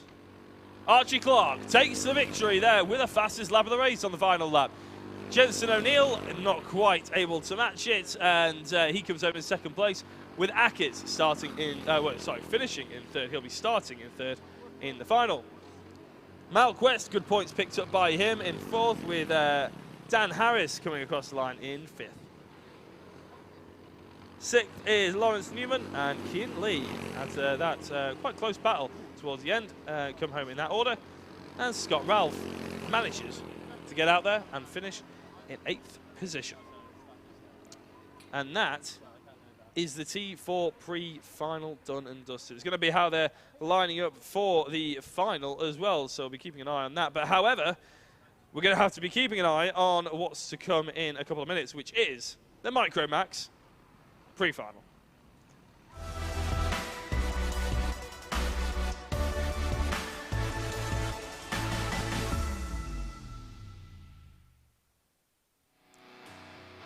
So the Micromax pre-final then, the grid order looks like this. James Roberts on pole position just ahead of Jensen Chalk, and what a race they had in the GP final. I can't wait to see it again. Jack Cordingley in third with Jack Freeman in fourth. Plenty of J's at the front end of the field. Oliver Hipkins in fifth with Logan Lauder in sixth basically. Fourth row of the grid is Jensen Brown and Jake Grufty. And Alex Jones and Ethan Bath in 9th and 10th, rounding out the field. Well, I wasn't lying. It was amazing racing in the GP plate final. I'm very much looking forward to seeing if we get a repeat. I wouldn't be surprised if they go slightly easier on each other in the pre-final. Save it all up for the final. Because realistically, they've all proved that they can finish in every single position available to them. And as we head over to the rolling start, just a reminder that in Heat 1, Chalk won. He came first in Heat 2. He came third in Heat 3. Roberts, again, purely locking out podium positions, a third, a second, and a first in yesterday's action as well. And obviously, one of these drivers has the GP plate on the side of his car, and I believe that is going to be not Roberts, Jensen Chalk instead. Roberts gets a good start into the first corner. Chalk slots in the second. We have got a spinner. That's the number 30 of Alex Jones, unfortunately. It's a shame to see him fall down the orders quite so quickly, but James Roberts leads the way with Jensen Chalk in second place. Jack Cordingley, I think, is in third, with that number 7. Apologies about that. As the front three, as they started. Jack Freeman, who has been amongst the podium sitters all of yesterday. I don't think it's quite had a podium today so far, so a bit of a shame for him, but I'm sure he'll be hoping to rectify that. Realistically, it all counts right at the end for the final, doesn't it? So maybe he's just saving it all up. James Chalk, though, has a decent lead ahead of James Roberts has a decent lead ahead of Jensen Chalk. Brown and Bath both gain a position, thanks to the fact that I think Alex Jones obviously span off earlier on. Roberts may be having to defend here a little bit, as Chalk is looking very interested, and more interested than Chalk is Freeman going through on Jack Cordingley. And that means he's slotted back down to fourth. There is Jack Cordingley, now being chased by Oliver Hipkins, who is right at the front of the order in the GP plate final as well. these Micro Maxes have offered up brilliant racing throughout the day so far. We're very much hoping that nothing changes. And by the looks of what's happened here so far, nothing is due to change. I think we saw in the last race, Chalk had an absolutely sensational run through the final corner. In the first corner, we gave him a brilliant opportunity each and every lap to try and overtake on James Roberts. It's not quite happening just yet. But again, Chalk did manage to sort of hold off from really going for that fight and really going for that move for the race lead until it was absolutely necessary towards the end, because of course you do end up giving away track position. Track position is very important, but you give up the draft, you give up the chasing factor as well, which is something you don't want to have to really give up in the first half of the race, because it's much easier to chase than has been done to be chased. Drivers just getting back some, getting through some back market traffic, and the top two have pulled away slightly from the, well, I say slightly, quite a massive gap to be honest, between Freeman and Cordingley, who seem to be having their own little battle for third place. It's just as fast and frantic, to be honest, as the battle for the race lead. It was 0.2 of a second over the line, as Roberts, again, he doesn't look over his shoulder too much. He just aims for his apex. He maybe trusts the drivers that are around him that they're not going to do anything silly. A bit like that. I thought there was a little bit more contact there than I thought. I was just holding my breath for a second as we look down towards the back end of the final sector. Through the last corner, what can Chalk get under his sleeve at the moment? He's just waiting for Roberts to potentially run over that rumble strip, maybe miss the apex by a touch as well, and just try and get a little bit more overspeed. You can see Roberts ducking his head under his steering wheel to try and eke that aerodynamic, move the centre of gravity forward. Anything you can do to try and stay ahead. I think, if anything, it's more psychological than anything else. You see other drivers doing it, and other quick drivers doing it, and all of a sudden you think that's what I've got to do. So, and it's just, to be honest, even if you haven't seen it before, it's just instinctively what you want to do. Dive your head forward and just try and get every mile an hour out of your kart as possible. These are, of course, form part of the Rotax family, Rotax Max engines. Obviously, you've got Senior Max, you've got Junior Max, and you've got the Micro Max class here as well. Aimed towards the younger drivers, trying to get them involved, as is most of the classes here at BKC. I think only the T4 is maybe the exception to the rule. But Bambino Kart Club, well, they're called Bambinos for a reason. It's because they're aimed towards the younger age group. Roberts and Chalk pretty much at a stalemate at the moment. Roberts on that previous lap did get fastest lap of the race ahead of Chalk. Freeman in third, with fourth being Cordingley. Still top five rounded up by Hipkins, who's not really close enough to make any kind of upset at the moment. Roberts seems to have got a little bit more of a gap here. He did purple the last lap. As he comes across the line, it's not a purple, and he's only improved by about 0.03 of a second.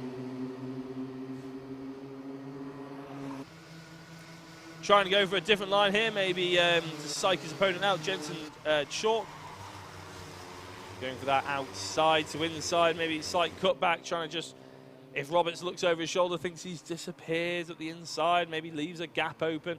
All these psychological tips and tricks that you go through as a racing driver to try and get the edge on your opponent. I mentioned it a couple of times so far today, you're not going to exactly fill the mirrors of your opponent.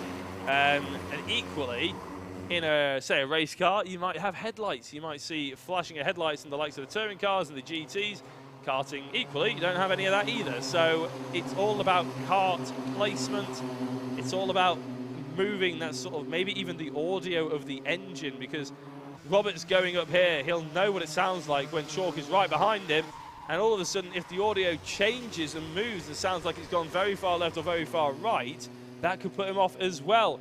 Is Chalk looking up the inside here? I think he is looking up the inside. He clatters over the curb, and it wasn't anything doing just for now. Roberts stays in the lead. Freeman in third, Cordingley in fourth. But is it me, or are those two drivers fighting for third ever so slightly catching up to these drivers? I think the gap's come down just a touch. We will try and focus on it as they come across the line.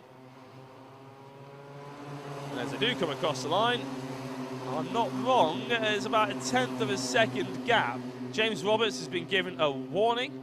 Again, I can only assume that's for track limits, because we haven't seen any contact. Oh, a huge snap of the rear end there by Roberts, just trying to angle the kart in. That shows, because that's very different to what he was doing earlier on. That shows he is feeling the pressure, and there is the move by Chalk. Roberts opened the door. He knew that he was coming, but he still opened the door anyway. And the GP plate goes through to take the race lead. Jensen Chalk, with 1 minute and 15 seconds to go, plus a lap, of course, takes the race lead. And what can Roberts do about that? I crucially want to know how far away Freeman is, to be honest, because Freeman has been on the podium all of Saturday, and it looks like going to be back on the podium again today in the 93 kart. The GP plate of Chalk again just eyeing him up, seeing where Roberts is going. Roberts trying to shift the audio of the kart, trying to shift the kart placement to the left-hand side, give Chalk something different to think about. Roberts is even looking over his shoulder, tapping his helmet, saying, Freeman, we need to hurry up and catch this guy. Freeman's nowhere near Roberts at the moment. He just needs to focus on forwards. If Roberts focuses forwards, he won't have to worry about Freeman, because they're both just about quick enough to keep ahead of Freeman. Effectively, what that little head tap means is, please don't pass me. I'm trying to overtake Chalk here. But obviously Freeman probably won't care about that. Freeman will want the most amount of positions for himself as well. And Roberts still looking over his shoulder, just checking that Freeman is not too close. Freeman looking over his shoulder as well, making sure accordingly has stayed behind them by quite some distance. And we are on the last, on the penultimate lap of the race, I believe. I think they just about crossed the line with about 3 seconds to go. So this is the penultimate lap. Plenty of opportunities for Roberts to overtake, but each and every corner they're dwindling away. He needs to get a good run through one of these corners, through the back section, especially the last corner. That's going to be the best opportunity. We've seen Chalk doing very well through these final 2 corners, and that's allowed him to build a big enough momentum gap to not really be under too much pressure going into T2 and T3. He gives a glance over his shoulder, but I don't think he needs to worry too much. Here we've seen closer battles not form into any kind of moves. And yes, again, Roberts taking that wide line to try and get the run on Chalk, who's having to go very defensive here. Down into the double left-hander down the hill. Chalk's having to go defensive. Roberts trying to get that cutback, but it's not happening. It is so hard to overtake down there unless you can get your nose at the inside of the other driver. Chalk again trying to hold off Roberts, who's got a good cutback. He's got the inside against Chalk. Chalk's going to have the inside for the left-hander. There's a little bit of contact, but they just about hold on to it. And that was a good attempt by Roberts. It was the only place he could have potentially done it after losing out up the hill. But it is going to be Chalk to win the pre-final. Roberts isn't happy. He's in 2nd place. And Freeman comes across the line in 3rd. 4th was accordingly Hipkins and Lauder across the line very close together in 5th and 6th, with Brown coming over the final lap now. Just waiting on a couple of other drivers, Ethan Bath and potentially Alex Jones. Yeah, here comes Alex Jones. Jake Grufferty, unfortunately, DNF'd earlier in the race. So it is Jensen Chalk who will be very happy about taking that victory. James Roberts in 2nd place. And Jack Freeman in 3rd. That will be how they line up for the final. So another few pre-finals to go. Next up is the IAME Bambinos.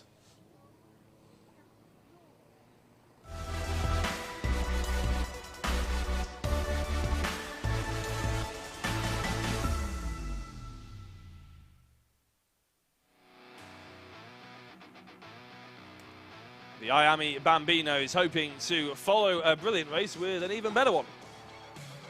Lord knows they've given it this before so far in the pre-finals, so looking forward to seeing how the grid lines up. And in fact, there we go. Edward Haynes on pole position in the 101 car. He's been one to look out for, with Freddie Denton as well, really throwing his name into the mix there. Ronnie Carter, now he's been probably the driver to watch if you're looking for great racing, because he's been recovering all weekend long. Alfie Davidson in 4th, with Evan Owen in 5th, and Grayson Wortley in 6th position. Aaron Southwood in 7th, had a problem with his kart all the way through the weekend. Charlie Clough in 8th, Dimitrov in 9th, DN Singh Pahal in 10th, Logan Jones 11th, and Sebastian Power in 12th.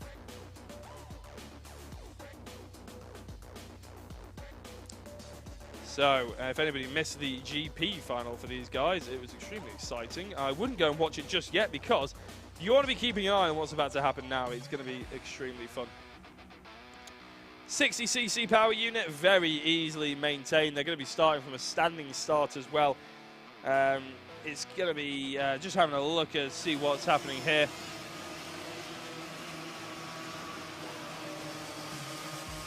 So equipment-wise, the IAME engine is a fair competitive unit straight out of the box. Therefore, competitors are allowed to supply their own engines in this class. So it's not the engine-pooled class that we've seen in some of the other races today.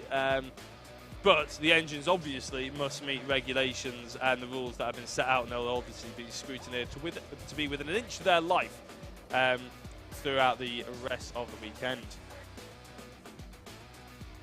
Apparently it's an extremely popular class, and we can see that right now, to be honest, on the circuit. It's got very strict availability.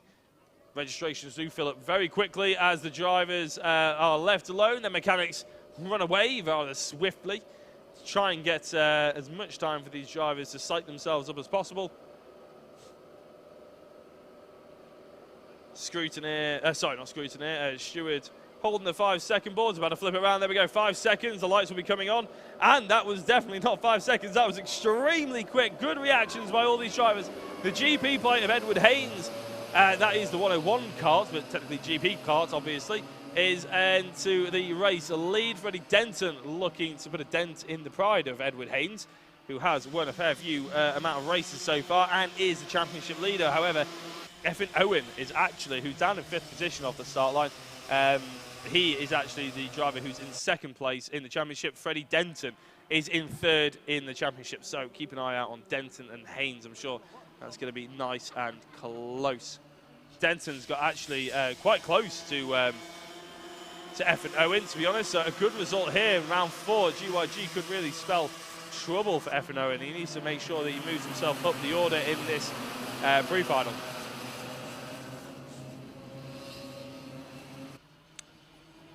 So as they come across the line, then it is the GP plate of Edward Haynes, 57.43, 2/10 of a second quicker than Denton. Then there's a bit of a gap, and all of a sudden Ronnie Carter in 3rd place. Now, Ronnie's qualifying hasn't been up to scratch really from what his race pace has shown. I don't say that to be... Oh, Denton's going for a race lead. We'll talk about Ronnie Carter in a second. As Denton going through into the race lead, and he's got the move done and dusted as well, but he's leaving the door open. It's wide open. He's basically left the door and the window open there to get for the Edward Haynes to try and fit through, and all of a sudden Ronnie Carter is in the mix, and this is what I was mentioning before. His race pace has been absolutely electric. He's clearly got it in him. He just needs to make sure he can progress it through the qualifying. That's the 23. Who's that? Oh no, it's Bahal again. And there's a spinner in the background there as well. We'll try and keep an eye out who that was. I don't think it was any of the major protagonists. Having said that, yes it was. It was Ronnie Carter. Ronnie Carter's disappeared. And he just can't buy any luck. He's right at the back of this field now. Ronnie Carter, we'll have to keep an eye on him because he's got pace and he's got 6 minutes, to catch up to the drivers ahead. But it has gifted Edward Haynes, well, it didn't gift him the race lead, but it gifted Freddie Denton 2nd place in a half-decent gap. We didn't quite see what happened there. We're just having a look and seeing if there's a replay or whether it's just a bit of a spin for Ronnie. The fact that we're not getting a replay probably means that it was just a bit of a spin on his own, unfortunately, or we didn't quite catch what happened generally. So, Denton in 2nd place. Alfie Davidson, who qualified in 2nd this morning for the GP plate final, got a terrible start, it has to be said, in the final then. Really trying to fight back and go for some good podium positions here.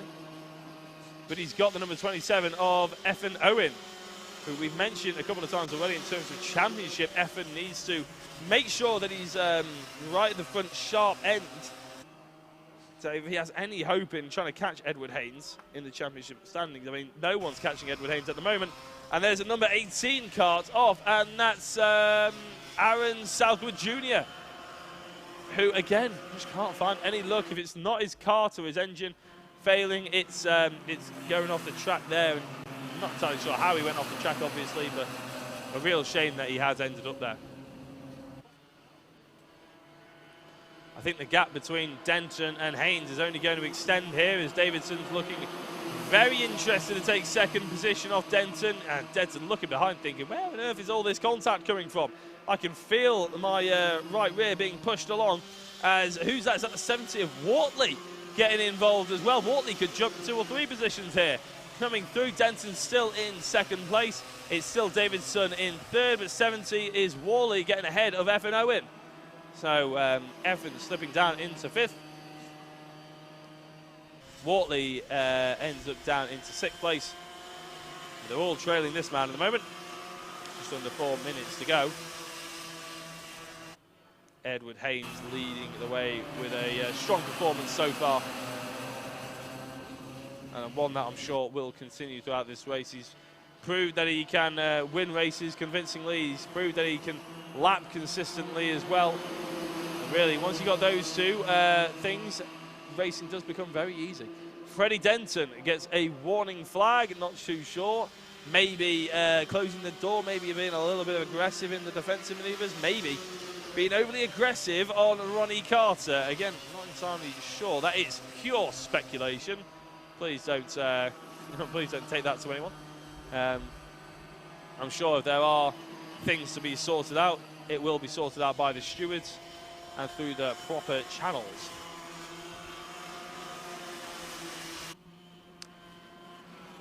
So, running down the order then, as we mentioned before, Edward Haynes in the race lead. Freddie Denton in second place with third Alfie Davidson. Grayson Wortley in 4th with 5th being Effin Owen. Charlie Clough, Darren Dimitrov in 7th. Ronnie Carter has made his way up to 8th place. Logan Jones, Aaron Southwood Jr. and Dean Singh Pahal as well. But there's potentially more movement at the front end here. I think Denton's pretty safe. But what's Alfie Davidson got? No, Davidson's got through on Denton. Davidson had the run and he's got through and he's into second place. Davidson and Denton's potentially got another driver to worry about, Effin Owen, who's gotten past Wortley as well. So all of a sudden, that's almost 4 or 5 karts fighting amongst themselves have changed positions rather dramatically. Going through the final sector, all of the drivers taking slightly different lines here. What can Davidson put down now in terms of lap times? Because he's going to really be wanting to try and put in some decent times, maybe gap the drivers, but it's so easy to be pulled into a fight around here at GYG because, as you've been seeing so many times, as we saw with that major shake-up, the top end of the hill can be so crucial to any overtakes. I have to say, I'm glad we don't have many Class 8s here from NASCAR. I remember racing here and the karts always used to seize at the top end there. It's a bit of a pain when you had to push them all the way back. A seized kart doesn't push very well, if anybody can imagine that, as you can imagine even. But luckily, nothing happening here so far, touch wood. Haynes with a 3.5 second gap. I think that's going to be extended, if anything, after this one. As I said, Davidson overtook Denton, Effin Owen overtook Grayson Wortley on that last lap. 50 seconds to go. And I think Edward Haynes has started what will be the penultimate lap here. I think the timer might just tick down to 0 as he's coming through the final couple of corners. The 27 of Effin Owen moving to the inside there, looking quite interested and flowing a little bit further out wide. Just trying to give something for the drivers to think about. Oh, very wide there by Freddie Denton. Alfie Davidson's going to have his head switched on here, isn't he? He's going to have to make sure he's nailing his apex. Apexes with 15 seconds to go. We just keep an eye on Edward Haynes, make sure he's not going to finish the race or anything. We obviously do have the timer plus a lap, so we're not going to be caught out in that way. So we can keep an eye on this fantastic battle here. If anybody has got anything left in the locker, now is going to be the time to use it. The last lap board has been shown. Davidson will know everything that means, and he knows it means defensive driving from here on out. White line it to the absolute limit if you can. try and carry as much momentum around the corners as you can possibly afford without opening any kind of major gaps. Going defensive through the right-hander there, having to force Davidson to go a little bit of a longer route. And here comes Evan Owen. Evan Owen on the outside of the 98 of Freddie Denton. No, it's not happening just yet, but Denton is going around the outside of Davidson. This could be the move of the day, to be honest. Well, by the looks of it, Denton has just about got ahead of Davidson. What a sensational move around the outside of the second apex of the left-handers there down the hill. Brilliant stuff. Edward Haynes is going to take the victory here in the pre-final. He'll start on pole position for the final. And it's going to be Freddie Denton to take second place. And Alfie Davidson, I think, just about gets third, but only by about half a tenth of a second ahead of Evan Owen. Charlie Clough comes in fifth. Sixth was Grayson Mortley. Darren Dimitrov is in seventh, with eighth being Ronnie Carter. Couldn't recover after that earlier spin. And we're just waiting for Aaron Southwood Jones and Logan Jones. Aaron Southwood Jr. and Logan Jones to finish out the pack. That is Bahal, who's a recovering car a couple of laps down, unfortunately. And here we go. Through goes Aaron, and through goes Logan. So that is how the pre-final, well, that's how the final is going to be lined up for the IAME Bambinos. And as the drivers slot into the pit lane, we can look forward yet again for the mighty Bambino final, pre-final.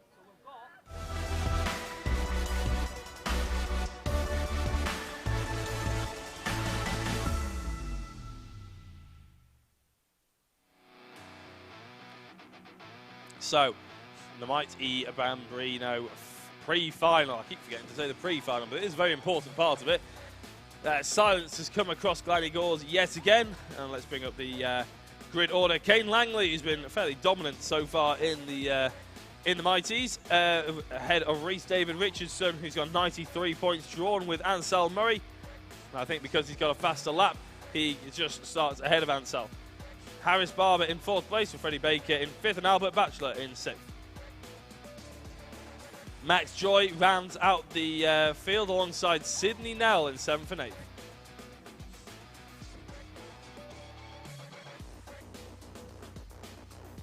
So the Mighty class, obviously, if you haven't joined us before in the morning, well, if you did join us, you'll know exactly what I'm about to say, but it's the all-electric Bambino class. Aimed at 4 years old, the Mighty range can consist of the Bambino class that we've got here today, as well as the cadet class that drivers can move up into when they choose, when they see fit. Here at Bambino Kart Club, we only have the one class, of course, though. So these guys will be, I'm sure, training hard. Langley has taken every single victory that's been available to him so far today in the Mighties. He'll be sporting the GP plate as well, as we see the drivers just lining up on the dummy grid at the moment. They will be doing a standing start, and it looks like they're going out on circuit at the moment. Yeah, they will be doing a standing start due to the fact that obviously it's electric engines, or anything they can do that. Designed to be a literal plug and play system. All you need to do is set the cart up and plug it in overnight to get enough charge. Now, I'm sure they'll probably be charging it in between races as well. It does require you to have a generator, I suppose, but most drivers and teams and everything obviously do have generators around the paddock now, so it's probably not going to be too hard for them to find a way of charging them.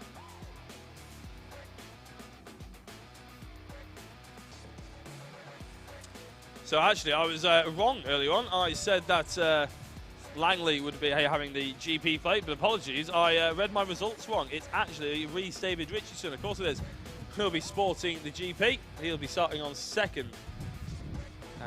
Very impressive and very exciting race from the Mighties earlier on today, actually. It's certainly worth, if you're tuning in today, tuning in for these pre-finals and finals, definitely watch that back. In fact, watch all the GP's finals, because it was just stunning. No championship points on offer just meant that everybody felt like they could just go for it, and go for it they did. But of course, because there was no championship points on offer, it didn't really help Rhys David Richardson in this particular race. He still starts on the front row alongside Langley. And number 10, we're just waiting for a few of the karts in the background just to get back in their positions. All the mechanics trying to make sure their karts are in the right place and were in all fully working order as well.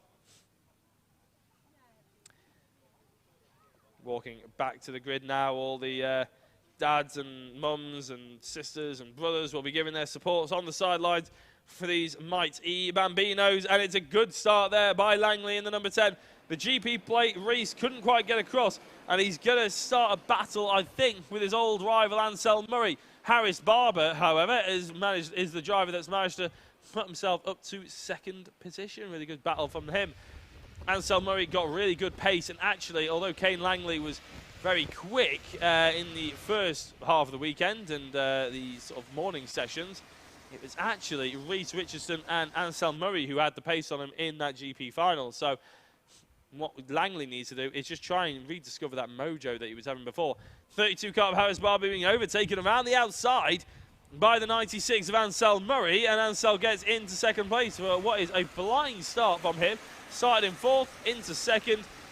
Not even the first lap being done and dusted here. Reese David Richardson obviously not having such a good start. He's gone from second down to fourth. In fact, he's had exactly the opposite start.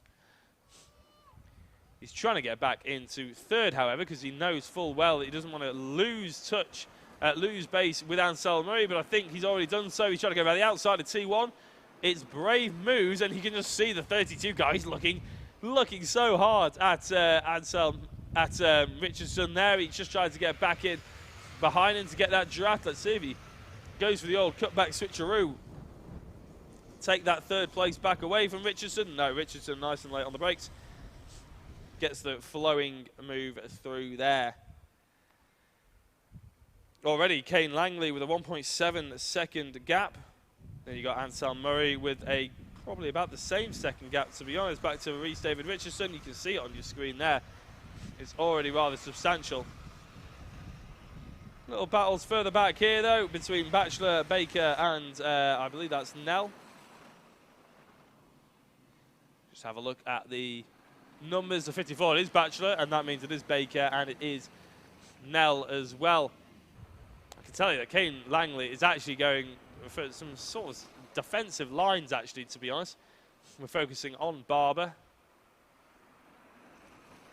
As I mentioned before, there probably were a few question marks when Might E decided to try and get some traction in the UK karting world. Obviously, electric racing is something that we see quite often now. We're fairly familiar with the Formula E service. Then you got the new, I can't for the life of me remember, the name was on the tip of my tongue, and now I can't remember the Extreme E. There we go, almost the Dakar style, Extreme E style stuff, where they plough across deserts and rainforests and Arctics and all that sort of thing, to try and prove that electricity really can go anywhere, and electric racing can really sort of do what it wants to do. And there's some big backers as well in those sort of series. Obviously, you've been Mercedes and BMW and Jaguar in the Formula E for so long now.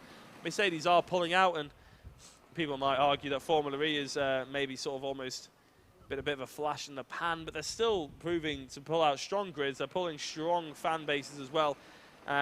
So the sort of future of electric in racing, there's probably more resistance than there is agreement, but it's still going to be here in some form or another for the foreseeable future anyway. Probably for the rest of racing's future, to be honest. You'll just see these kind of grids grow and grow and grow. And these kids are getting right in at the base of it, basically. Right at the start, Kyle Langley, Murray, Richardson, Barber, Baker, Batchelor, Nell and Joy. You can probably expect to see those drivers in electric racing for the next 10 years. If the likes of Might E and some other manufacturers come in to play with it, it's definitely going to be around and about to stay here. So the lack of noise does change the atmosphere somewhat, and I can completely understand why people might be maybe not opposed to it, but I can completely understand why people might be a bit tentative to go towards it.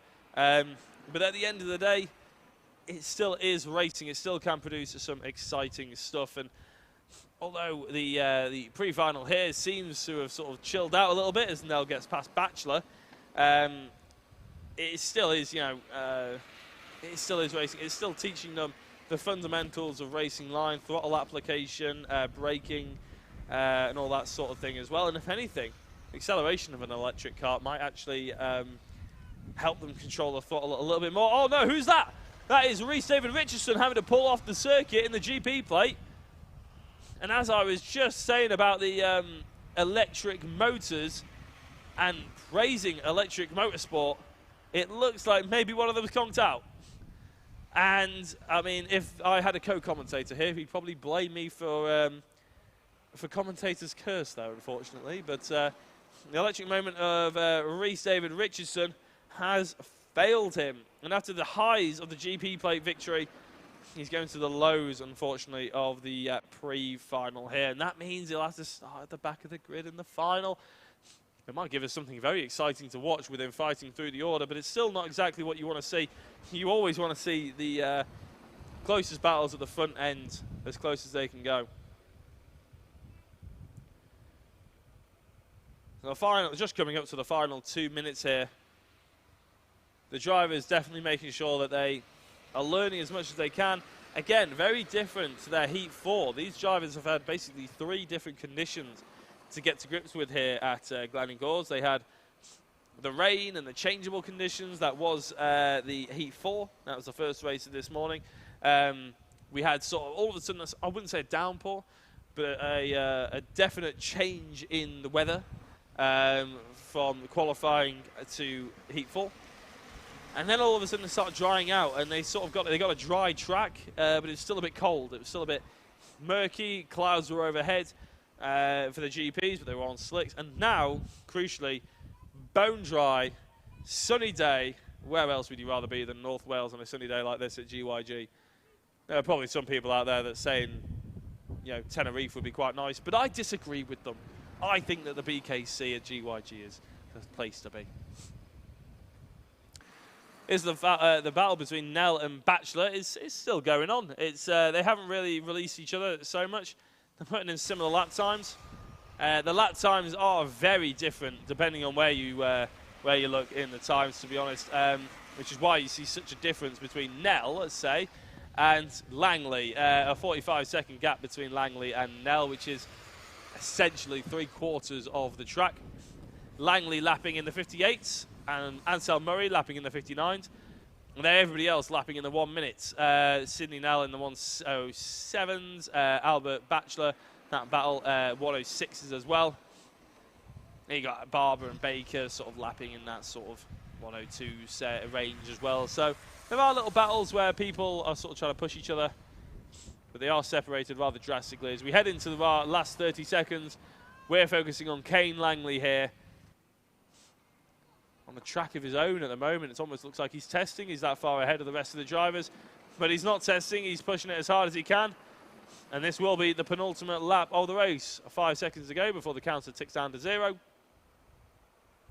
And the mighty Bambino grid for the final will be decided. Langley's coming up to lap a few drivers here. And I think this is Albert Bachelor and Sydney Nell. I think he's the drivers that he's actually overtaking. So the battle that we were watching just before, they're now having blue flags waved at them, but Langley's deciding to do the hard bit anyway and go around the outside of them. And a little bit of a correction of the steering, but he still gets through. Very well done. Can he get through on 54 Bachelor as well? He does, cuts that up very nicely, which means those drivers will have one less lap to do come the end of the race and one less lap to try and make any kind of overtakes. About to start the final lap of the race then, Kane Langley, who has been fairly dominant, it's safe to say. He took 3 race victories. He took a Heat 4 race victory, I believe, as well. It was only the GP plate that he didn't take the first place medal. Maybe he was planning it. Maybe he didn't want to win the GP plate because he knew that it was bad luck. Maybe he wanted to keep that number 10 on his kart, and he would let Richardson take the GP plate because he knew it would scupper Richardson's race in the pre-final. I don't think it was that. In fact, I'm 100% convinced it wasn't that. but it's still something to think about. That number 10 seems to be very lucky for Langley. I'm sure he'll be hoping to keep it going forward, or maybe even improve and get into the single digits come the end of the season.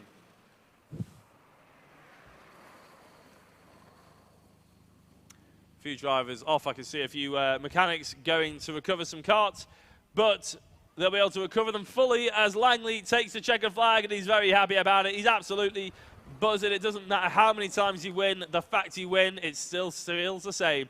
Kane Langley and Sal Murray comes across the line, 6.7 seconds back. And then we got Barber, who's potentially coming across the line anytime soon to take the last step of the podium. And in fact, I think this is him coming around the last corner now.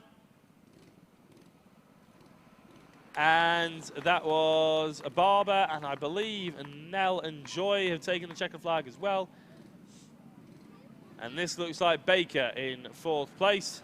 And that is all she wrote, thanks to the fact that Reese David Richardson ended up DNFing, which was a big shame. So Kane Langley will be on pole position for the final of the Might E Bambinos. Coming up next, the Honda Cadets pre-final.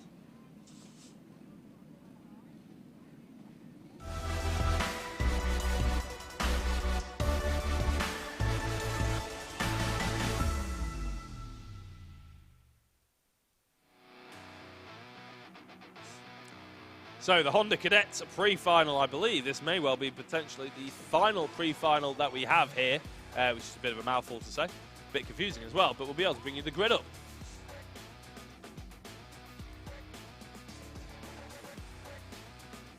And there we go, Tyler Davis on pole position with Bella Fairclough in 2nd place, Bobby Pete in 3rd, and Hayden Gray in 4th. Ethan Bath is in 5th with Ronnie Legg in 6th position. Jacob Batchelor in 7th with Joshua Jarvis in 8th position, with Luke Broadbent on 9th. Same points but different lap times, fastest laps. Thomas Butcher in 10th with Alice Fairclough in 11th, and Jaden Sherwood, who was very impressive in the GP plate, all the way down in 12th. Christian Stefanoff ends up in 13th.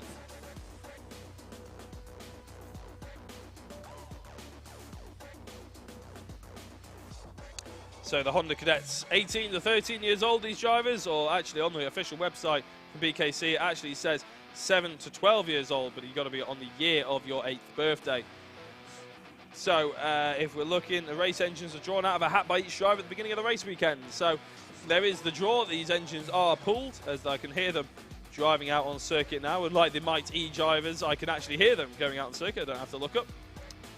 Apparently they're all Honda Intercart Cadet drivers, are issued with RPM Honda GX160 engines. So they're all the same engines, they've all been dyno tested, so they're all the same power and speed. So there's no complaining that one driver's engine is quicker than the other or anything like that. Previous champions include Theo Champney, who unfortunately we don't see in the BKC anymore. And unlike before, when they were on the Dunlop KT3 wets, they'll be on the Dunlop SL3 slicks. And we will have a standing start here, so as the drivers lead their way around, keep an eye on how they line up.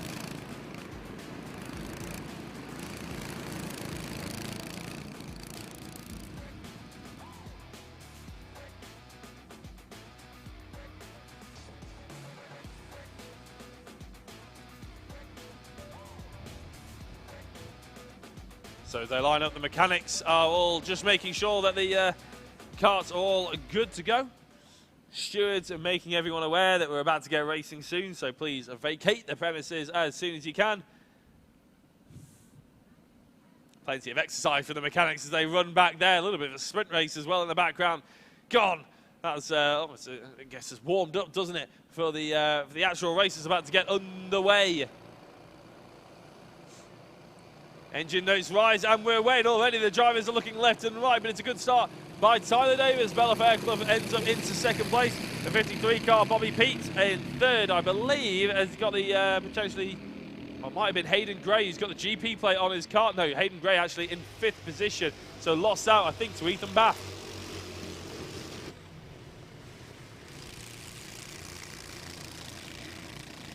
they go through the top of the hill, it still is Tyler Davis in the race lead then with Bella Fairclough second. There's a little bit of a swapping and changing in the background there. The GP plate of Hayden Gray going through, I think, on Ethan Bath even.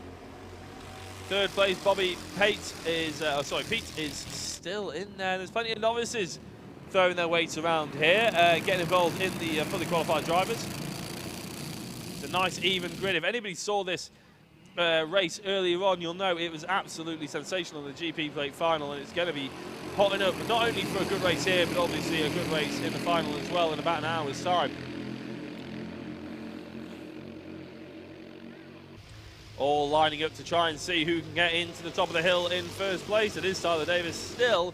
How much of a gap does he have? Nothing, pretty much at all, between himself and Fairclough.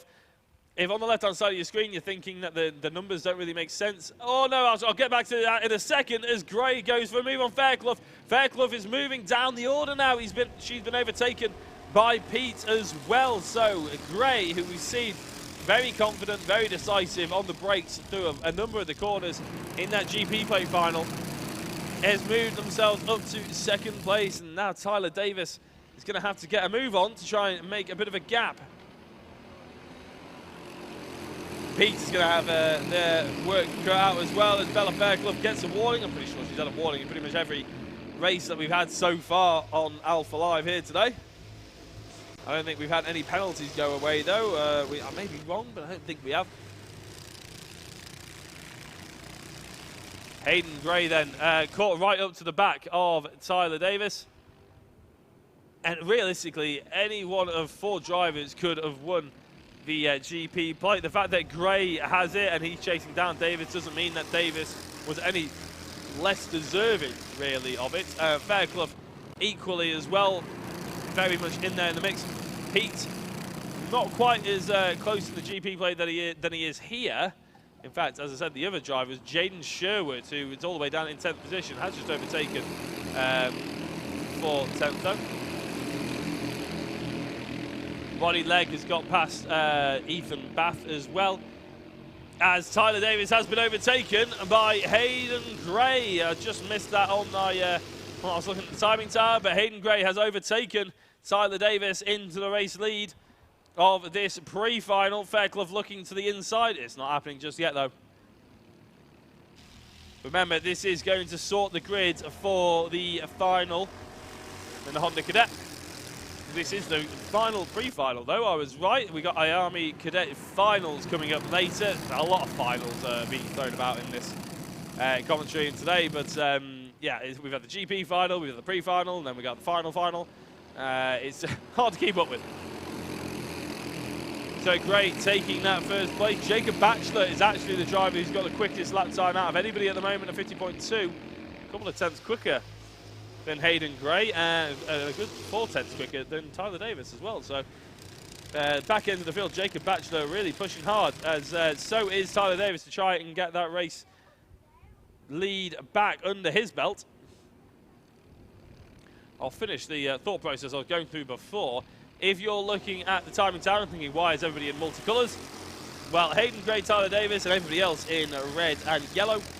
They are the qualified drivers. Everybody else in the black and the white number plates are in novice categories. So they're sort of new to the championship. They haven't quite got their full license yet, put it that way. And that is the same in every championship that we're running today as well. So if you're tuning in and wondering and just thinking that it's a bit of a timing glitch or something like that, it isn't. We've got it bang on. We're making sure that we get it all right here in Alpha Live. And we like to sort of pride ourselves in distinguishing the two classes as well, because it does give a little bit of pride for the novice victor as well.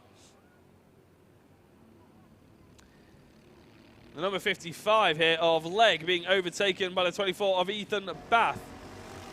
Bath trying to get alongside, and I think Bath has actually got that position done and dusted against. No, they haven't actually. So no, they've blended in as they were. Tyler Davis has got back into the race lead of Hayden Gray. That must have happened at some point during this lap while we were looking elsewhere. I've only just picked up on that, but I can reliably tell you that it's less than a tenth of a second between Davis and Gray. And Davis is looking a little... Ethan Bath with a little bit of a warning there. I can tell you that Gray is looking very interested in taking that as soon as possible. Bobby Pete really performing well. Not been a driver that's caught the eye too much so far today, but performing well in this pre-final. And really, it doesn't matter until you get to the pre-finals and the finals, does it? Nothing really matters until you hit that final and the lights go out. You could be doing very well. It's a GP plate goes through into first place. He gets that race lead back off Tyler Davis. Bobby Pete still in third. Bella Fairclough not being able to find a way round just yet, but the way the front two are fighting, you'd have thought third and fourth would be able to maybe have a go at it. Tyler Davis with a warning flag. Maybe we've missed one or two slight sort of comings togethers. I'm not entirely sure. It's hard to see, really, when you're trying to focus on everybody else at the same time. So Hayden Gray in the race lead at the moment. They're still fighting basically wherever you look. Towards the back end, that's the number 12 kart of Jacob Batchelor, which means that's Jarvis, Fairclough and Sherwood. Again, Sherwood looked like good pace in the GP final, but never really tried to make the move that they sort of wanted to, I would say. It just wasn't necessarily there for the taking for them at that point. Hayden Gray is now a driver with a warning flag, so basically they're just handing out warnings to all the front-running drivers at the moment. But hopefully they don't send out any penalties, because we want to see this settled on the racetrack. 50-odd seconds to go, which means we're probably going to be, I think, the 3 laps to go. So this lap and 2 more. When the timer counts down to 0, I think we'll be on the next lap. So that does mean we have plenty of opportunities for the likes of Davis, the likes of Pete and Fairclough to try and make any moves. And Hayden Gray is going to have to react and drive defensively here. Yeah, as we're coming across the line, it all of a sudden appears there's only 20 seconds left. Warning again for Hayden Gray. How many warnings is he going to be able to notch up? Jaden Sherwood's got past Joshua Jarvis. Alex Fairclough got past Luke Broadbent towards the rear end of the field. Tyler Davis looking for that inside line, but it's just not happening. Every time it's been looked at, Gray has covered it off for now. Fairclough and Pete, though, that's probably the slightly more aggressive action that we're seeing at the moment. Remember, we're on the penultimate lap, not the final lap. So it's 10 seconds counts down. It will count down to 0 as we're on this lap, even though we're coming up to the final couple of corners.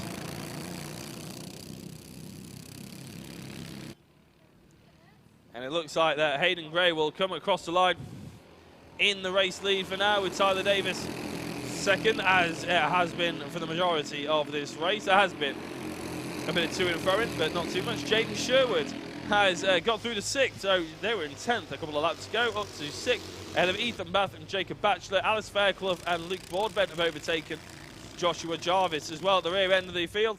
The 63 kart there, I'm not sure who that was. Bella Fairclough going very wide. Not able, maybe trying to go for a race move. Well, I was looking at the timing tower, unfortunately. I couldn't quite see it. But Tyler Davis, I think we should probably keep an eye on these screens for now, because the last couple of corners, Tyler Davis is going to throw everything at it.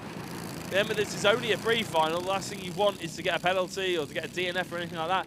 So you're probably better off just allowing Hayden Gray to take the victory. And Hayden Gray does take the victory, starting on pole position for the final. And there's been an incident at the back. Number 55, that's Leg. That was in 5th place. And I'm not sure who the other kart is. I think it's Ethan Bath. I could be wrong. Might be Alice Fairclough or Broadbent. In fact, there we go. The number 11, that is Broadbent, so involved with that one. So I'm not sure if that was a back marker incident or what's going on, but that's a real gutting shame, because I think Leg was in 5th place. In fact, yeah, Leg was in 5th place. Broadbent was in 10th. So I think that was a back marker incident, which you never like to see. But Hayden Gray won't mind, Tyler Davis won't mind, Bobby Pate won't mind either. The top 3 in that order, as we're just looking at a couple of the other karts, I think they'll probably consider them retired. A lap down, and that is gutting, really. I mean, they even if they got pushed onto the track to finish the race, they'd end up in the same position they were if they just considered them a retirement in the final. But the only hope is obviously that they don't have any mechanical faults. That's the issue. I can tell you that one of them have got going now. They both got going. I'm just going to double check that they're going into the pits before I lead into the IAME cadets. Yeah, they are. So, pre-finals, done and dusted. GP plates, done and dusted. There's only one round left to go. Let's get into the IAME cadet final.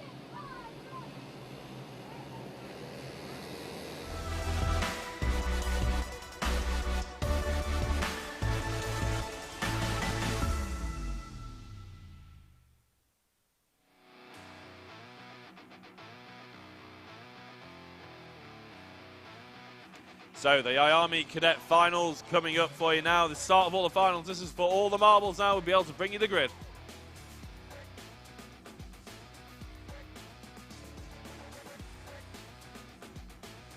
There we go. Max Horler on pole position then, ahead of Blair Smith. Austin Gibson in third place. Braith Murdoch in fourth. Kasper Tomilewski in fifth, with Eric Glistener in sixth.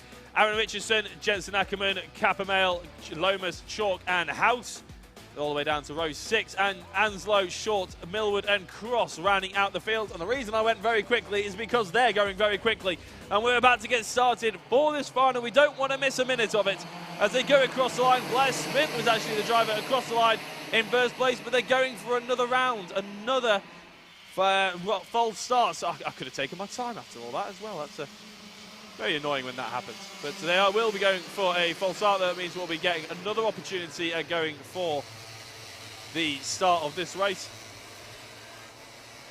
I think Blair Smith, he got a penalty, remember, last time for jumping the start and not obeying starters' orders. He actually got the position reversed in the end from where he finished, which has allowed Max Horler to start on pole position. There he is, Max Horler on the right-hand side, the darker kart.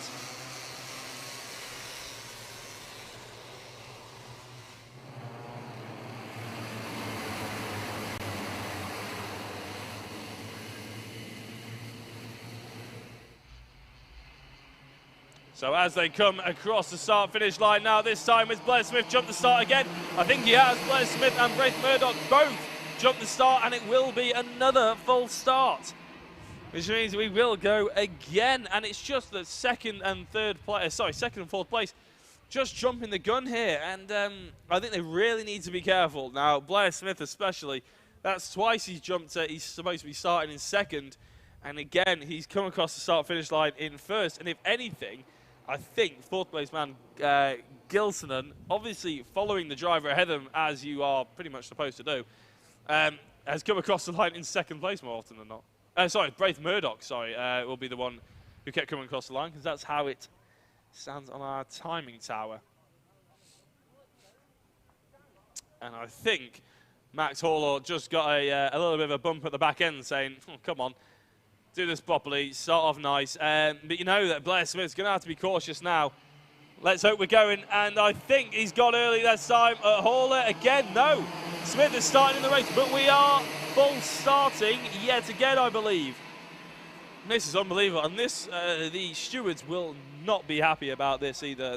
That's 3 in a row. And they had problems with this, this grid and there's a red flag for these drivers. Now, I imagine the majority of that decision has been because of the poor starting procedures. So Blair Smith is basically what's happening. Blair Smith's supposed to be in second place, Max Horler in third, but every time they cross the line, Smith is ahead. Now, there are two trains of thoughts here, and it's hard for us to gauge really because it's all speculation. And to be honest, the majority of today is just me talking to myself, so I can talk myself into things that may not be true. It's a bit easier when there's a co-commentator here and we can discuss these sort of things. But it looked like, to me, on that final one, coming up to the final corner, Max Horler did actually accelerate. And he did look like he was going for it. And then he saw potentially that Blair Smith didn't have, or he had a better start than him. So if anything, he came off the throttle a little bit after the final corner. And obviously, automatically, that creates a jump start and a false start. Clark of the course is going over, and Steward's going over to maybe have a little bit of a weird, stop the drivers. I'll be surprised if we go from a standing start.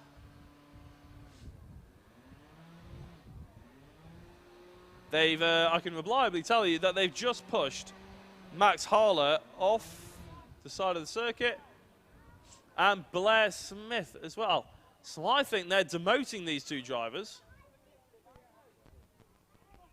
Yeah, I've just had confirmation, or, well, sort of confirmation, that they'll be putting these drivers to the back of the grid. The front two not allowed to take the front start because of all those shenanigans. And there are discussions here about what the procedure is next. Now, keep in mind that this isn't a heat. This isn't qualifying. It's not even a GP plate final. It's not even a pre-final. This is a final. This is for all the Acorns. And it looks like they're going to be lining them back up. No, he's putting them back in his cart. Harler having a bit of a word with his mechanic there. And obviously, we're not entirely sure what's being said. As I said, the majority of the reasoning is complete speculation, but in my opinion, it did look like the first one or two, maybe Smith was just getting a bit carried away, as he did in the pre-final. And in the last one, I think it looked like Harler knew that Smith had a good start, and he looked like he maybe just came off the throttle a touch. Not quite brake checking, but a similar sort of outcome. We'll get going in a couple of minutes, though.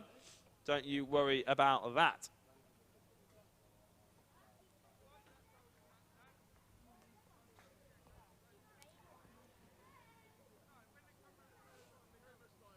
So I suppose, I mean, if you're tuning in for the final, we haven't really had much time to actually talk about the BKC, to be honest, as a whole. Bambino Kart Club up until this point, and since we have a red flag, hopefully this is the only red flag that we have of the entire day. That's what we're really hoping for. Obviously, we're hoping for 0, but we have one, so let's just get on with it, sort of thing. Just been having a look at the Bambino Kart Club website. Apparently, they're coming back with a bang for 2021. 1 round over a 2-day format. That's what we've been having. There is an optional practice, always held on the Friday as well, which the majority of the drivers will have been taking part in. If you missed sort of what the crack is really, Saturday there was qualifying and 3 heats, which dictated the amount of points that they got going into the pre-final, and the pre-final dictated the qualification for the final, which is obviously what we're seeing here. And you can see now that the 2 drivers that were at the front of the field are being told off, told to behave themselves, and we get on with it. I have to say, what it will do is give us something to watch, that's for sure. This is all part of a bigger picture. They had to cancel round 4 at Eloff Park, which means that this GYG is round 4 technically, even though it's supposed to be round 5. It's, you know, all that. So instead of 6 weekends, they're down to 5 weekends, but they still have a drop round. So the 5 best rounds that you can muster, sorry, 4 best rounds that you can muster over a 5-round championship is how you finish up. And these drivers will be certainly thinking that. And for a few of these drivers, the likes of Haller and Blair Smith, this may well be the drop round because they obviously have fallen towards the back. But as they come across the line, it will be Wraith Murdoch, and it's not a full start. We are racing here at the IAME Cadet final at the BKC, and the 14 machine of Wraith Murdoch leads away. Eric Gilsonen, is in second place, so he was across the line, but to be honest, it's been so mixed up now with those drivers being sent to the back that we're just sort of going to have to come across the line. But there's contact there between the 16 and the GP plate. The GP plate being Jensen Ackerman and 16 being Aaron Richardson. So drama in that mid-pack, drama at the front, already sent to the back. as they come across the line. We'll read you through the order. What I can tell you is that Braith Murdoch still leads the way, but only just ahead of Austin Gibson. Eric Gilsonen is in third. I'm just having a look at the drivers who started at the back of the field. Max Horler has gained 1 position, and Blair Smith gained 6 positions off the start there. Blair Smith already up to 10th place.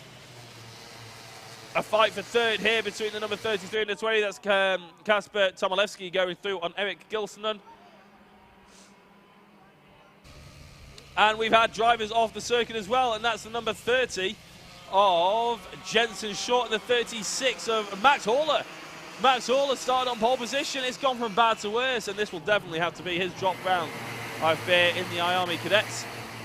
Trying to get his kart going. We'll have to see whether he rejoins, but a big incident as he was sent further back. What it has done, though, is promote a very close battle right in the front end of the field. Braith Murdoch ahead of Austin Gibson. Tomilewski, who I think came second earlier on in the day, in third place at the moment, but his drivers trying to go around the outside of each other, but the inside of each other, every which way they can muster. And that's the 33 going through on Tomilewski, I think. It was, actually. No, Tomilewski's just got through on Gibson. So, actually, Gibson's the one who's dropped back down into, I believe, 4th position. It's quite hard to keep up when the... keep up to date when they swap around like this so often, and they have their GoPros on the front of their carts. But we'll try our best. Jensen Ackerman, I'm sure, will be very keen to get forward, and this really does open it up for a lot of drivers to try and score an awful lot of points realistically. Blair Smith up to 9th. For only 2.5 seconds away from the race leader as it stands, actually. So it's a nice train these carts are forming. Unlike the pre-finals, we are going for a 10-minute race here. So a bit more like the GP finals, as there's a little bit of prying the door open there by Tomilewski. Murdoch trying to hold on to this race lead at the moment. He's doing everything he can. It's a little bit difficult for him at the moment, and it's causing a bit of a chain reaction, or I should say a train reaction, with these drivers lined up how they are. Blair Smith gets past Charlie Lomas into 8th place. The only change on that previous lap. Tomilewski losing out to Eric Gilsonen through T1 and up the hill. Tomilewski trying to get that cut back. The GP plate of Askerman even has gotten through to, I think, 3rd position. Sorry, 4th position even. There is the GP plate. But still all following Braith Murdoch. Tomilewski looking at the inside. I thought there was going to be a bit more contact there. These drivers will be very keen to try and get through again, thanks to the fact that maybe they didn't think they had much of a chance against Horler and Smith. Now it's really opened up, and you can see the number 15 there of Blair Smith. He's in this fight. How quickly going to get through? The GP plate of Jensen Ackerman looking to the inside, and I think one of the drivers is going to be forced out wide. No, not quite, but Tomilewski has got through on Gilsonen. And that is the news of that sort of fight up the hill. 2nd and 3rd just chopping and changing, but none of them really able to catch up to the, well, make any moves anyway. They're obviously caught up to the pole man, but not being able to really make any kind of meaningful impact going forward.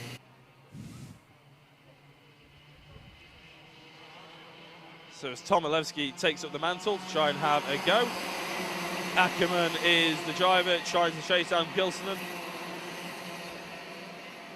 And on that lap, the only movers were Tomilewski, as the GP plate looking a little bit more racy against Gilsonen.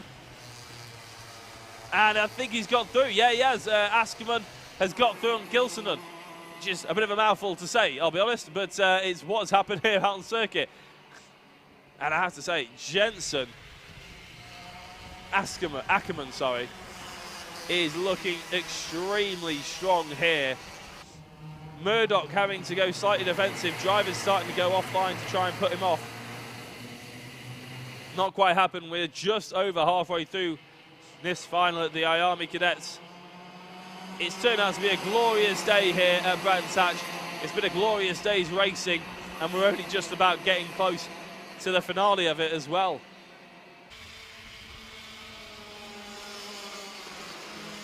Murdoch still leads, but for how much longer is there a gap there for the number 16 of Aaron Richardson on Gilsonen. Gilsonen again, he slipped down 2 positions in that last lap. He slipped down now to, I believe, 6th place. But we've got to keep an eye on the front 3 here, because at some point something's got to give, and Tomilewski is looking like the driver who's keen to make it give way.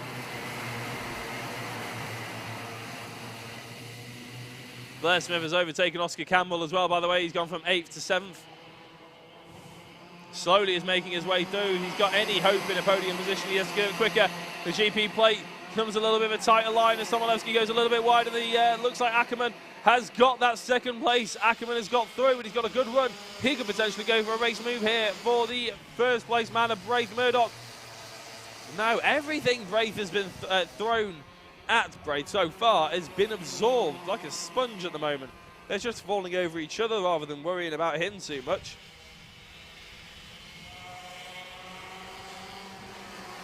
Three minutes to go on the timing tower then before we get to the last lap of this race.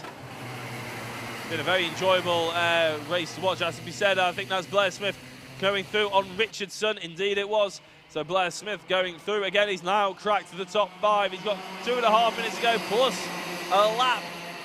I wouldn't write him off, to be honest. I think you'd have to be, well, you're a braver man than me to write him off. But Ackerman will be fully aware of the pressure that is being put on the drivers behind. He'll be wanting to get past Murdoch. He's been wanting to get past Murdoch ever since he's seen the back of him. And to be honest, everyone has. Murdoch is probably the only driver out there who hasn't yet changed positions, to be honest. Apart from obviously the fact that he was never supposed to start in pole position in the first place. You could argue that the only position he's actually changed was in the warm-up laps in the laps around the outside. Here goes the number 15 and number 52 of Blair Smith and Otton Gibson. Gibson stays ahead for now. Is it only a matter of time before Blair Smith gets through? And here goes the lead for the move for the race lead, sorry. Jensen Ackerman going through on Braith Murdoch. It's a good, solid pass, and he's got his nose right up the inside. And Braith Murdoch is coming back at him. It hasn't happened for him. So it is going to be Ackerman to take the race lead. Is he leaving the door open? No, not quite. He was confident that Murdoch wouldn't go for it. Murdoch really keen, I'm sure, to stick on the podium here after an interesting first. Oh, he doesn't want a podium. He wants a 1st place. He wants top step of the podium.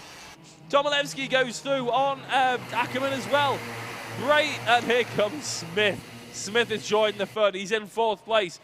We'll have, I imagine, 3 more laps of this, which I can't quite believe. I don't think my voice can take it. As Tomilewski goes through the race lead, but here comes... Who is that going through? Is that... I can't see who's gone through to the race lead. It can't be Smith, can it?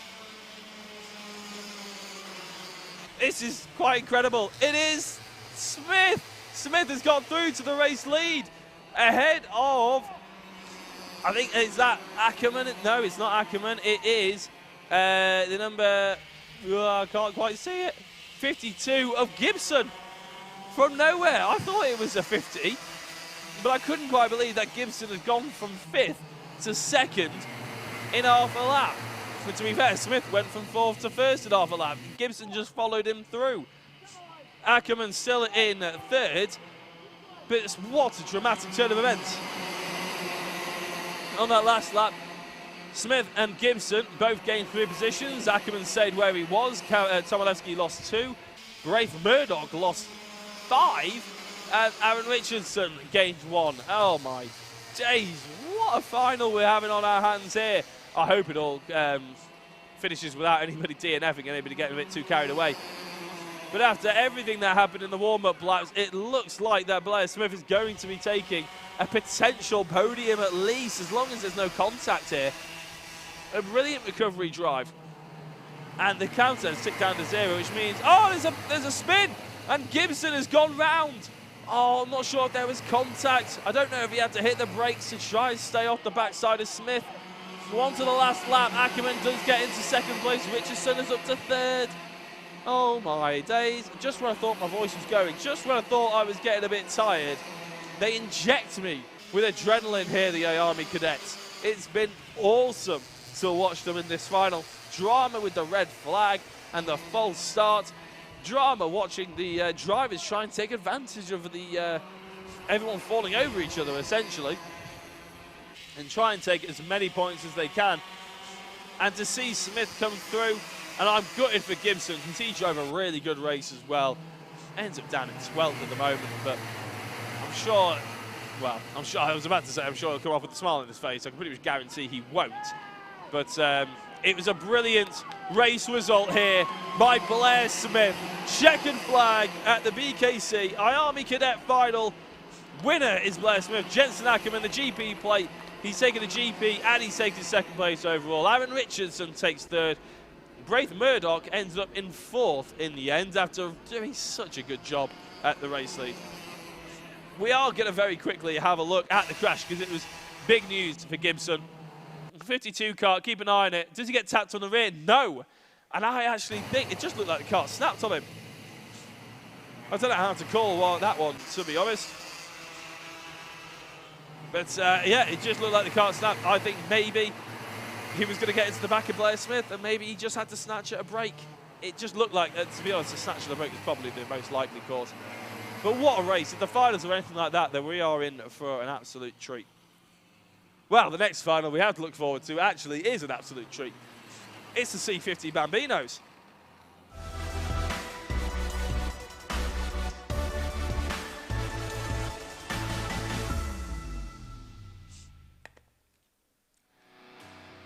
Well, after that one, everyone just catch their breath, take a second.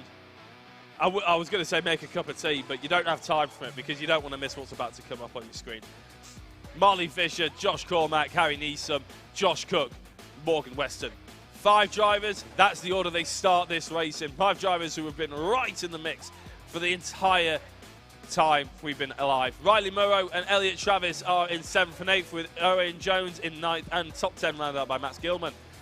Ethan McClelland and Ellis Child 11th and 12th.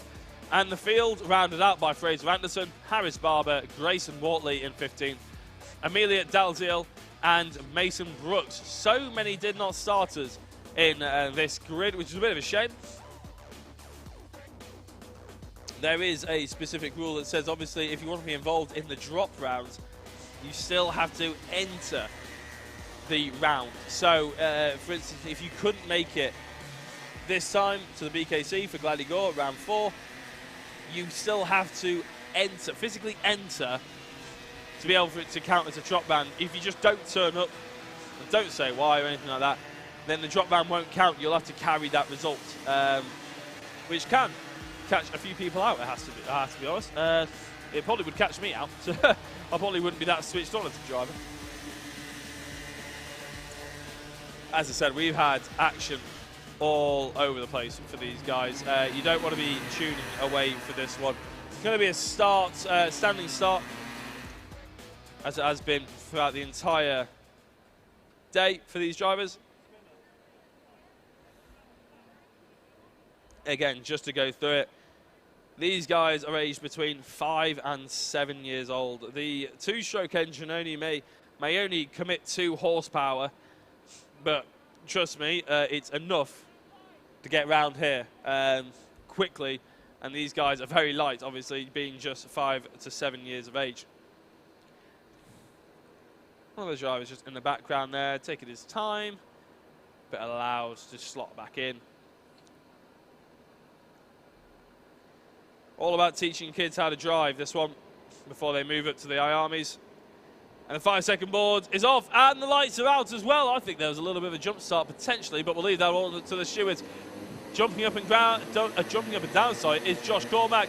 The GP plate of Marley Fisher gets into the race lead. Josh Cook has done everything apart from actually win the race today. He's tried his best to be the sort of most exciting racer. I have to say, he has been a very exciting racer. But Marley Fisher is been the one who's probably taken the most amount of pressure, absorbed it, and just transformed it into race victories, especially in that GP plate, which is why they've got GP right on the front of their car. Josh Cook opening the door and being overtaken by essentially the top 4, and he slots down into 5th position. This is what you're likely to see, to be honest, is a lot of trades. I mean, Josh Cook, to be fair, he looks like he's doing things very unconventionally. He's driving what we would probably see in terms of Micro Maxes, the T4s, you know, the conventional racing line.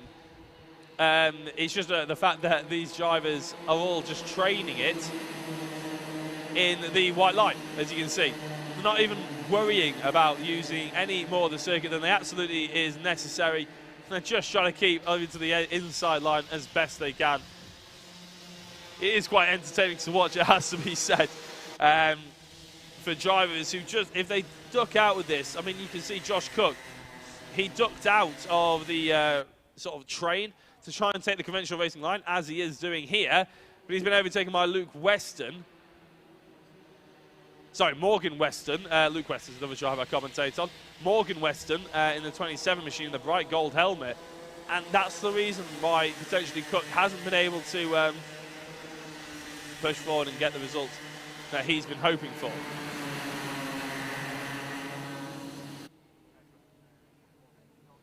So, at the moment, we're just over, well, about to join the second lap of the race. Marley Fisher still in the race lead, but very conscious that they've got Josh Cormack even, behind them.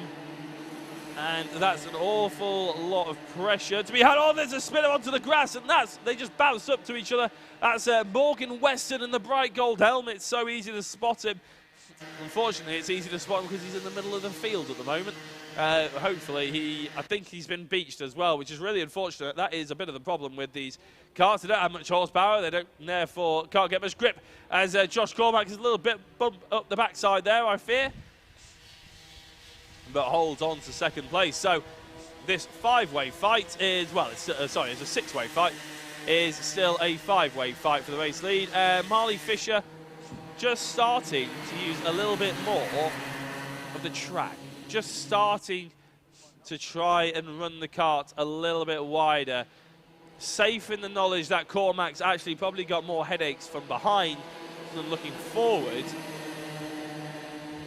And yeah, if you look at this, I think Cormac has got Neeson for company. As they get to the top of the hill, they'll be bunched up yet again. But Marley Fisher absorbing this pressure yet again really rather well.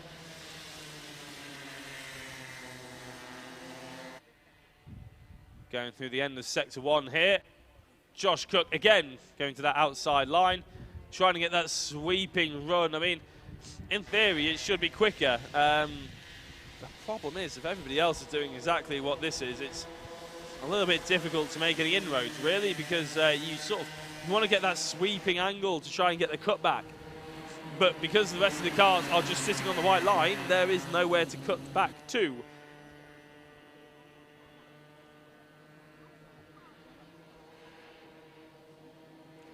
I believe the front three are pretty much as they started here. Joshua Griffin has overtaken Josh Cook on that last one. So Cook actually, I said it was a 6-way, 5-way fight. Cook again with that wider line, with that more conventional racing line. It's not quicker in these cars. They top out too quickly.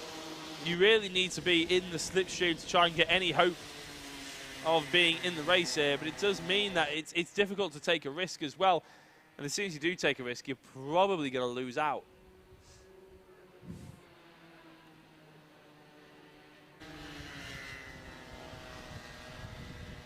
It looked like Cormac maybe had an option there, but the Fisher just slamming that door shut for now.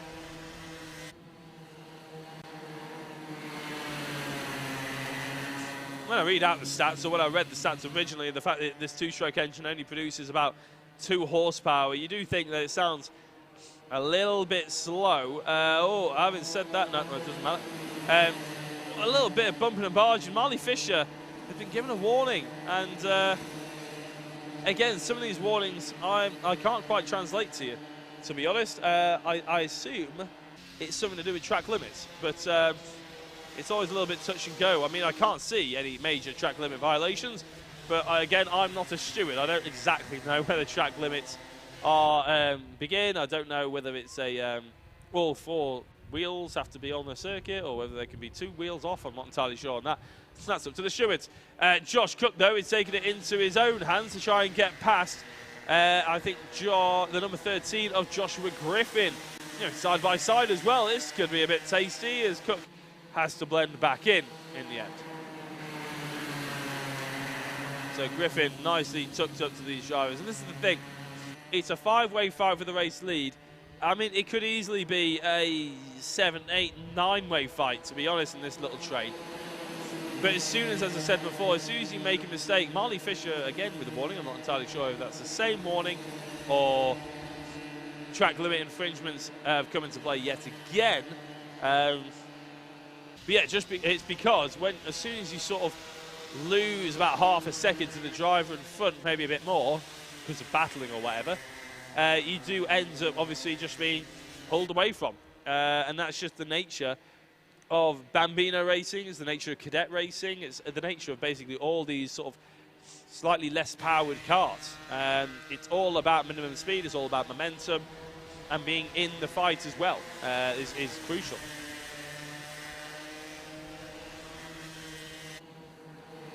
For the majority of this race, though, it's been pretty much as you see it. None of the drivers have really made any massive strides. None of the drivers have really made any sort of big moves to try and go forward. Josh Cook, oh no, Josh Griffiths, oh, there's going to contact. Oh no! He's not happy about it. Harry Neeson, not happy about it at all, still slamming his steering wheel as Josh Griffin got past. And to be fair, that looked like just, I mean, in terms of gaps on the inside, go in Bambino classes, that's about as wide as you can possibly expect from it. And Neeson just being overtaken there by Griffin, and Cook follows through as well. Still not happy about it is Neeson, sort of throwing his hands around in the background there. Just needs to get back concentrating. But I said that as soon as you make a mistake, as soon as there is a gap, that gap gets exemplified. And Fisher and Cormac doing a good job here of holding off the next 3, which now sits Griffin, Cook, and then Neeson. There you go, confirmation of the switch of order. Oh, and they're still fighting each other. As I was looking at my timing tower, Neeson is really not happy and trying to force his way back through on Josh Cook. Again, needs to keep their heads at the moment. There's still a minute and a half plus a lap to go. The last thing you want is to DNF from this. And I know everybody wants the podium position. Trust me, I know that feeling. 4th and 5th just doesn't feel the same as 3rd. But it's still, 4th and 5th is still half decent points to be taken championship-wise. Marley Fisher then has not put a foot wrong. Taking that GP victory must have given them a fair whack of confidence. And is absolutely flying here. Less than a minute to go. This will be coming up to start the penultimate lap of the race. He's still not very happy in the background there, Neeson. And he's been given a warning, I think, for unnecessary contact. Maybe that's why he wasn't very happy. He saw his number come up on the warning flag. And he thought, well, it's not my fault. I think it's their fault. Therefore, you should be blaming them. But it's a discussion that should be had at the end in the Clark's course rather than here out on the circuit, because you're never going to get a fair fight. Morgan Weston is the gold-plated driver that's just up ahead. Very much hoping that he sees the blue flags as Cormac goes through into the race lead. And again, back markers causing all kinds of issues here. Morgan Weston, who in theory may well be good enough on pace, he's not in this race anymore. He needs to back out of this one, and Fisher gets overtaken by Cormac as we're on the penultimate lap of the race. West is still ahead of the 3 drivers behind. The front 2 have managed to get through, but what's going to happen to Cook, Neeson and Griffin? Well, I'm sure Fisher won't be very happy about that. Josh Cook gets a warning as well. Weston getting out of the way, and he's just going to have to get out of the way a little bit more there as the 47 of Neeson was trying to go through. What's going to happen here is Fisher going to go for the overtake. Is Cook going to get his race victory that he was hoping for at the beginning? He's on the podium positions at the moment. The top three have pulled away thanks to Weston sort of getting in the way slightly. Cook again going for that wider sweeping line. The GP plate of Fisher going for a little bit of a wider line as well to try and get the run. Cormac needs to learn from what Fisher did so well for the majority of this race, and that's defend via the white line. Neeson still giving hand signals in the background. Griffin just getting on with it in fourth place. And this is the last lap, of course, so this is for it all. Cormac has driven this very well. He was in second for the majority, but he's going to come across the line in first place, and he takes the victory ahead of the GP plate, Marley Fisher, and Josh Cook comes home in third place. Sorry, the number 77 kart. Joshua Griffin in 13th, and I think a rather angry Harry Neeson in 5th. I'm sure that anger won't be long-lived. I'm sure he'll be fine once he gets in to the pit lane. Max Gilman was in 6th place with 7th. Elliot Travis, who was quite far up the championship standings at one point. I fear after today he may well have fallen down a little bit. Owen Jones is in 8th, 9th Ellis Child, 10th Riley Murrow, 11th Ethan McClelland, and 12th was Morgan Weston.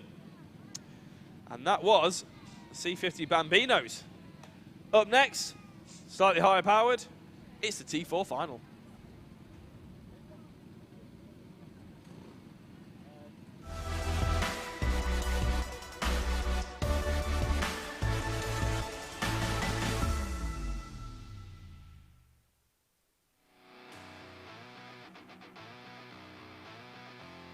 So, the T4 final, what have they got in store for us? There has been a definite favourite in this one, and it has been Archie Clark, to be honest. Plenty of debutants in this series. Archie Clark, Jensen O'Neill in second place. Obviously a close competitor to Archie, but he couldn't quite hold off for that race victory in the pre-final. Emil Ackett and Malk West, 3rd and 4th, with Dan Harris and Lawrence Newman, 5th and 6th. Kian Lee, Scott Ralph, and Dan Blackledge are 7th, 8th, and 9th.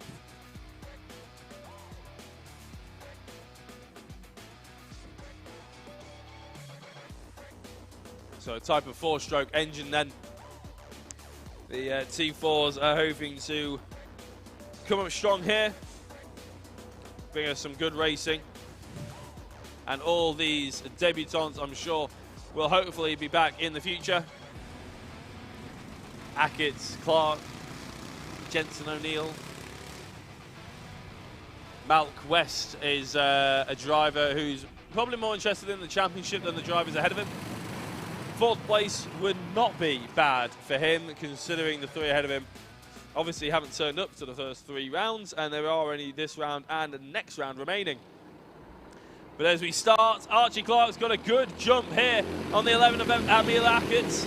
72 Jensen O'Neill has been left in the dust somewhat, so Ackett has jumped him off the start line. 54 machine there, and Malk West is Dan Harris and Malk West going side by side in the background.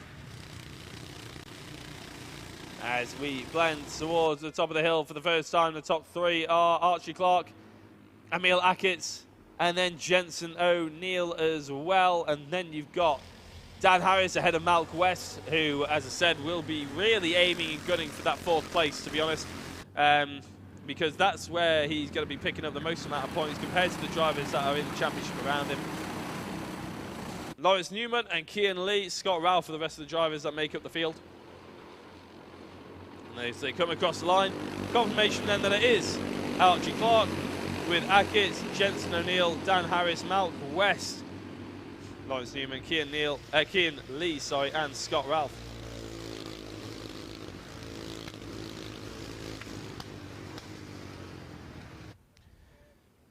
So Archie Clark already starting to gain a bit of a gap here. Hackett and O'Neill will be fighting, I'm sure, for the majority of this race. They've been very close on pace for the rest of the day. Jensen, realistically, very far out ahead of the rest of the field in that pre-final, but just got caught up in the end by Archie Clark. And a gap of 0.4 seconds. No, that's just been refreshed. 1.1 second gap between Archie Clark and Hackett. It's only going to grow as these two start to fight. Up to the top end, up the hill, and there's a very deep line by Hackett. This could let O'Neill through and around the outside. And I don't think he even needs to worry about the left-hander, because Jensen O'Neill in the second place in the lead of that little battle. Hackett falls down into third.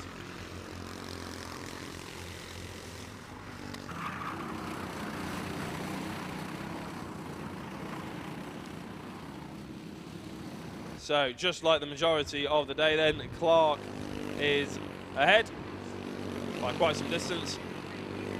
Jensen O'Neill in second, Hackett in third. Dan Harris and Malk West are probably the two drivers that we really have to focus on most of all for the championship. Obviously there is Pride to be talking about as well, which is what the front three are really fighting about. But it should be an awesome way to finish the day for these drivers. The T4 series, basically a type of four-stroke developed by Tillotson. Apparently it debuted in 2019 Motorsport Ireland Championship. So it's starting to make its way into England. Apparently it's extremely popular all over the world. And I have to be honest, until coming to the BKC this weekend, it was the first time I'd ever heard of it. And at the moment, this weekend, as we speak, there is a final going on in Ireland. Apparently up to 180 entries, so a very popular class to be keeping an eye out on for the future.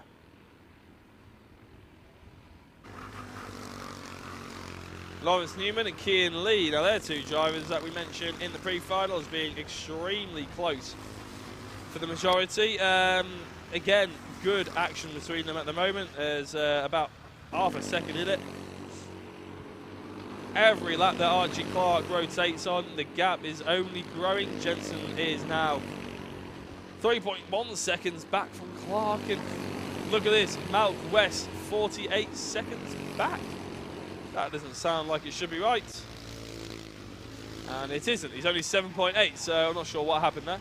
Oh, no, that was his lap time. Apologies about that, because they are, of course, rotating in sub 50-second lap times around here. I was going to say, I thought that was a long way to be behind when we're only 4 minutes and 20 seconds into this race. And if you've enjoyed what you've seen so far this, well, today, this weekend, obviously we've just been filming for today, then please do let us know in the comments. Let us know in the, wherever you're watching this from, basically. Because it's awesome to have your sort of contributions, and especially when I'm sort of chilling on my own and not having my co-commentators with me. It's always nice to maybe have a chat to the chat, shall we say?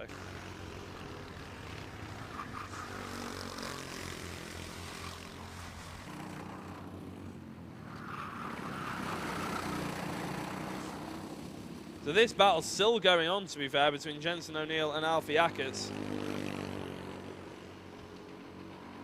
It's getting nice and close, but it has to be said, I don't think Hackett is really chasing him down at the moment. There's about half a second in it. He really needs to get a touch tighter.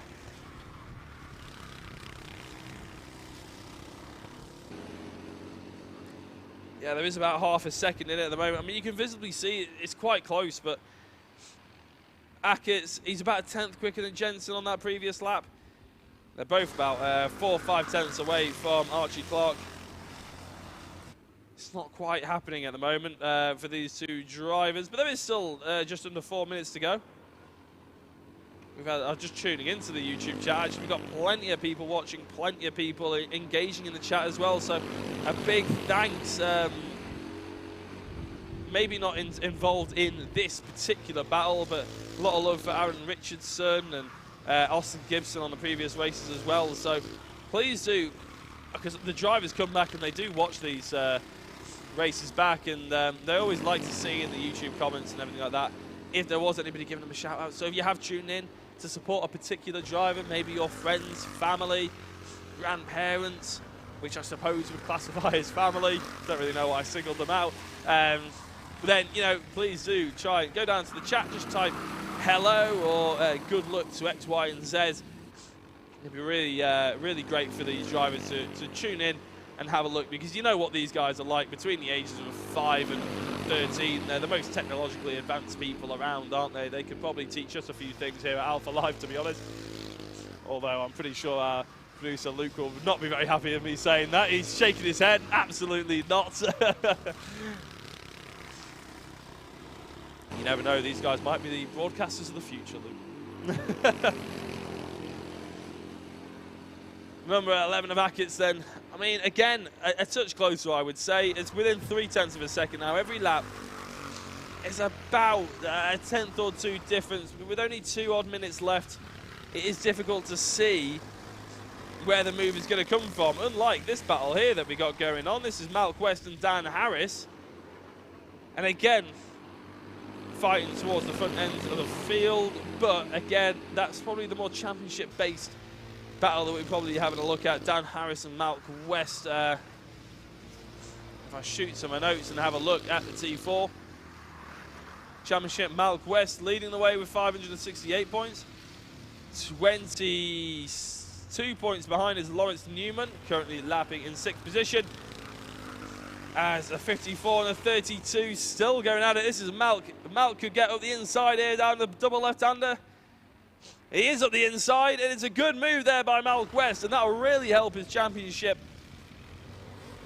Good solid performance there. The 54 car of Dan Harris currently sitting 5th in the championship. He was hoping probably to get a little bit further up the order. He has had a good handful of 3rd place and a 2nd, Dan Harris, over the course of the last couple of rounds. In round 3, he took home 4 3rd places. In round 1, he took home a 2nd as well. So these two not afraid to fight and get their elbows out somewhat. Oh, there's a spin. As I look away, 54, that is Dan Harris with the spin, and he's beached himself on the curb too high, and with no momentum, it's basically seesawed itself, and that is why that battle has had to come to an end. Hackett's, I would argue, closer than ever before. How could he run through the final corner? Quite close enough to really worry Jensen still. Archie Clark, this will be the penultimate lap of the race. He's a good 6 seconds ahead of these two drivers.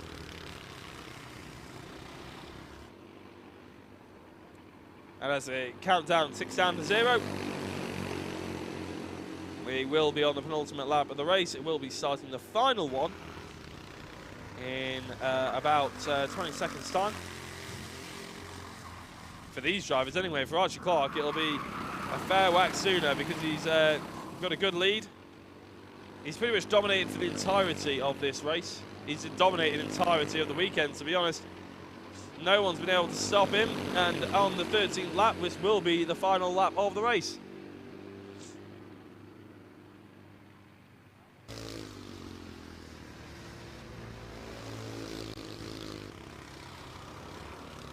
It's unfortunate for Dan Harris, really, because as I said, he was having a really good battle with Malk West at one point during that, well, for the majority of the race, to be honest. Lawrence Newman, obviously, is going to take advantage of that. Currently sat 2nd in the championship.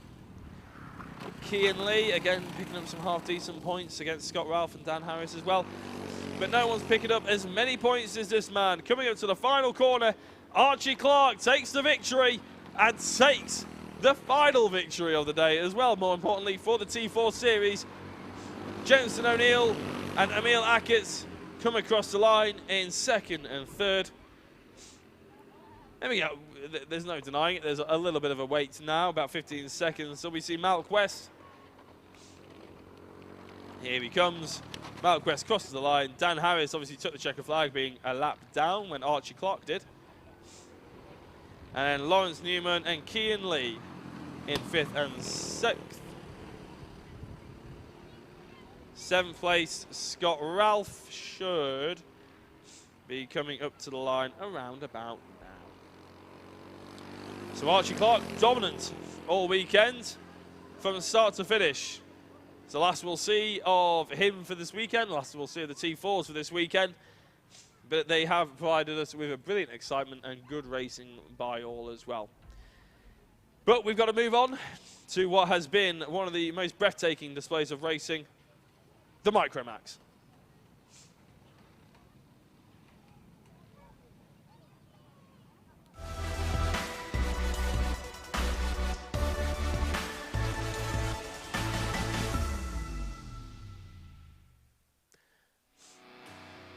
So, the Micromax, if you haven't seen it, where have you been? Let's bring up the grids.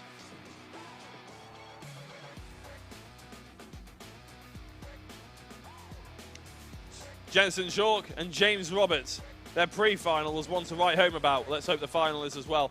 Jack Freeman in 3rd with Jack Cordingley in 4th. Oliver Hipkins and Logan Lauder 5th and 6th. Row 4 is Jensen Brown and Ethan Bath with Alex Jones and Jake Gufferty in row 5.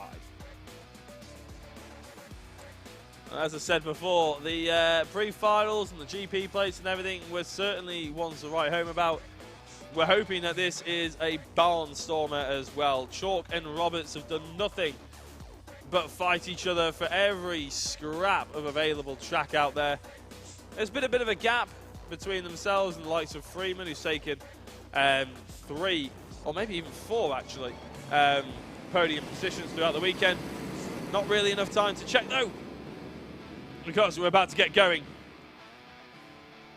The GP plate of Jensen Chalk leading the way then. And it is a good start by Jensen Chalk, but I'd say it's a better start. Is that a full start? No, it isn't. We're racing. 37 of James Roberts gets into this race lead. Chalk in 2nd place has lost a position. He started on pole.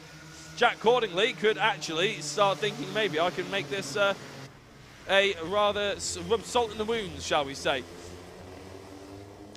Up the hill they go and back down. It looks like that Roberts still in the race lead from Chalk. Cordingley. And then there is a little bit of a battle in the background for 4th position. It'll be between Jack Freeman and Logan Lauder. Freeman actually started on 3rd place, so he's lost 2 positions. Oh, no, he's lost 1 position, I believe. We'll have confirmation as they come across the line, I suppose. Oh, big sideways moment there for Cordingley. That could be really scupper. And there's the number 30 car. Who is the number 30 car? We haven't brought up the... he doesn't cross the line, so actually doesn't count the timing tower yet, so we're not entirely sure.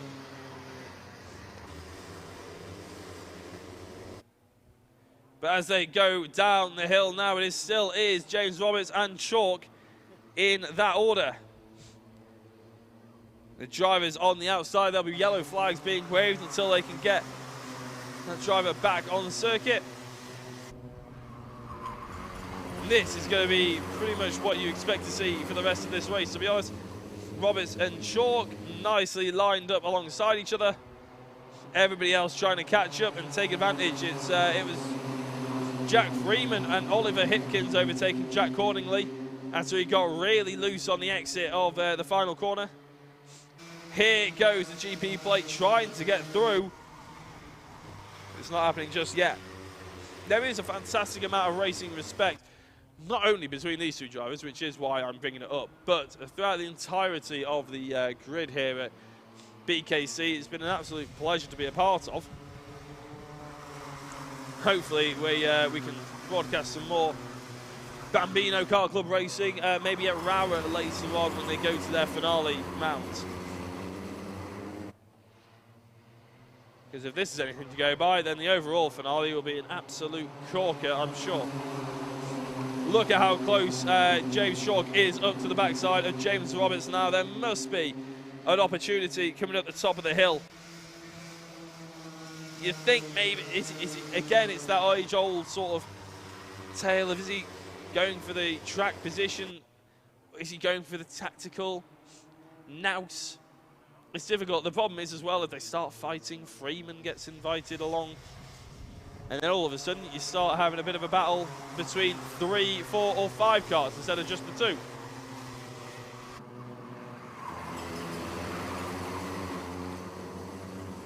Having a look at the lap times, actually, Chalk with the fastest lap time on that previous lap. That's why he's gotten right to the back. And you can see how much he's throwing his cart around.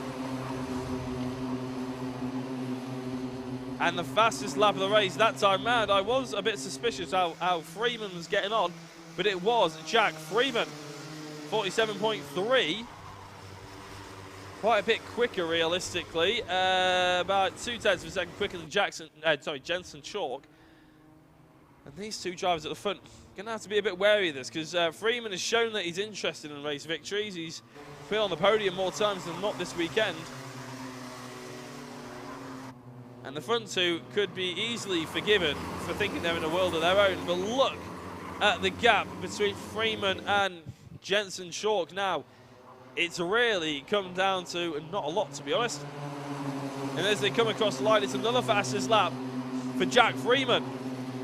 47.3, 0.2 of a quicker, 0.2 of a second quicker, sorry, than the 2 ahead. And there's a move here for Jensen Chalk, I think. And Jensen Chalk takes the lead of this race ahead of Roberts. Freeman will be looking at this and licking his lips because he's just so hoping that they keep holding each other up so he can get involved. Ever the opportunistic, I'm sure, is Jack Freeman. Oliver Hipkins not able to catch up behind, so from what we can see at the moment, based on times and based on previous races, this is going to be a 3-way battle. If Roberts and Chalk can get the red down, then I think they have the overall pace on Freeman, but it's as soon as they allow Freeman the opportunity to try and catch up, then there's just that extra incentive for Freeman to try that little extra 0.1 of a second. And I think, oh no, it was very close. I thought Freeman was going for a move there on Roberts, but it wasn't quite to be.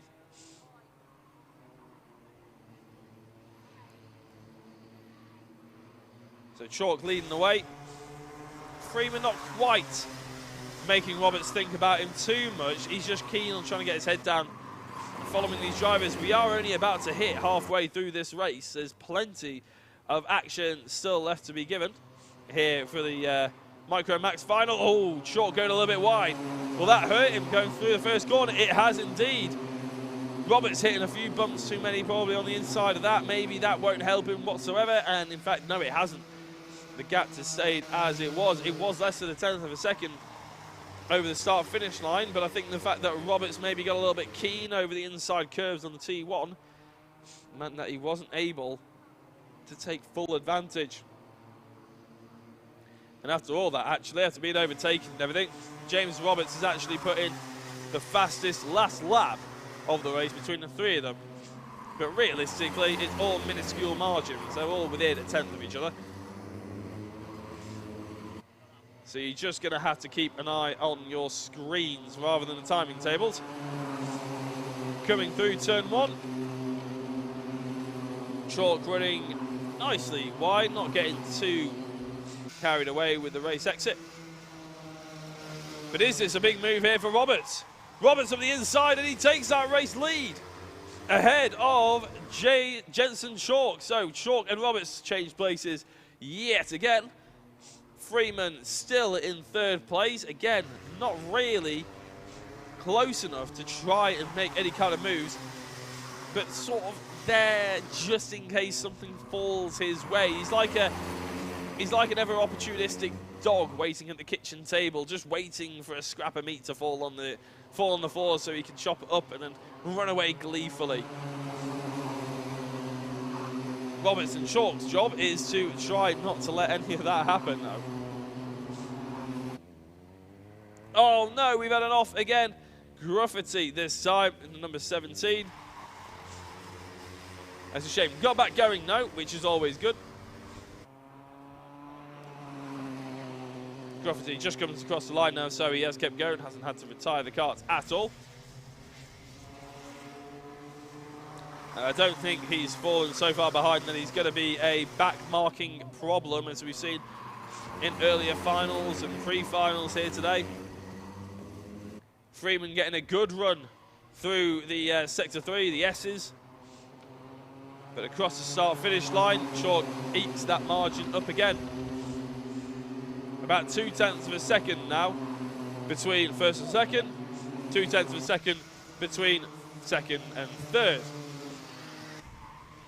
Jensen Chalk, who was looking for an outside move there. Maybe he's trying to get the cut back. It's so hard to get the cut back in that position of the circuit, though, because you are immediately in left-hander. But he makes it work anyway. A huge dive up the inside. And here comes Freeman. Oh, Freeman having to settle again for that third place for now. But that was a brilliant move by Jensen Chalk into the race lead. Again, these drivers swapping positions very regularly and not too worried about it. If these guys don't come off the circuit with massive smiles on their face after each and every lap, each and every race I should say, then they're doing karting wrong, because this is sensational stuff. There must only be, I think there's going to be this lap, one more, and then a final lap of the race, because we got about just over a minute, and it's about a 47-second lap, by the way, that Jensen Chalk is doing this circuit at the moment. Roberts getting nice and close to the back bumper of Chalk there. With Freeman again. I would say Freeman's probably just, he's lost out about 0.2 of a second per lap than these two drivers. But as soon as they obviously start falling over each other, that difference just gets negated instantly. And Freeman is then, again, within touching distance. But you just feel that he doesn't quite have the overall pace to really upset the apple cart here. These drivers have performed expertly well. Jack Cordonley as well, to be fair to him, is only 1.2 seconds back. Is this a race leading move? No, the GB plate of Chalk holds on to that first place. Roberts was looking at the inside to try and do to Chalk what Chalk did to him. Wasn't happening though. So the timer has ticked down to 0. We will be on the last lap of the race. And look at this. Roberts trying to use all the track available to him. And he's going to be very close. He's already looking to the inside. Chalk already covering that off. Freeman is there to mop up any thrills, any spills that he can get. I don't think Cordingley is going to be close enough. Maybe 1 or 2 laps more, though, and this could have really had a go for third place. Down the hill, then, it's one of the final opportunities. Chalk going defensive and doing it well as well. Roberts holds on to second place. Freeman, as I've said, never really been close enough to launch that successful bid for a race-winning move. But he is still there or thereabouts. Look at how Cordingley has got involved in this. Brilliant recovery drive, not even recovery, end of the lap drive by him. But it is going to be the GP plate, Jensen Chalk, to take all the marbles here, and the checkered flag in first position. James Roberts in second. Third is Jack Freeman. Jack Cordingley in fourth place. Fifth was Oliver Hipkins. Sixth, Logan Lauder. Seventh, Jensen Brown. And a fair old whack down the order because of the spin earlier in the session will be Jake Graffiti. Shame for Jake. You never like to see drivers obviously fall off the circuit for whatever reason, but he comes across the line to round out the grid. Big thank you to all the Micro Max drivers for bringing such entertaining racing. A thank you to all the spectators as well. There was loads of them up on the gantry, a very popular grid indeed. But we're about to shoot to another very popular grid. It's the IAME Bambino final.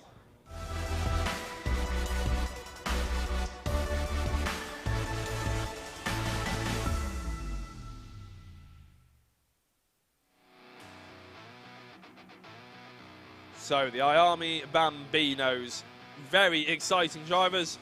You have to be involved in the series in the C50 Cadets class for at least a year to be involved in this one, and we can bring you the grid.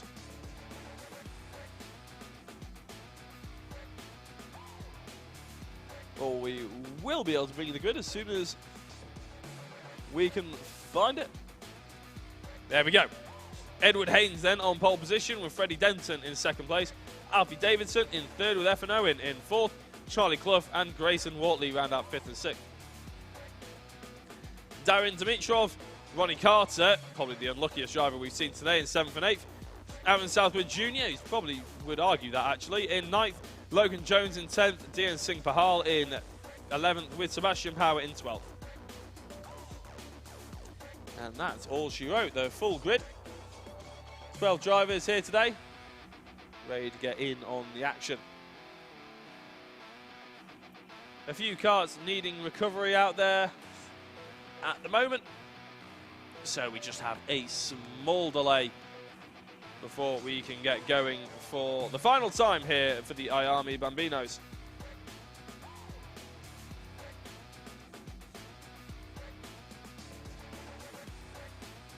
So the IAME Bambinos then, again, the format is stayed the same pretty much for the entirety of its sort of following here at BKC.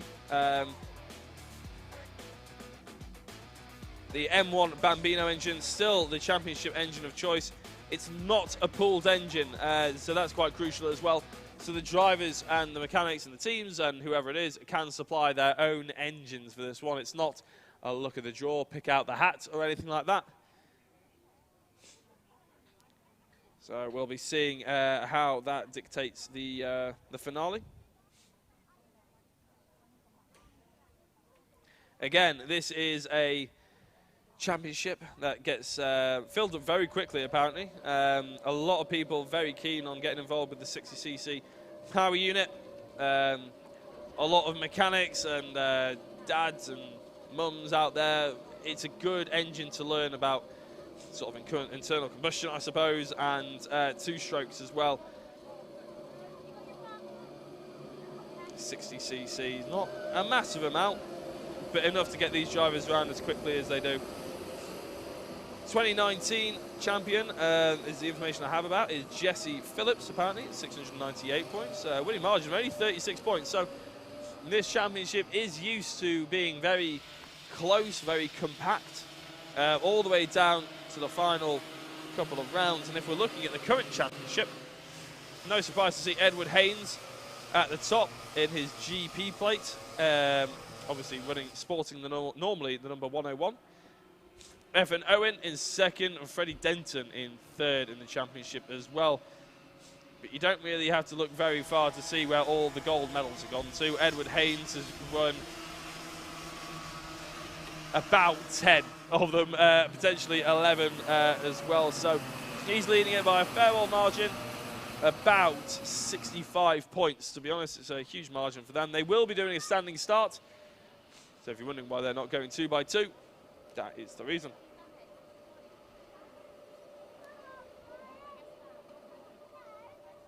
Charlie Clough is a driver that we haven't really mentioned that much today.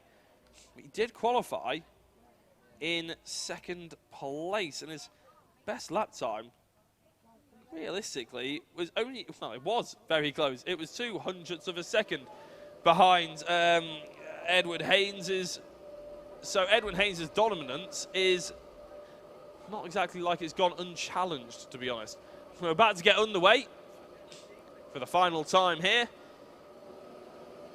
in the IAME Bambinos. 5-second board walks off. We're waiting for the lights. Oh, a little bit of a jump start in the background there, I thought. But we are away, and it's Freddie Denton just getting his nose ahead of the GP plate kart. A little bit of contact with the curve, a little bit of contact with the drivers. And Alfie Davidson as well always seems to be in on the mix. Alfie Davidson has actually got up ahead of Freddie Denton. Not sure what happened to Freddie there, because he got a really good start. Maybe the second phase of the start wasn't quite to his standard. Maybe it wasn't quite as good as he was hoping for. So it's a good lead so far by Freddie Denton in the GP plate kart. Sorry, Edward Haynes in the GP plate car. Sorry, got that one mixed up.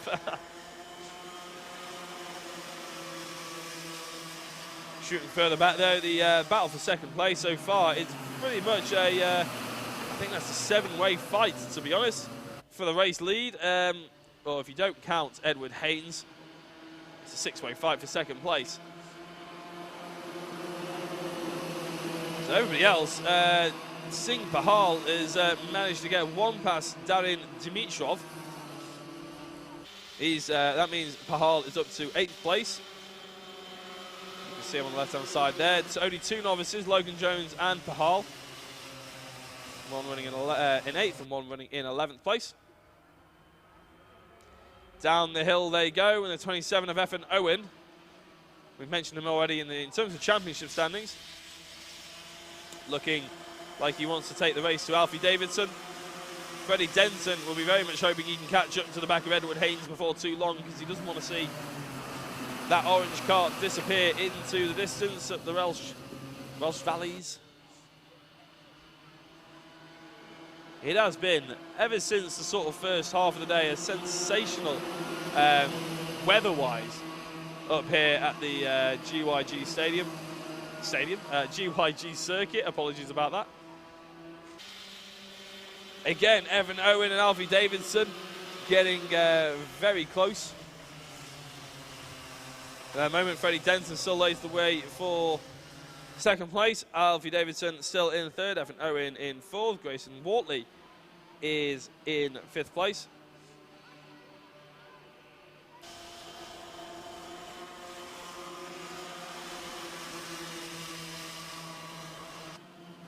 Leading down towards the back end of Sector 3. If you do hear any banging, I do apologise. We have some people banging on the windows here at the commentary box, but hopefully you won't be able to hear them. Wortley relegated down into 7th place is Clough and Carter. Another one, Carter is one of those drivers to keep an eye out on, and this is the reason why this fight for second place first has disappeared, but this fight for second, all of a sudden people are going to left and right, not knowing where to go. Freddie Denton closes the gap there on Alfie Davidson. Effin Owen in the background as well is the number 27 kart looking to the inside of Davidson after he failed to make that move for second place. But it's not gone the way of Owen just yet. But we do have about 7 minutes to go on this race. So plenty of time for moves to be made, progressions to be had, mistakes to be potentially made as well. It doesn't look like Edward Haynes is making any mistakes though at the moment, as this is Owen trying to look on Alfie Davidson. I think Alfie Davidson is going to have to concede defeat here. Going up towards T3. There we go, and Carter's got through on pretty much all of them, which is quite incredible. Apart from Freddie Denton, Carter has moved his way up to 3rd position. No, he's just been overtaken then by Effin Owen, so it's actually quite hard to... No, Effin Owen is ahead. Apologies about that. It's Freddie Denton I was thinking then. So the order is Freddie Denton, then Effin Owen, Ronnie Carter in 4th position, I believe.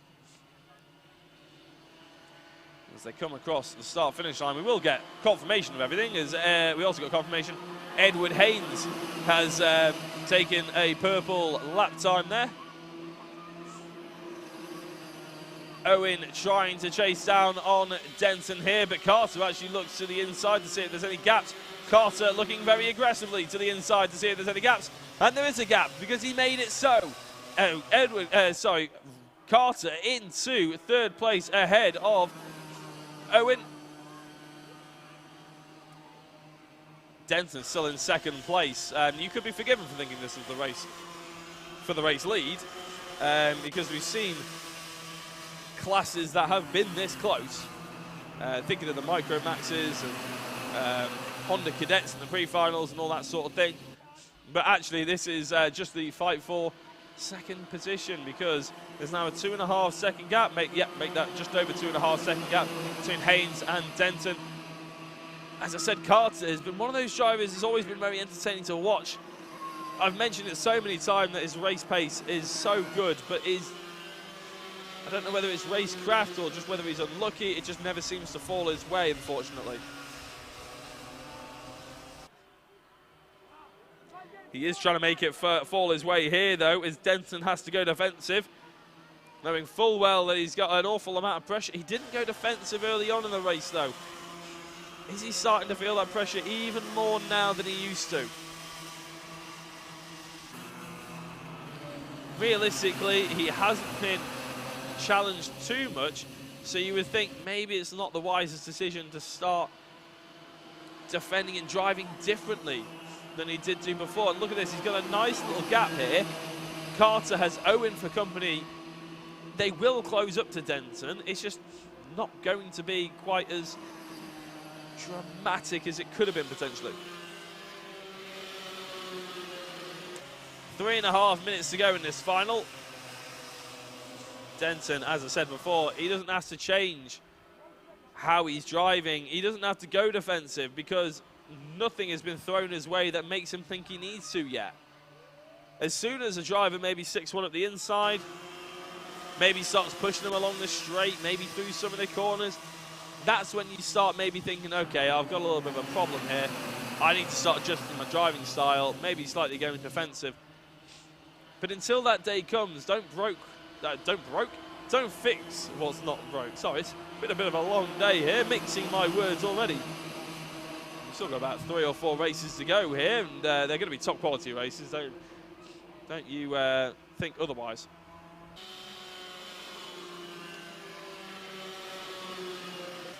As they come up to the top of the hill then, saw a driver going that wide there just before. I think that was the number 46 of Alfie Davidson. They're not having to go too defensive on each other yet, these drivers. They're okay with where they are. They're quite content. F and Owens isn't content. He was looking around the outside, trying to get a cut back inside. Maybe trying to force the move open. But very similar to some of the, maybe the C50s, which obviously is pretty much the feeder class into the IAME Bambinos. You tend to find that it's a bit of a train. It's less of a train, but the train is still present. As Evan Owen is going for a move on Carter, who's going to move on Denton. Well, we're going 3 wide up the hill here, people, as Denton, I think, just about holds on to his second place, closes the door of everybody else. And Carter also holds on to his second, but not for long. Carter goes too deep. Carter's got a problem. Carter's got his hands on his head. He needs to move his cart out of the way primarily. His engine's died. He's using the sheer force of gravity here to get him down that hill. He's parked on the side of the road. That's absolutely gutting. When your luck's not, if your luck's not there, it's just not there. Carter with a mechanical failure. It may well have been a failure going into T3, to be honest, because he did go very wide, and then all of a sudden his cart just conked out on him. Maybe a chain going loose, I don't know, maybe he got a hit at the back end and that dislodged a chain. I don't know, there's so many things that could have potentially gone wrong with that. It was a very odd, but he's very upset about it, as you can understand. Yellow flags through this sector of the track. You're about to see Carter on the left-hand side. There he is, walking back. I'm sure his mum and dad will be here, ready with a big hug, and potentially get him an ice cream after that one, because he'll be very upset. One driver who won't be upset, though, is Edward Haynes, and he's got a 3.5 second gap. He hasn't pulled away a massive margin, but in all fairness, he hasn't really needed to either. With 35 seconds, and now with 10 seconds on the clock, this will be the penultimate lap of the race. The fight for second place isn't done and dusted, though, just because Carter's unfortunately DNF'd. Denton's still holding on to it. It'll be a hell of a drive if he can keep hold of it, to be honest, because he's just done nothing but absorb pressure for the entirety.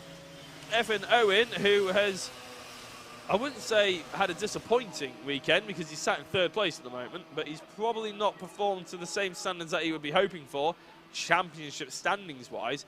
But today, when it all counts, in the final, he's come up trumps. 3rd place, and you never know. We have one more lap after this. it could be a race, a second place for him. He will really need to do something special to dislodge Denton, though, because realistically, Denton hasn't put a foot wrong. He hasn't driven overly defensive, which much more experienced drivers than him tend to do, and defend. Oh, there's a big hit in the background. That's a 77. Who was it? Was that a back marker? 77 of Jones, Logan Jones. I fear he was a back marker getting mixed up in that. And this is the problem, really. I think maybe a note for all the classes going into the finale at Raura. Blue flags.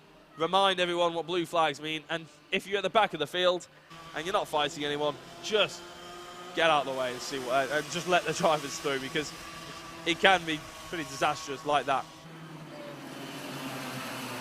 We're on the last lap of the race. Oh, and Edward Haynes is actually taking the checkered flag. We haven't cut to him much at all, but he's taken all the marbles here at the IAME Bambino final at BKC. Freddie Denton with a brilliant drive in second place, with Effin Owen in third. Charlie Clough was in fourth, with fifth being Alfie Davidson. Grayson Wortley comes across the line. He was in sixth. We're just waiting for Aaron Southwood Jr., who's come across the line. Now Pahal and Dimitrov coming across the line. What a race. That was very dramatic. We've had dramatic finals since the start of the finals, to be honest. It's been very entertaining from a commentator's perspective, and obviously, hopefully, from a spectator's perspective as well. But Edward Haynes takes the victory then in the final of the IAME Bambinos. It all gets a bit quiet now as we charge up for the final of the mighty Bambinos.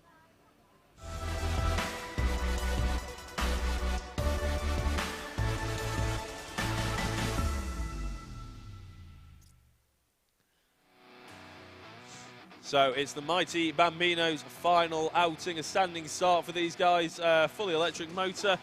Let's see how the grid lines up for the final.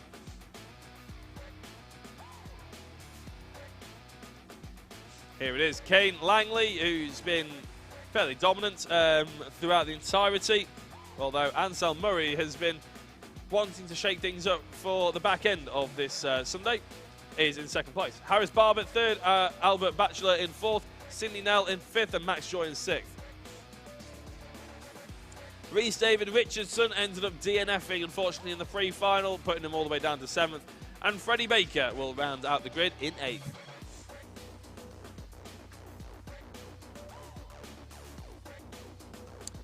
So the mighty Bambinos, they are in the dummy grid, just waiting to get the go-ahead to get going. Obviously, we have a few karts to recover out there on the circuit. Carter's mechanics have actually just been given the hurry-up. So they are the karts that we are just about waiting for.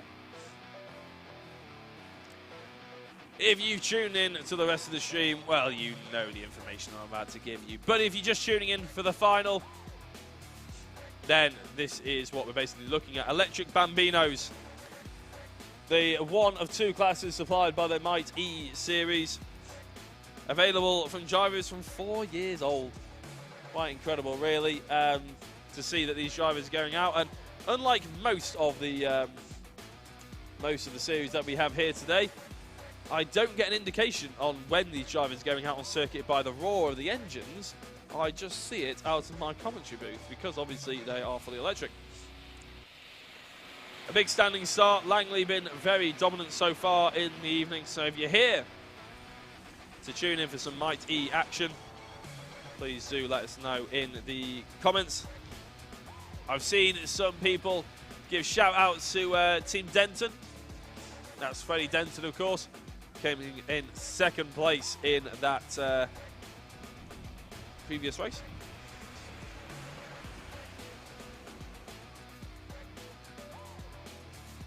10-minute finals, and as per usual, we're just going to be waiting for these drivers to pull around, get onto the full grid, and then we'll be ready to go racing.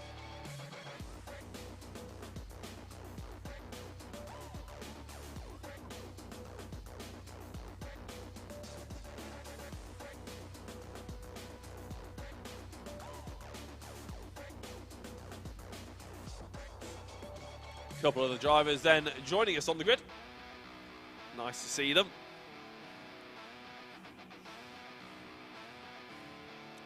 The number 96 there, Ansel Murray, hoping to really push the battle to the number 10 that you can see on the left-hand side in Langley. To be honest, Ansel Murray's sort of biggest, I'd say, on-track rival for the majority of the day has been Rhys David Richardson, who unfortunately, as we said, DNF'd in that pre-final, meaning he starts all the way back in 7th place.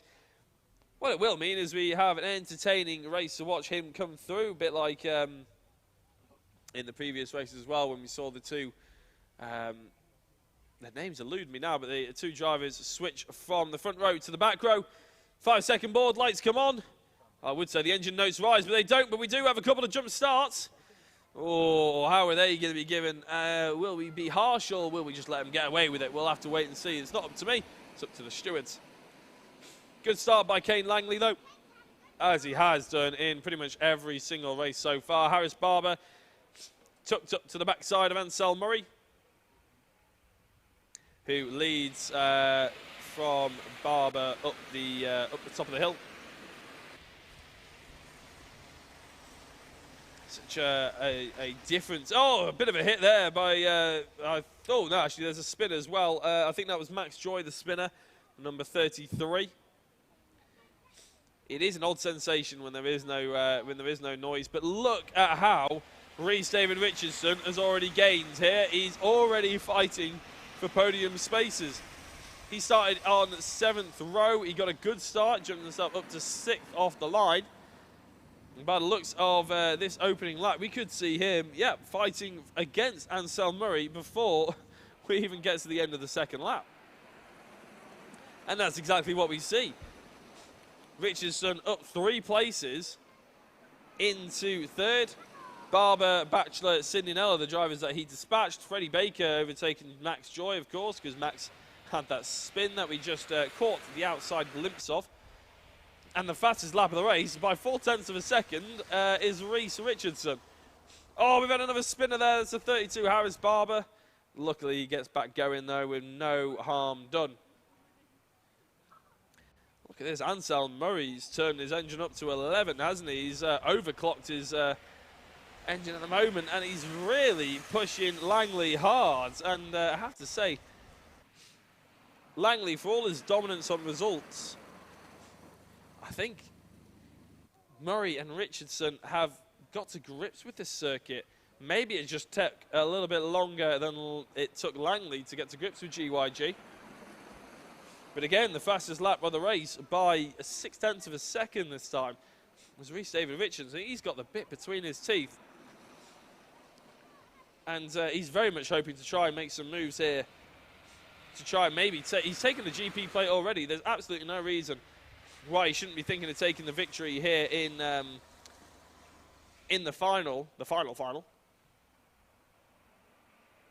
Kane Langley, if you remember in the GP final, he had a big old gap, a big margin. He had about 3 seconds, but it just kept ebbing away from him. And in the end, Murray gained all that time back, and ended up. It was a catalyst of effects of back markers that meant that Kane lost the race lead, and Richardson went flying in there to take it. With Murray, well, that was just then in this race, Murray going far too hot through some of the S's. You got to be a bit patient. It's not all hell for leather. You got to keep your head on. Richardson keeping his head on for now, just trying to tuck up to the backside of Murray.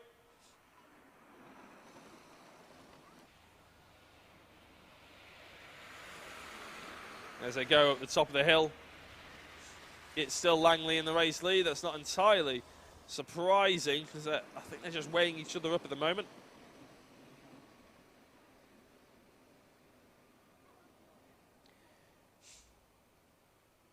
So Might E are electric conversion kit specialists, and they've brought us some really good racing here today as well in the karts, and they do have quite a lot of other products. They go fully electric bikes and everything like that as well. So we will probably be seeing in the racing world as a whole, not just karting, Might E becoming a bit of a house name. That's, I'm sure, what they'll be hoping for anyway. And I mentioned in the pre-final the popularity that's been building over electric. I was about to say esports. It's obviously not esports. It's a different kind of motorsport. Actually, put a pin in that. Murray going for a race lead here, and he's got the race lead on Langley. Richardson trying to follow suit, but not quite happening just yet. Look at this. Murray checking over his shoulder, making sure that Langley's not going to go for a quick dive. I see some dads on the gantry giving the waves, making sure that their drivers see them. Trying to give them that encouragement from the sideline. Some drivers like it. Some drivers like to look over and see that encouragement and see the lap times and all that sort of thing. Other drivers just like to get on with it until they see the checkered flag. It's all about personal preferences. Got some blue flags here as we're coming up towards Max Joy, who does exactly what you should do as a back marker. Really well done there, Max. Pulling over off the racing line, making sure that you're not in the way of any of the leaders, because your race could depend on it, and so could theirs, to be honest. We've seen plenty of back markers decide podium positions just by getting slightly in the way. So Murray still leading, checking over his shoulder. Just 4.5 minutes to go on this Mighty Bambino Championship final. Remember, this is Glan Y Gors, 4th round of the BKC. They're off to Rowett next time for the finale. Allowed 1 drop score, which I think a few people will be hoping to use after this round for sure. They're coming through the final corner now. Langley has a good track position. See if he can hunker up behind. He's not going for the slipstream. He's not going to go hunkering up behind Murray just yet. But look at how Murray's just checking over his shoulder all the time. He's just looking left, left, left. We've seen it in a couple of other of the classes. The more you do that, the more you're going to make mistakes. And that could allow another driver who you didn't really think of coming through, absolutely screaming up your inside. Murray going for that defensive line into the double left-hander now as well. Langley again positioning his car, so it's just if Murray looked one way, he wouldn't see it. So it's just those mind games that he's trying to pull on the other drivers, and it's everything that these guys will be looking to learn from these series as well. I mean, we are looking at drivers that are aged between about 4 to 7 years old, 5 years old probably to 7 years old, and they're doing so well out there. Not just these 3 drivers, but the others out there on the field as well. Murray is making too much time looking left at Richardson. He hasn't spent enough time looking right and trying to close off that gap. Richardson going for a move on Langley here. Around the outside's ambitious, and thankfully he thought better of it. And this battle continues on towards the latter stages of this race, the final third. Or the final quarter, I should say, actually. 2.5 minutes to go.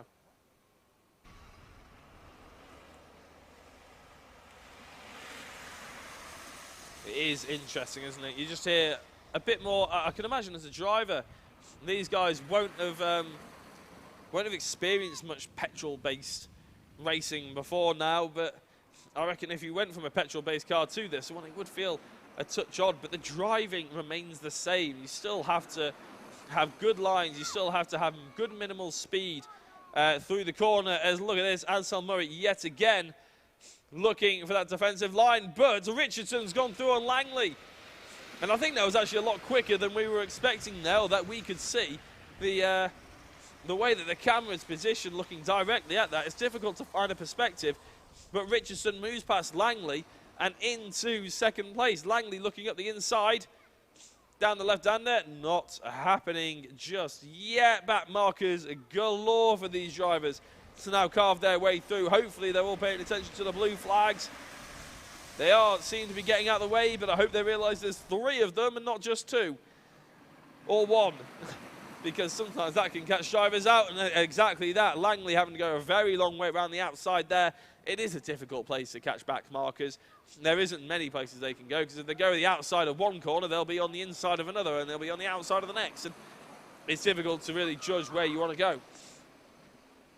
Murray again whacking his neck round to the left. Couldn't see anyone, looks right, and all of a sudden he's got a GP plate staring straight at him on the inside. He comes back across, there was a 1/10 of a second between them.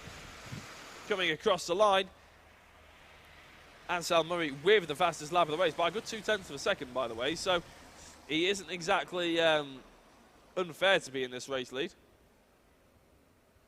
I think this may be this lap, or the end of this lap, then 2 to go. So, again, plenty of opportunities for these mighties to be getting past each other. Langley seems to... oh, no, there he is. I was about to say disappeared. I was scared that we may be hearing a screech of tyres and maybe a thump into a wall, but luckily he's kept it all nicely on track.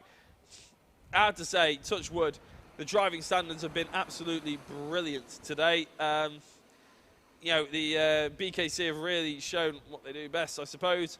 And for a bunch of drivers out there who are slightly less experienced than other series we may cover, they've been a testament to how good they performed there.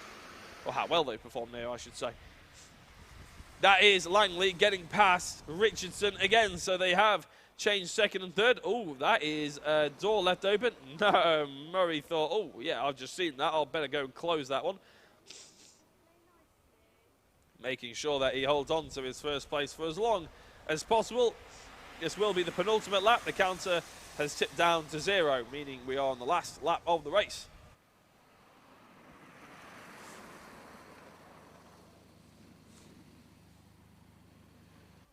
Coming up to the final corner then, for what will be the penultimate time. We can hear people in the background cheering because they're hoping that Murray can keep this one. Oh, is he opening the door? Again, it's hard to see from this perspective. I think Langley's through. Oh, they're alongside each other. This is a race-defining moment here. And I think Langley's got it. And I think, crucially, no, he hasn't. In fact, Langley's backed out of it big style. Richardson moves into second place. Murray holds on to the race lead, going defensive down the hill. I have to say, we've covered the Mighties all day. This is the best race we've had, and it's really brilliant. I mean, the pre-final looked a touch sedate, but this has been absolutely awesome from these three drivers and the rest of the field as well. We just haven't seen too much of them. Because, oh, has Murray gone too hot? Murray's gone too hot. Richardson's going through on the final corner. Is he going to dive to the inside? No, Murray's gotten away with it. And this might be Langley to take third place. Don't celebrate too soon. Richardson gets second. Alfie Murray in the race lead. Kane Langley in third place. I tell you what, cutting it fine. I want to know what the gap was. 0.03 of a second between Murray and Richardson. Never take your hand off the wheel when it's that close, because you never know what could come to bite you. And 1/10 of a second between Kane Langley and Ansel Murray. So there was only about half a tenth in it between each of the drivers. Harris Barber came across the line to take fourth, with fifth being Albert Batchelor. Sidney Nell in sixth. Freddie Baker in seventh. And Max Joy is taking the line to finish in eighth place. A round of applause for the mighty Bambinos. Easily the best race of their weekend, in my opinion. And they saved the best till last. Speaking of best till last, we're on to the last final. It's the Honda Cadets.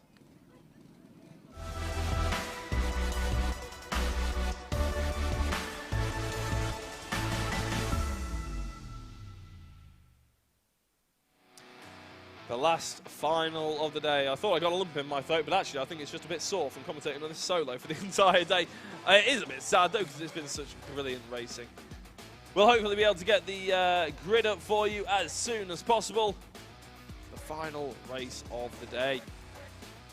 Here we go then. Hayden Gray starts ahead of Tyler Davis. This is a big one if nobody knew this before. Bobby Peet in third place. Bella Fairclough in fourth. Jaden Sherwood in fifth place. Jacob Batchelor in sixth. Thomas Butcher seventh. Joshua Jarvis in eighth. Alice Fairclough in ninth, with 10th being Ronnie Legg. Luke Broadbent 11th. And 12th is Ethan Bath. Christian Stefanov, who I don't think is actually here this weekend, rounds out the field. As I said before, this is a biggie. It's always a bit harsh to say saving the best till last, and it's always a bit of a big jump in potential commentators' curse, but the Honda Cadets have provided sensational, scintillating, stupendous racing for the entire day, and I'm very much looking forward to how they see this one out. The dummy grid is formed then. There's been plenty of warnings, track limits, contact. Luckily, not too many big foul play moments, not too many big spins, DNFs, crashes in this series, and that's exactly what we're hoping to not see, I should say, for this final as well. So if you are near some wood, please touch it, and let's get going for what will be a great way to end the day, I'm sure. Back to hearing the low rumble of a Honda Cadet. A rumble in the jungle. Could be quite literal here in GYG. There's plenty of trees around and about. It's an extremely pretty circuit. When you compare it to a handful of others around the UK, I won't name any, I won't call any out, but this is quite a sensational backdrop to have a go-karting track in. And it has provided us, not only us, but an amazing amount of series over the last 10, 15, 20 years. Just an amazing venue. As I said, it has changed a lot since I used to race here 10, 15 years ago. And my brother used to race here 10, 15 years ago. But the core has stayed exactly the same. It's always been the same track, resurfaced a couple of times to keep it nice and smooth. Facilities have upgraded. The racing's upgraded, it has to say. It's better than I ever remember, especially if I was involved. Well, I'm very much looking forward to seeing what these guys have in store for us. Final race of the day. If I don't say it at the end, a big thank you to everyone who's tuned in. Thank you to BKC for having Alpha Live. And thank you for all the drivers for making such great entertainment. It's been absolutely sensational. We've had about 60 people watching at any one time throughout the entirety of the day. We've had brilliant people engaging in the chat. Let's finish it with a bang, hopefully not literal bang here, as the cadets get underway. It is Hayden Gray who leads the way at the GP plate from Tyler Davis, Bella Fair Club, Bobby Pete, and Jaden Sherwood. But going up the order now, it's difficult to say who's going to come out on top. Bobby Pete has actually got past Bella Fair Club and into third position, so I'm not entirely sure where Bella has disappeared to. Hopefully we'll see her a little bit later on. In fact, there is 63 kart, I think, running in fifth position. Defensive drive from Hayden Gray for now in the GP, but an aggressive one from Bobby Pete in the 53, currently in third place on Tyler Davis. Tyler Davis and Hayden Gray have offered up some of the most exciting action in the entire day, to be honest. Opening up doors that you didn't think could be open, pretty much clean as you like as well. They'll be stars of the future, I'm sure. So yeah, Bella Fair Club dropped 2 positions over the line, dropping down into 5th place. 8th and Bath, though, gaining 4 positions off the start, up to 7th place. At the top end of the field, though, they are sizing each other up with Hayden Gray still leading the way. It's going to be a long old 10 minutes, though, with Tyler Davis in behind. If you are tuning in for this one, do give a shout out to your favourite drivers. It's worth tuning in for. It's worth leaving a comment. These drivers will be looking back at the stream.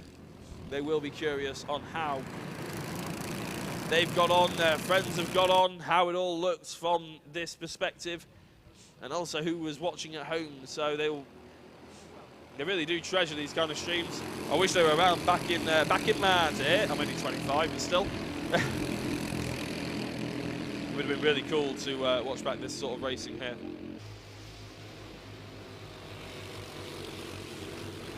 But that's the thing with the evolution of karting through over the years.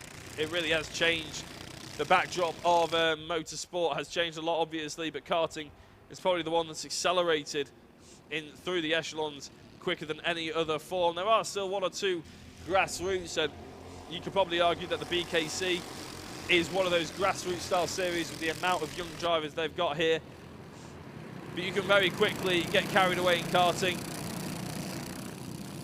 But it's brilliant to see. I mean, back when we were racing, you used to have to tune into Eurosport to catch the karting, to catch the TKM festival or anything like that, the big events. You couldn't catch Super 1 or anything like that, or British Kart Championships, I think it's now called.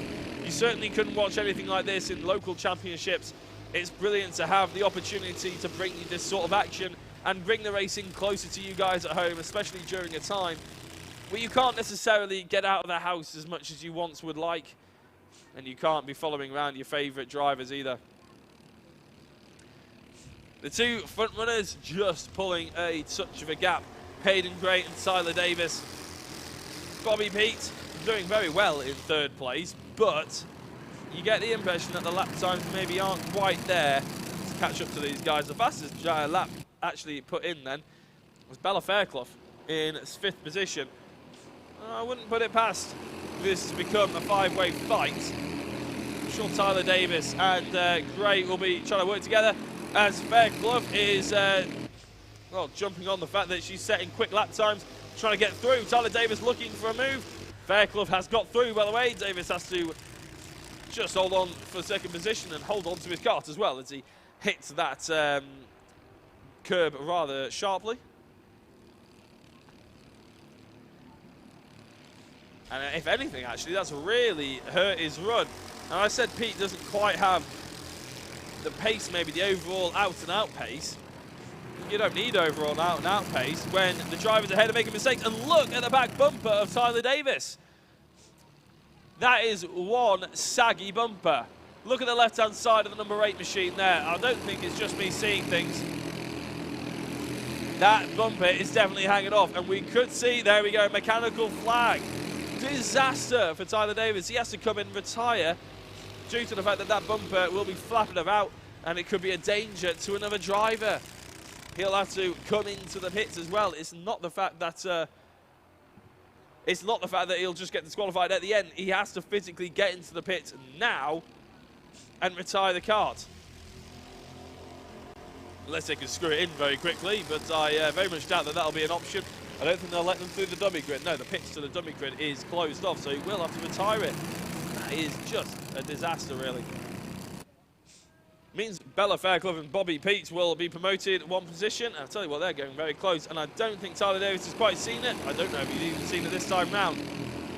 But we will remind you, he does have a technical, so even though he's in second place, even if he doesn't see the mechanical flag and he doesn't come in, he is not counting. He will not be allowed to count, even if he finishes this race. And it doesn't matter if he's going to be in second anyway, because he's not going to be in second for long, I don't think. 53 of Bobby Pete is going for it. Look at Bella Fairclough. Get her elbows out and into, wow, what a move. What a move into third position. Bobby Pete into second. And I think Davis now, I really do hope he's seen that mechanical flag comes in, because the last thing we want to see is some carrying on and any damage be implemented because he's not coming into the pits. And he's carrying on. He needs to see, I think he just saw over that right-hand side there. I think he was looking. And again, that reminds of the mechanical flag there for Tyler Davis. It's not a warning, it's an absolute. So as soon as he sees it, he will be coming in. Bella Fairclough into second place. And I tell you what, if you're looking at lap times, it'll be interesting to see. I was about to make some big prophecy, but I think it's just going to be interesting to see. 3.5 minutes left. I would say these drivers looking quick. Hayden Gray with a good gap though. Just under a second at the moment. But their lap times are very similar.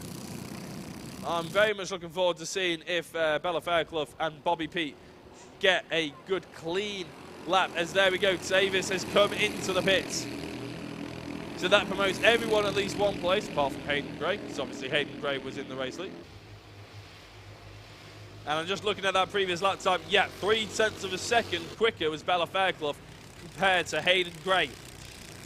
Bobby Pete in third position, a little bit slower. But look at this. Defensive driving here from Bella Fairclough. If they weren't falling over each other, you know, I think they'd catch them. I think they would catch Hayden Gray. But this is still good points that will be scored for the championship for these drivers. Just try and find in my notes and see if I can find the championship standings and how this may impact them. The Honda Cadet Series, top of the championship at the moment is Christian Stefanov, who has entered but hasn't turned up, meaning this will count as a drop round for them. Joshua Jarvis, who is in the 6th position at the moment, he's in 2nd place in the championship. Tyler Davis, just retired, unfortunately, 3rd place in the championship as well.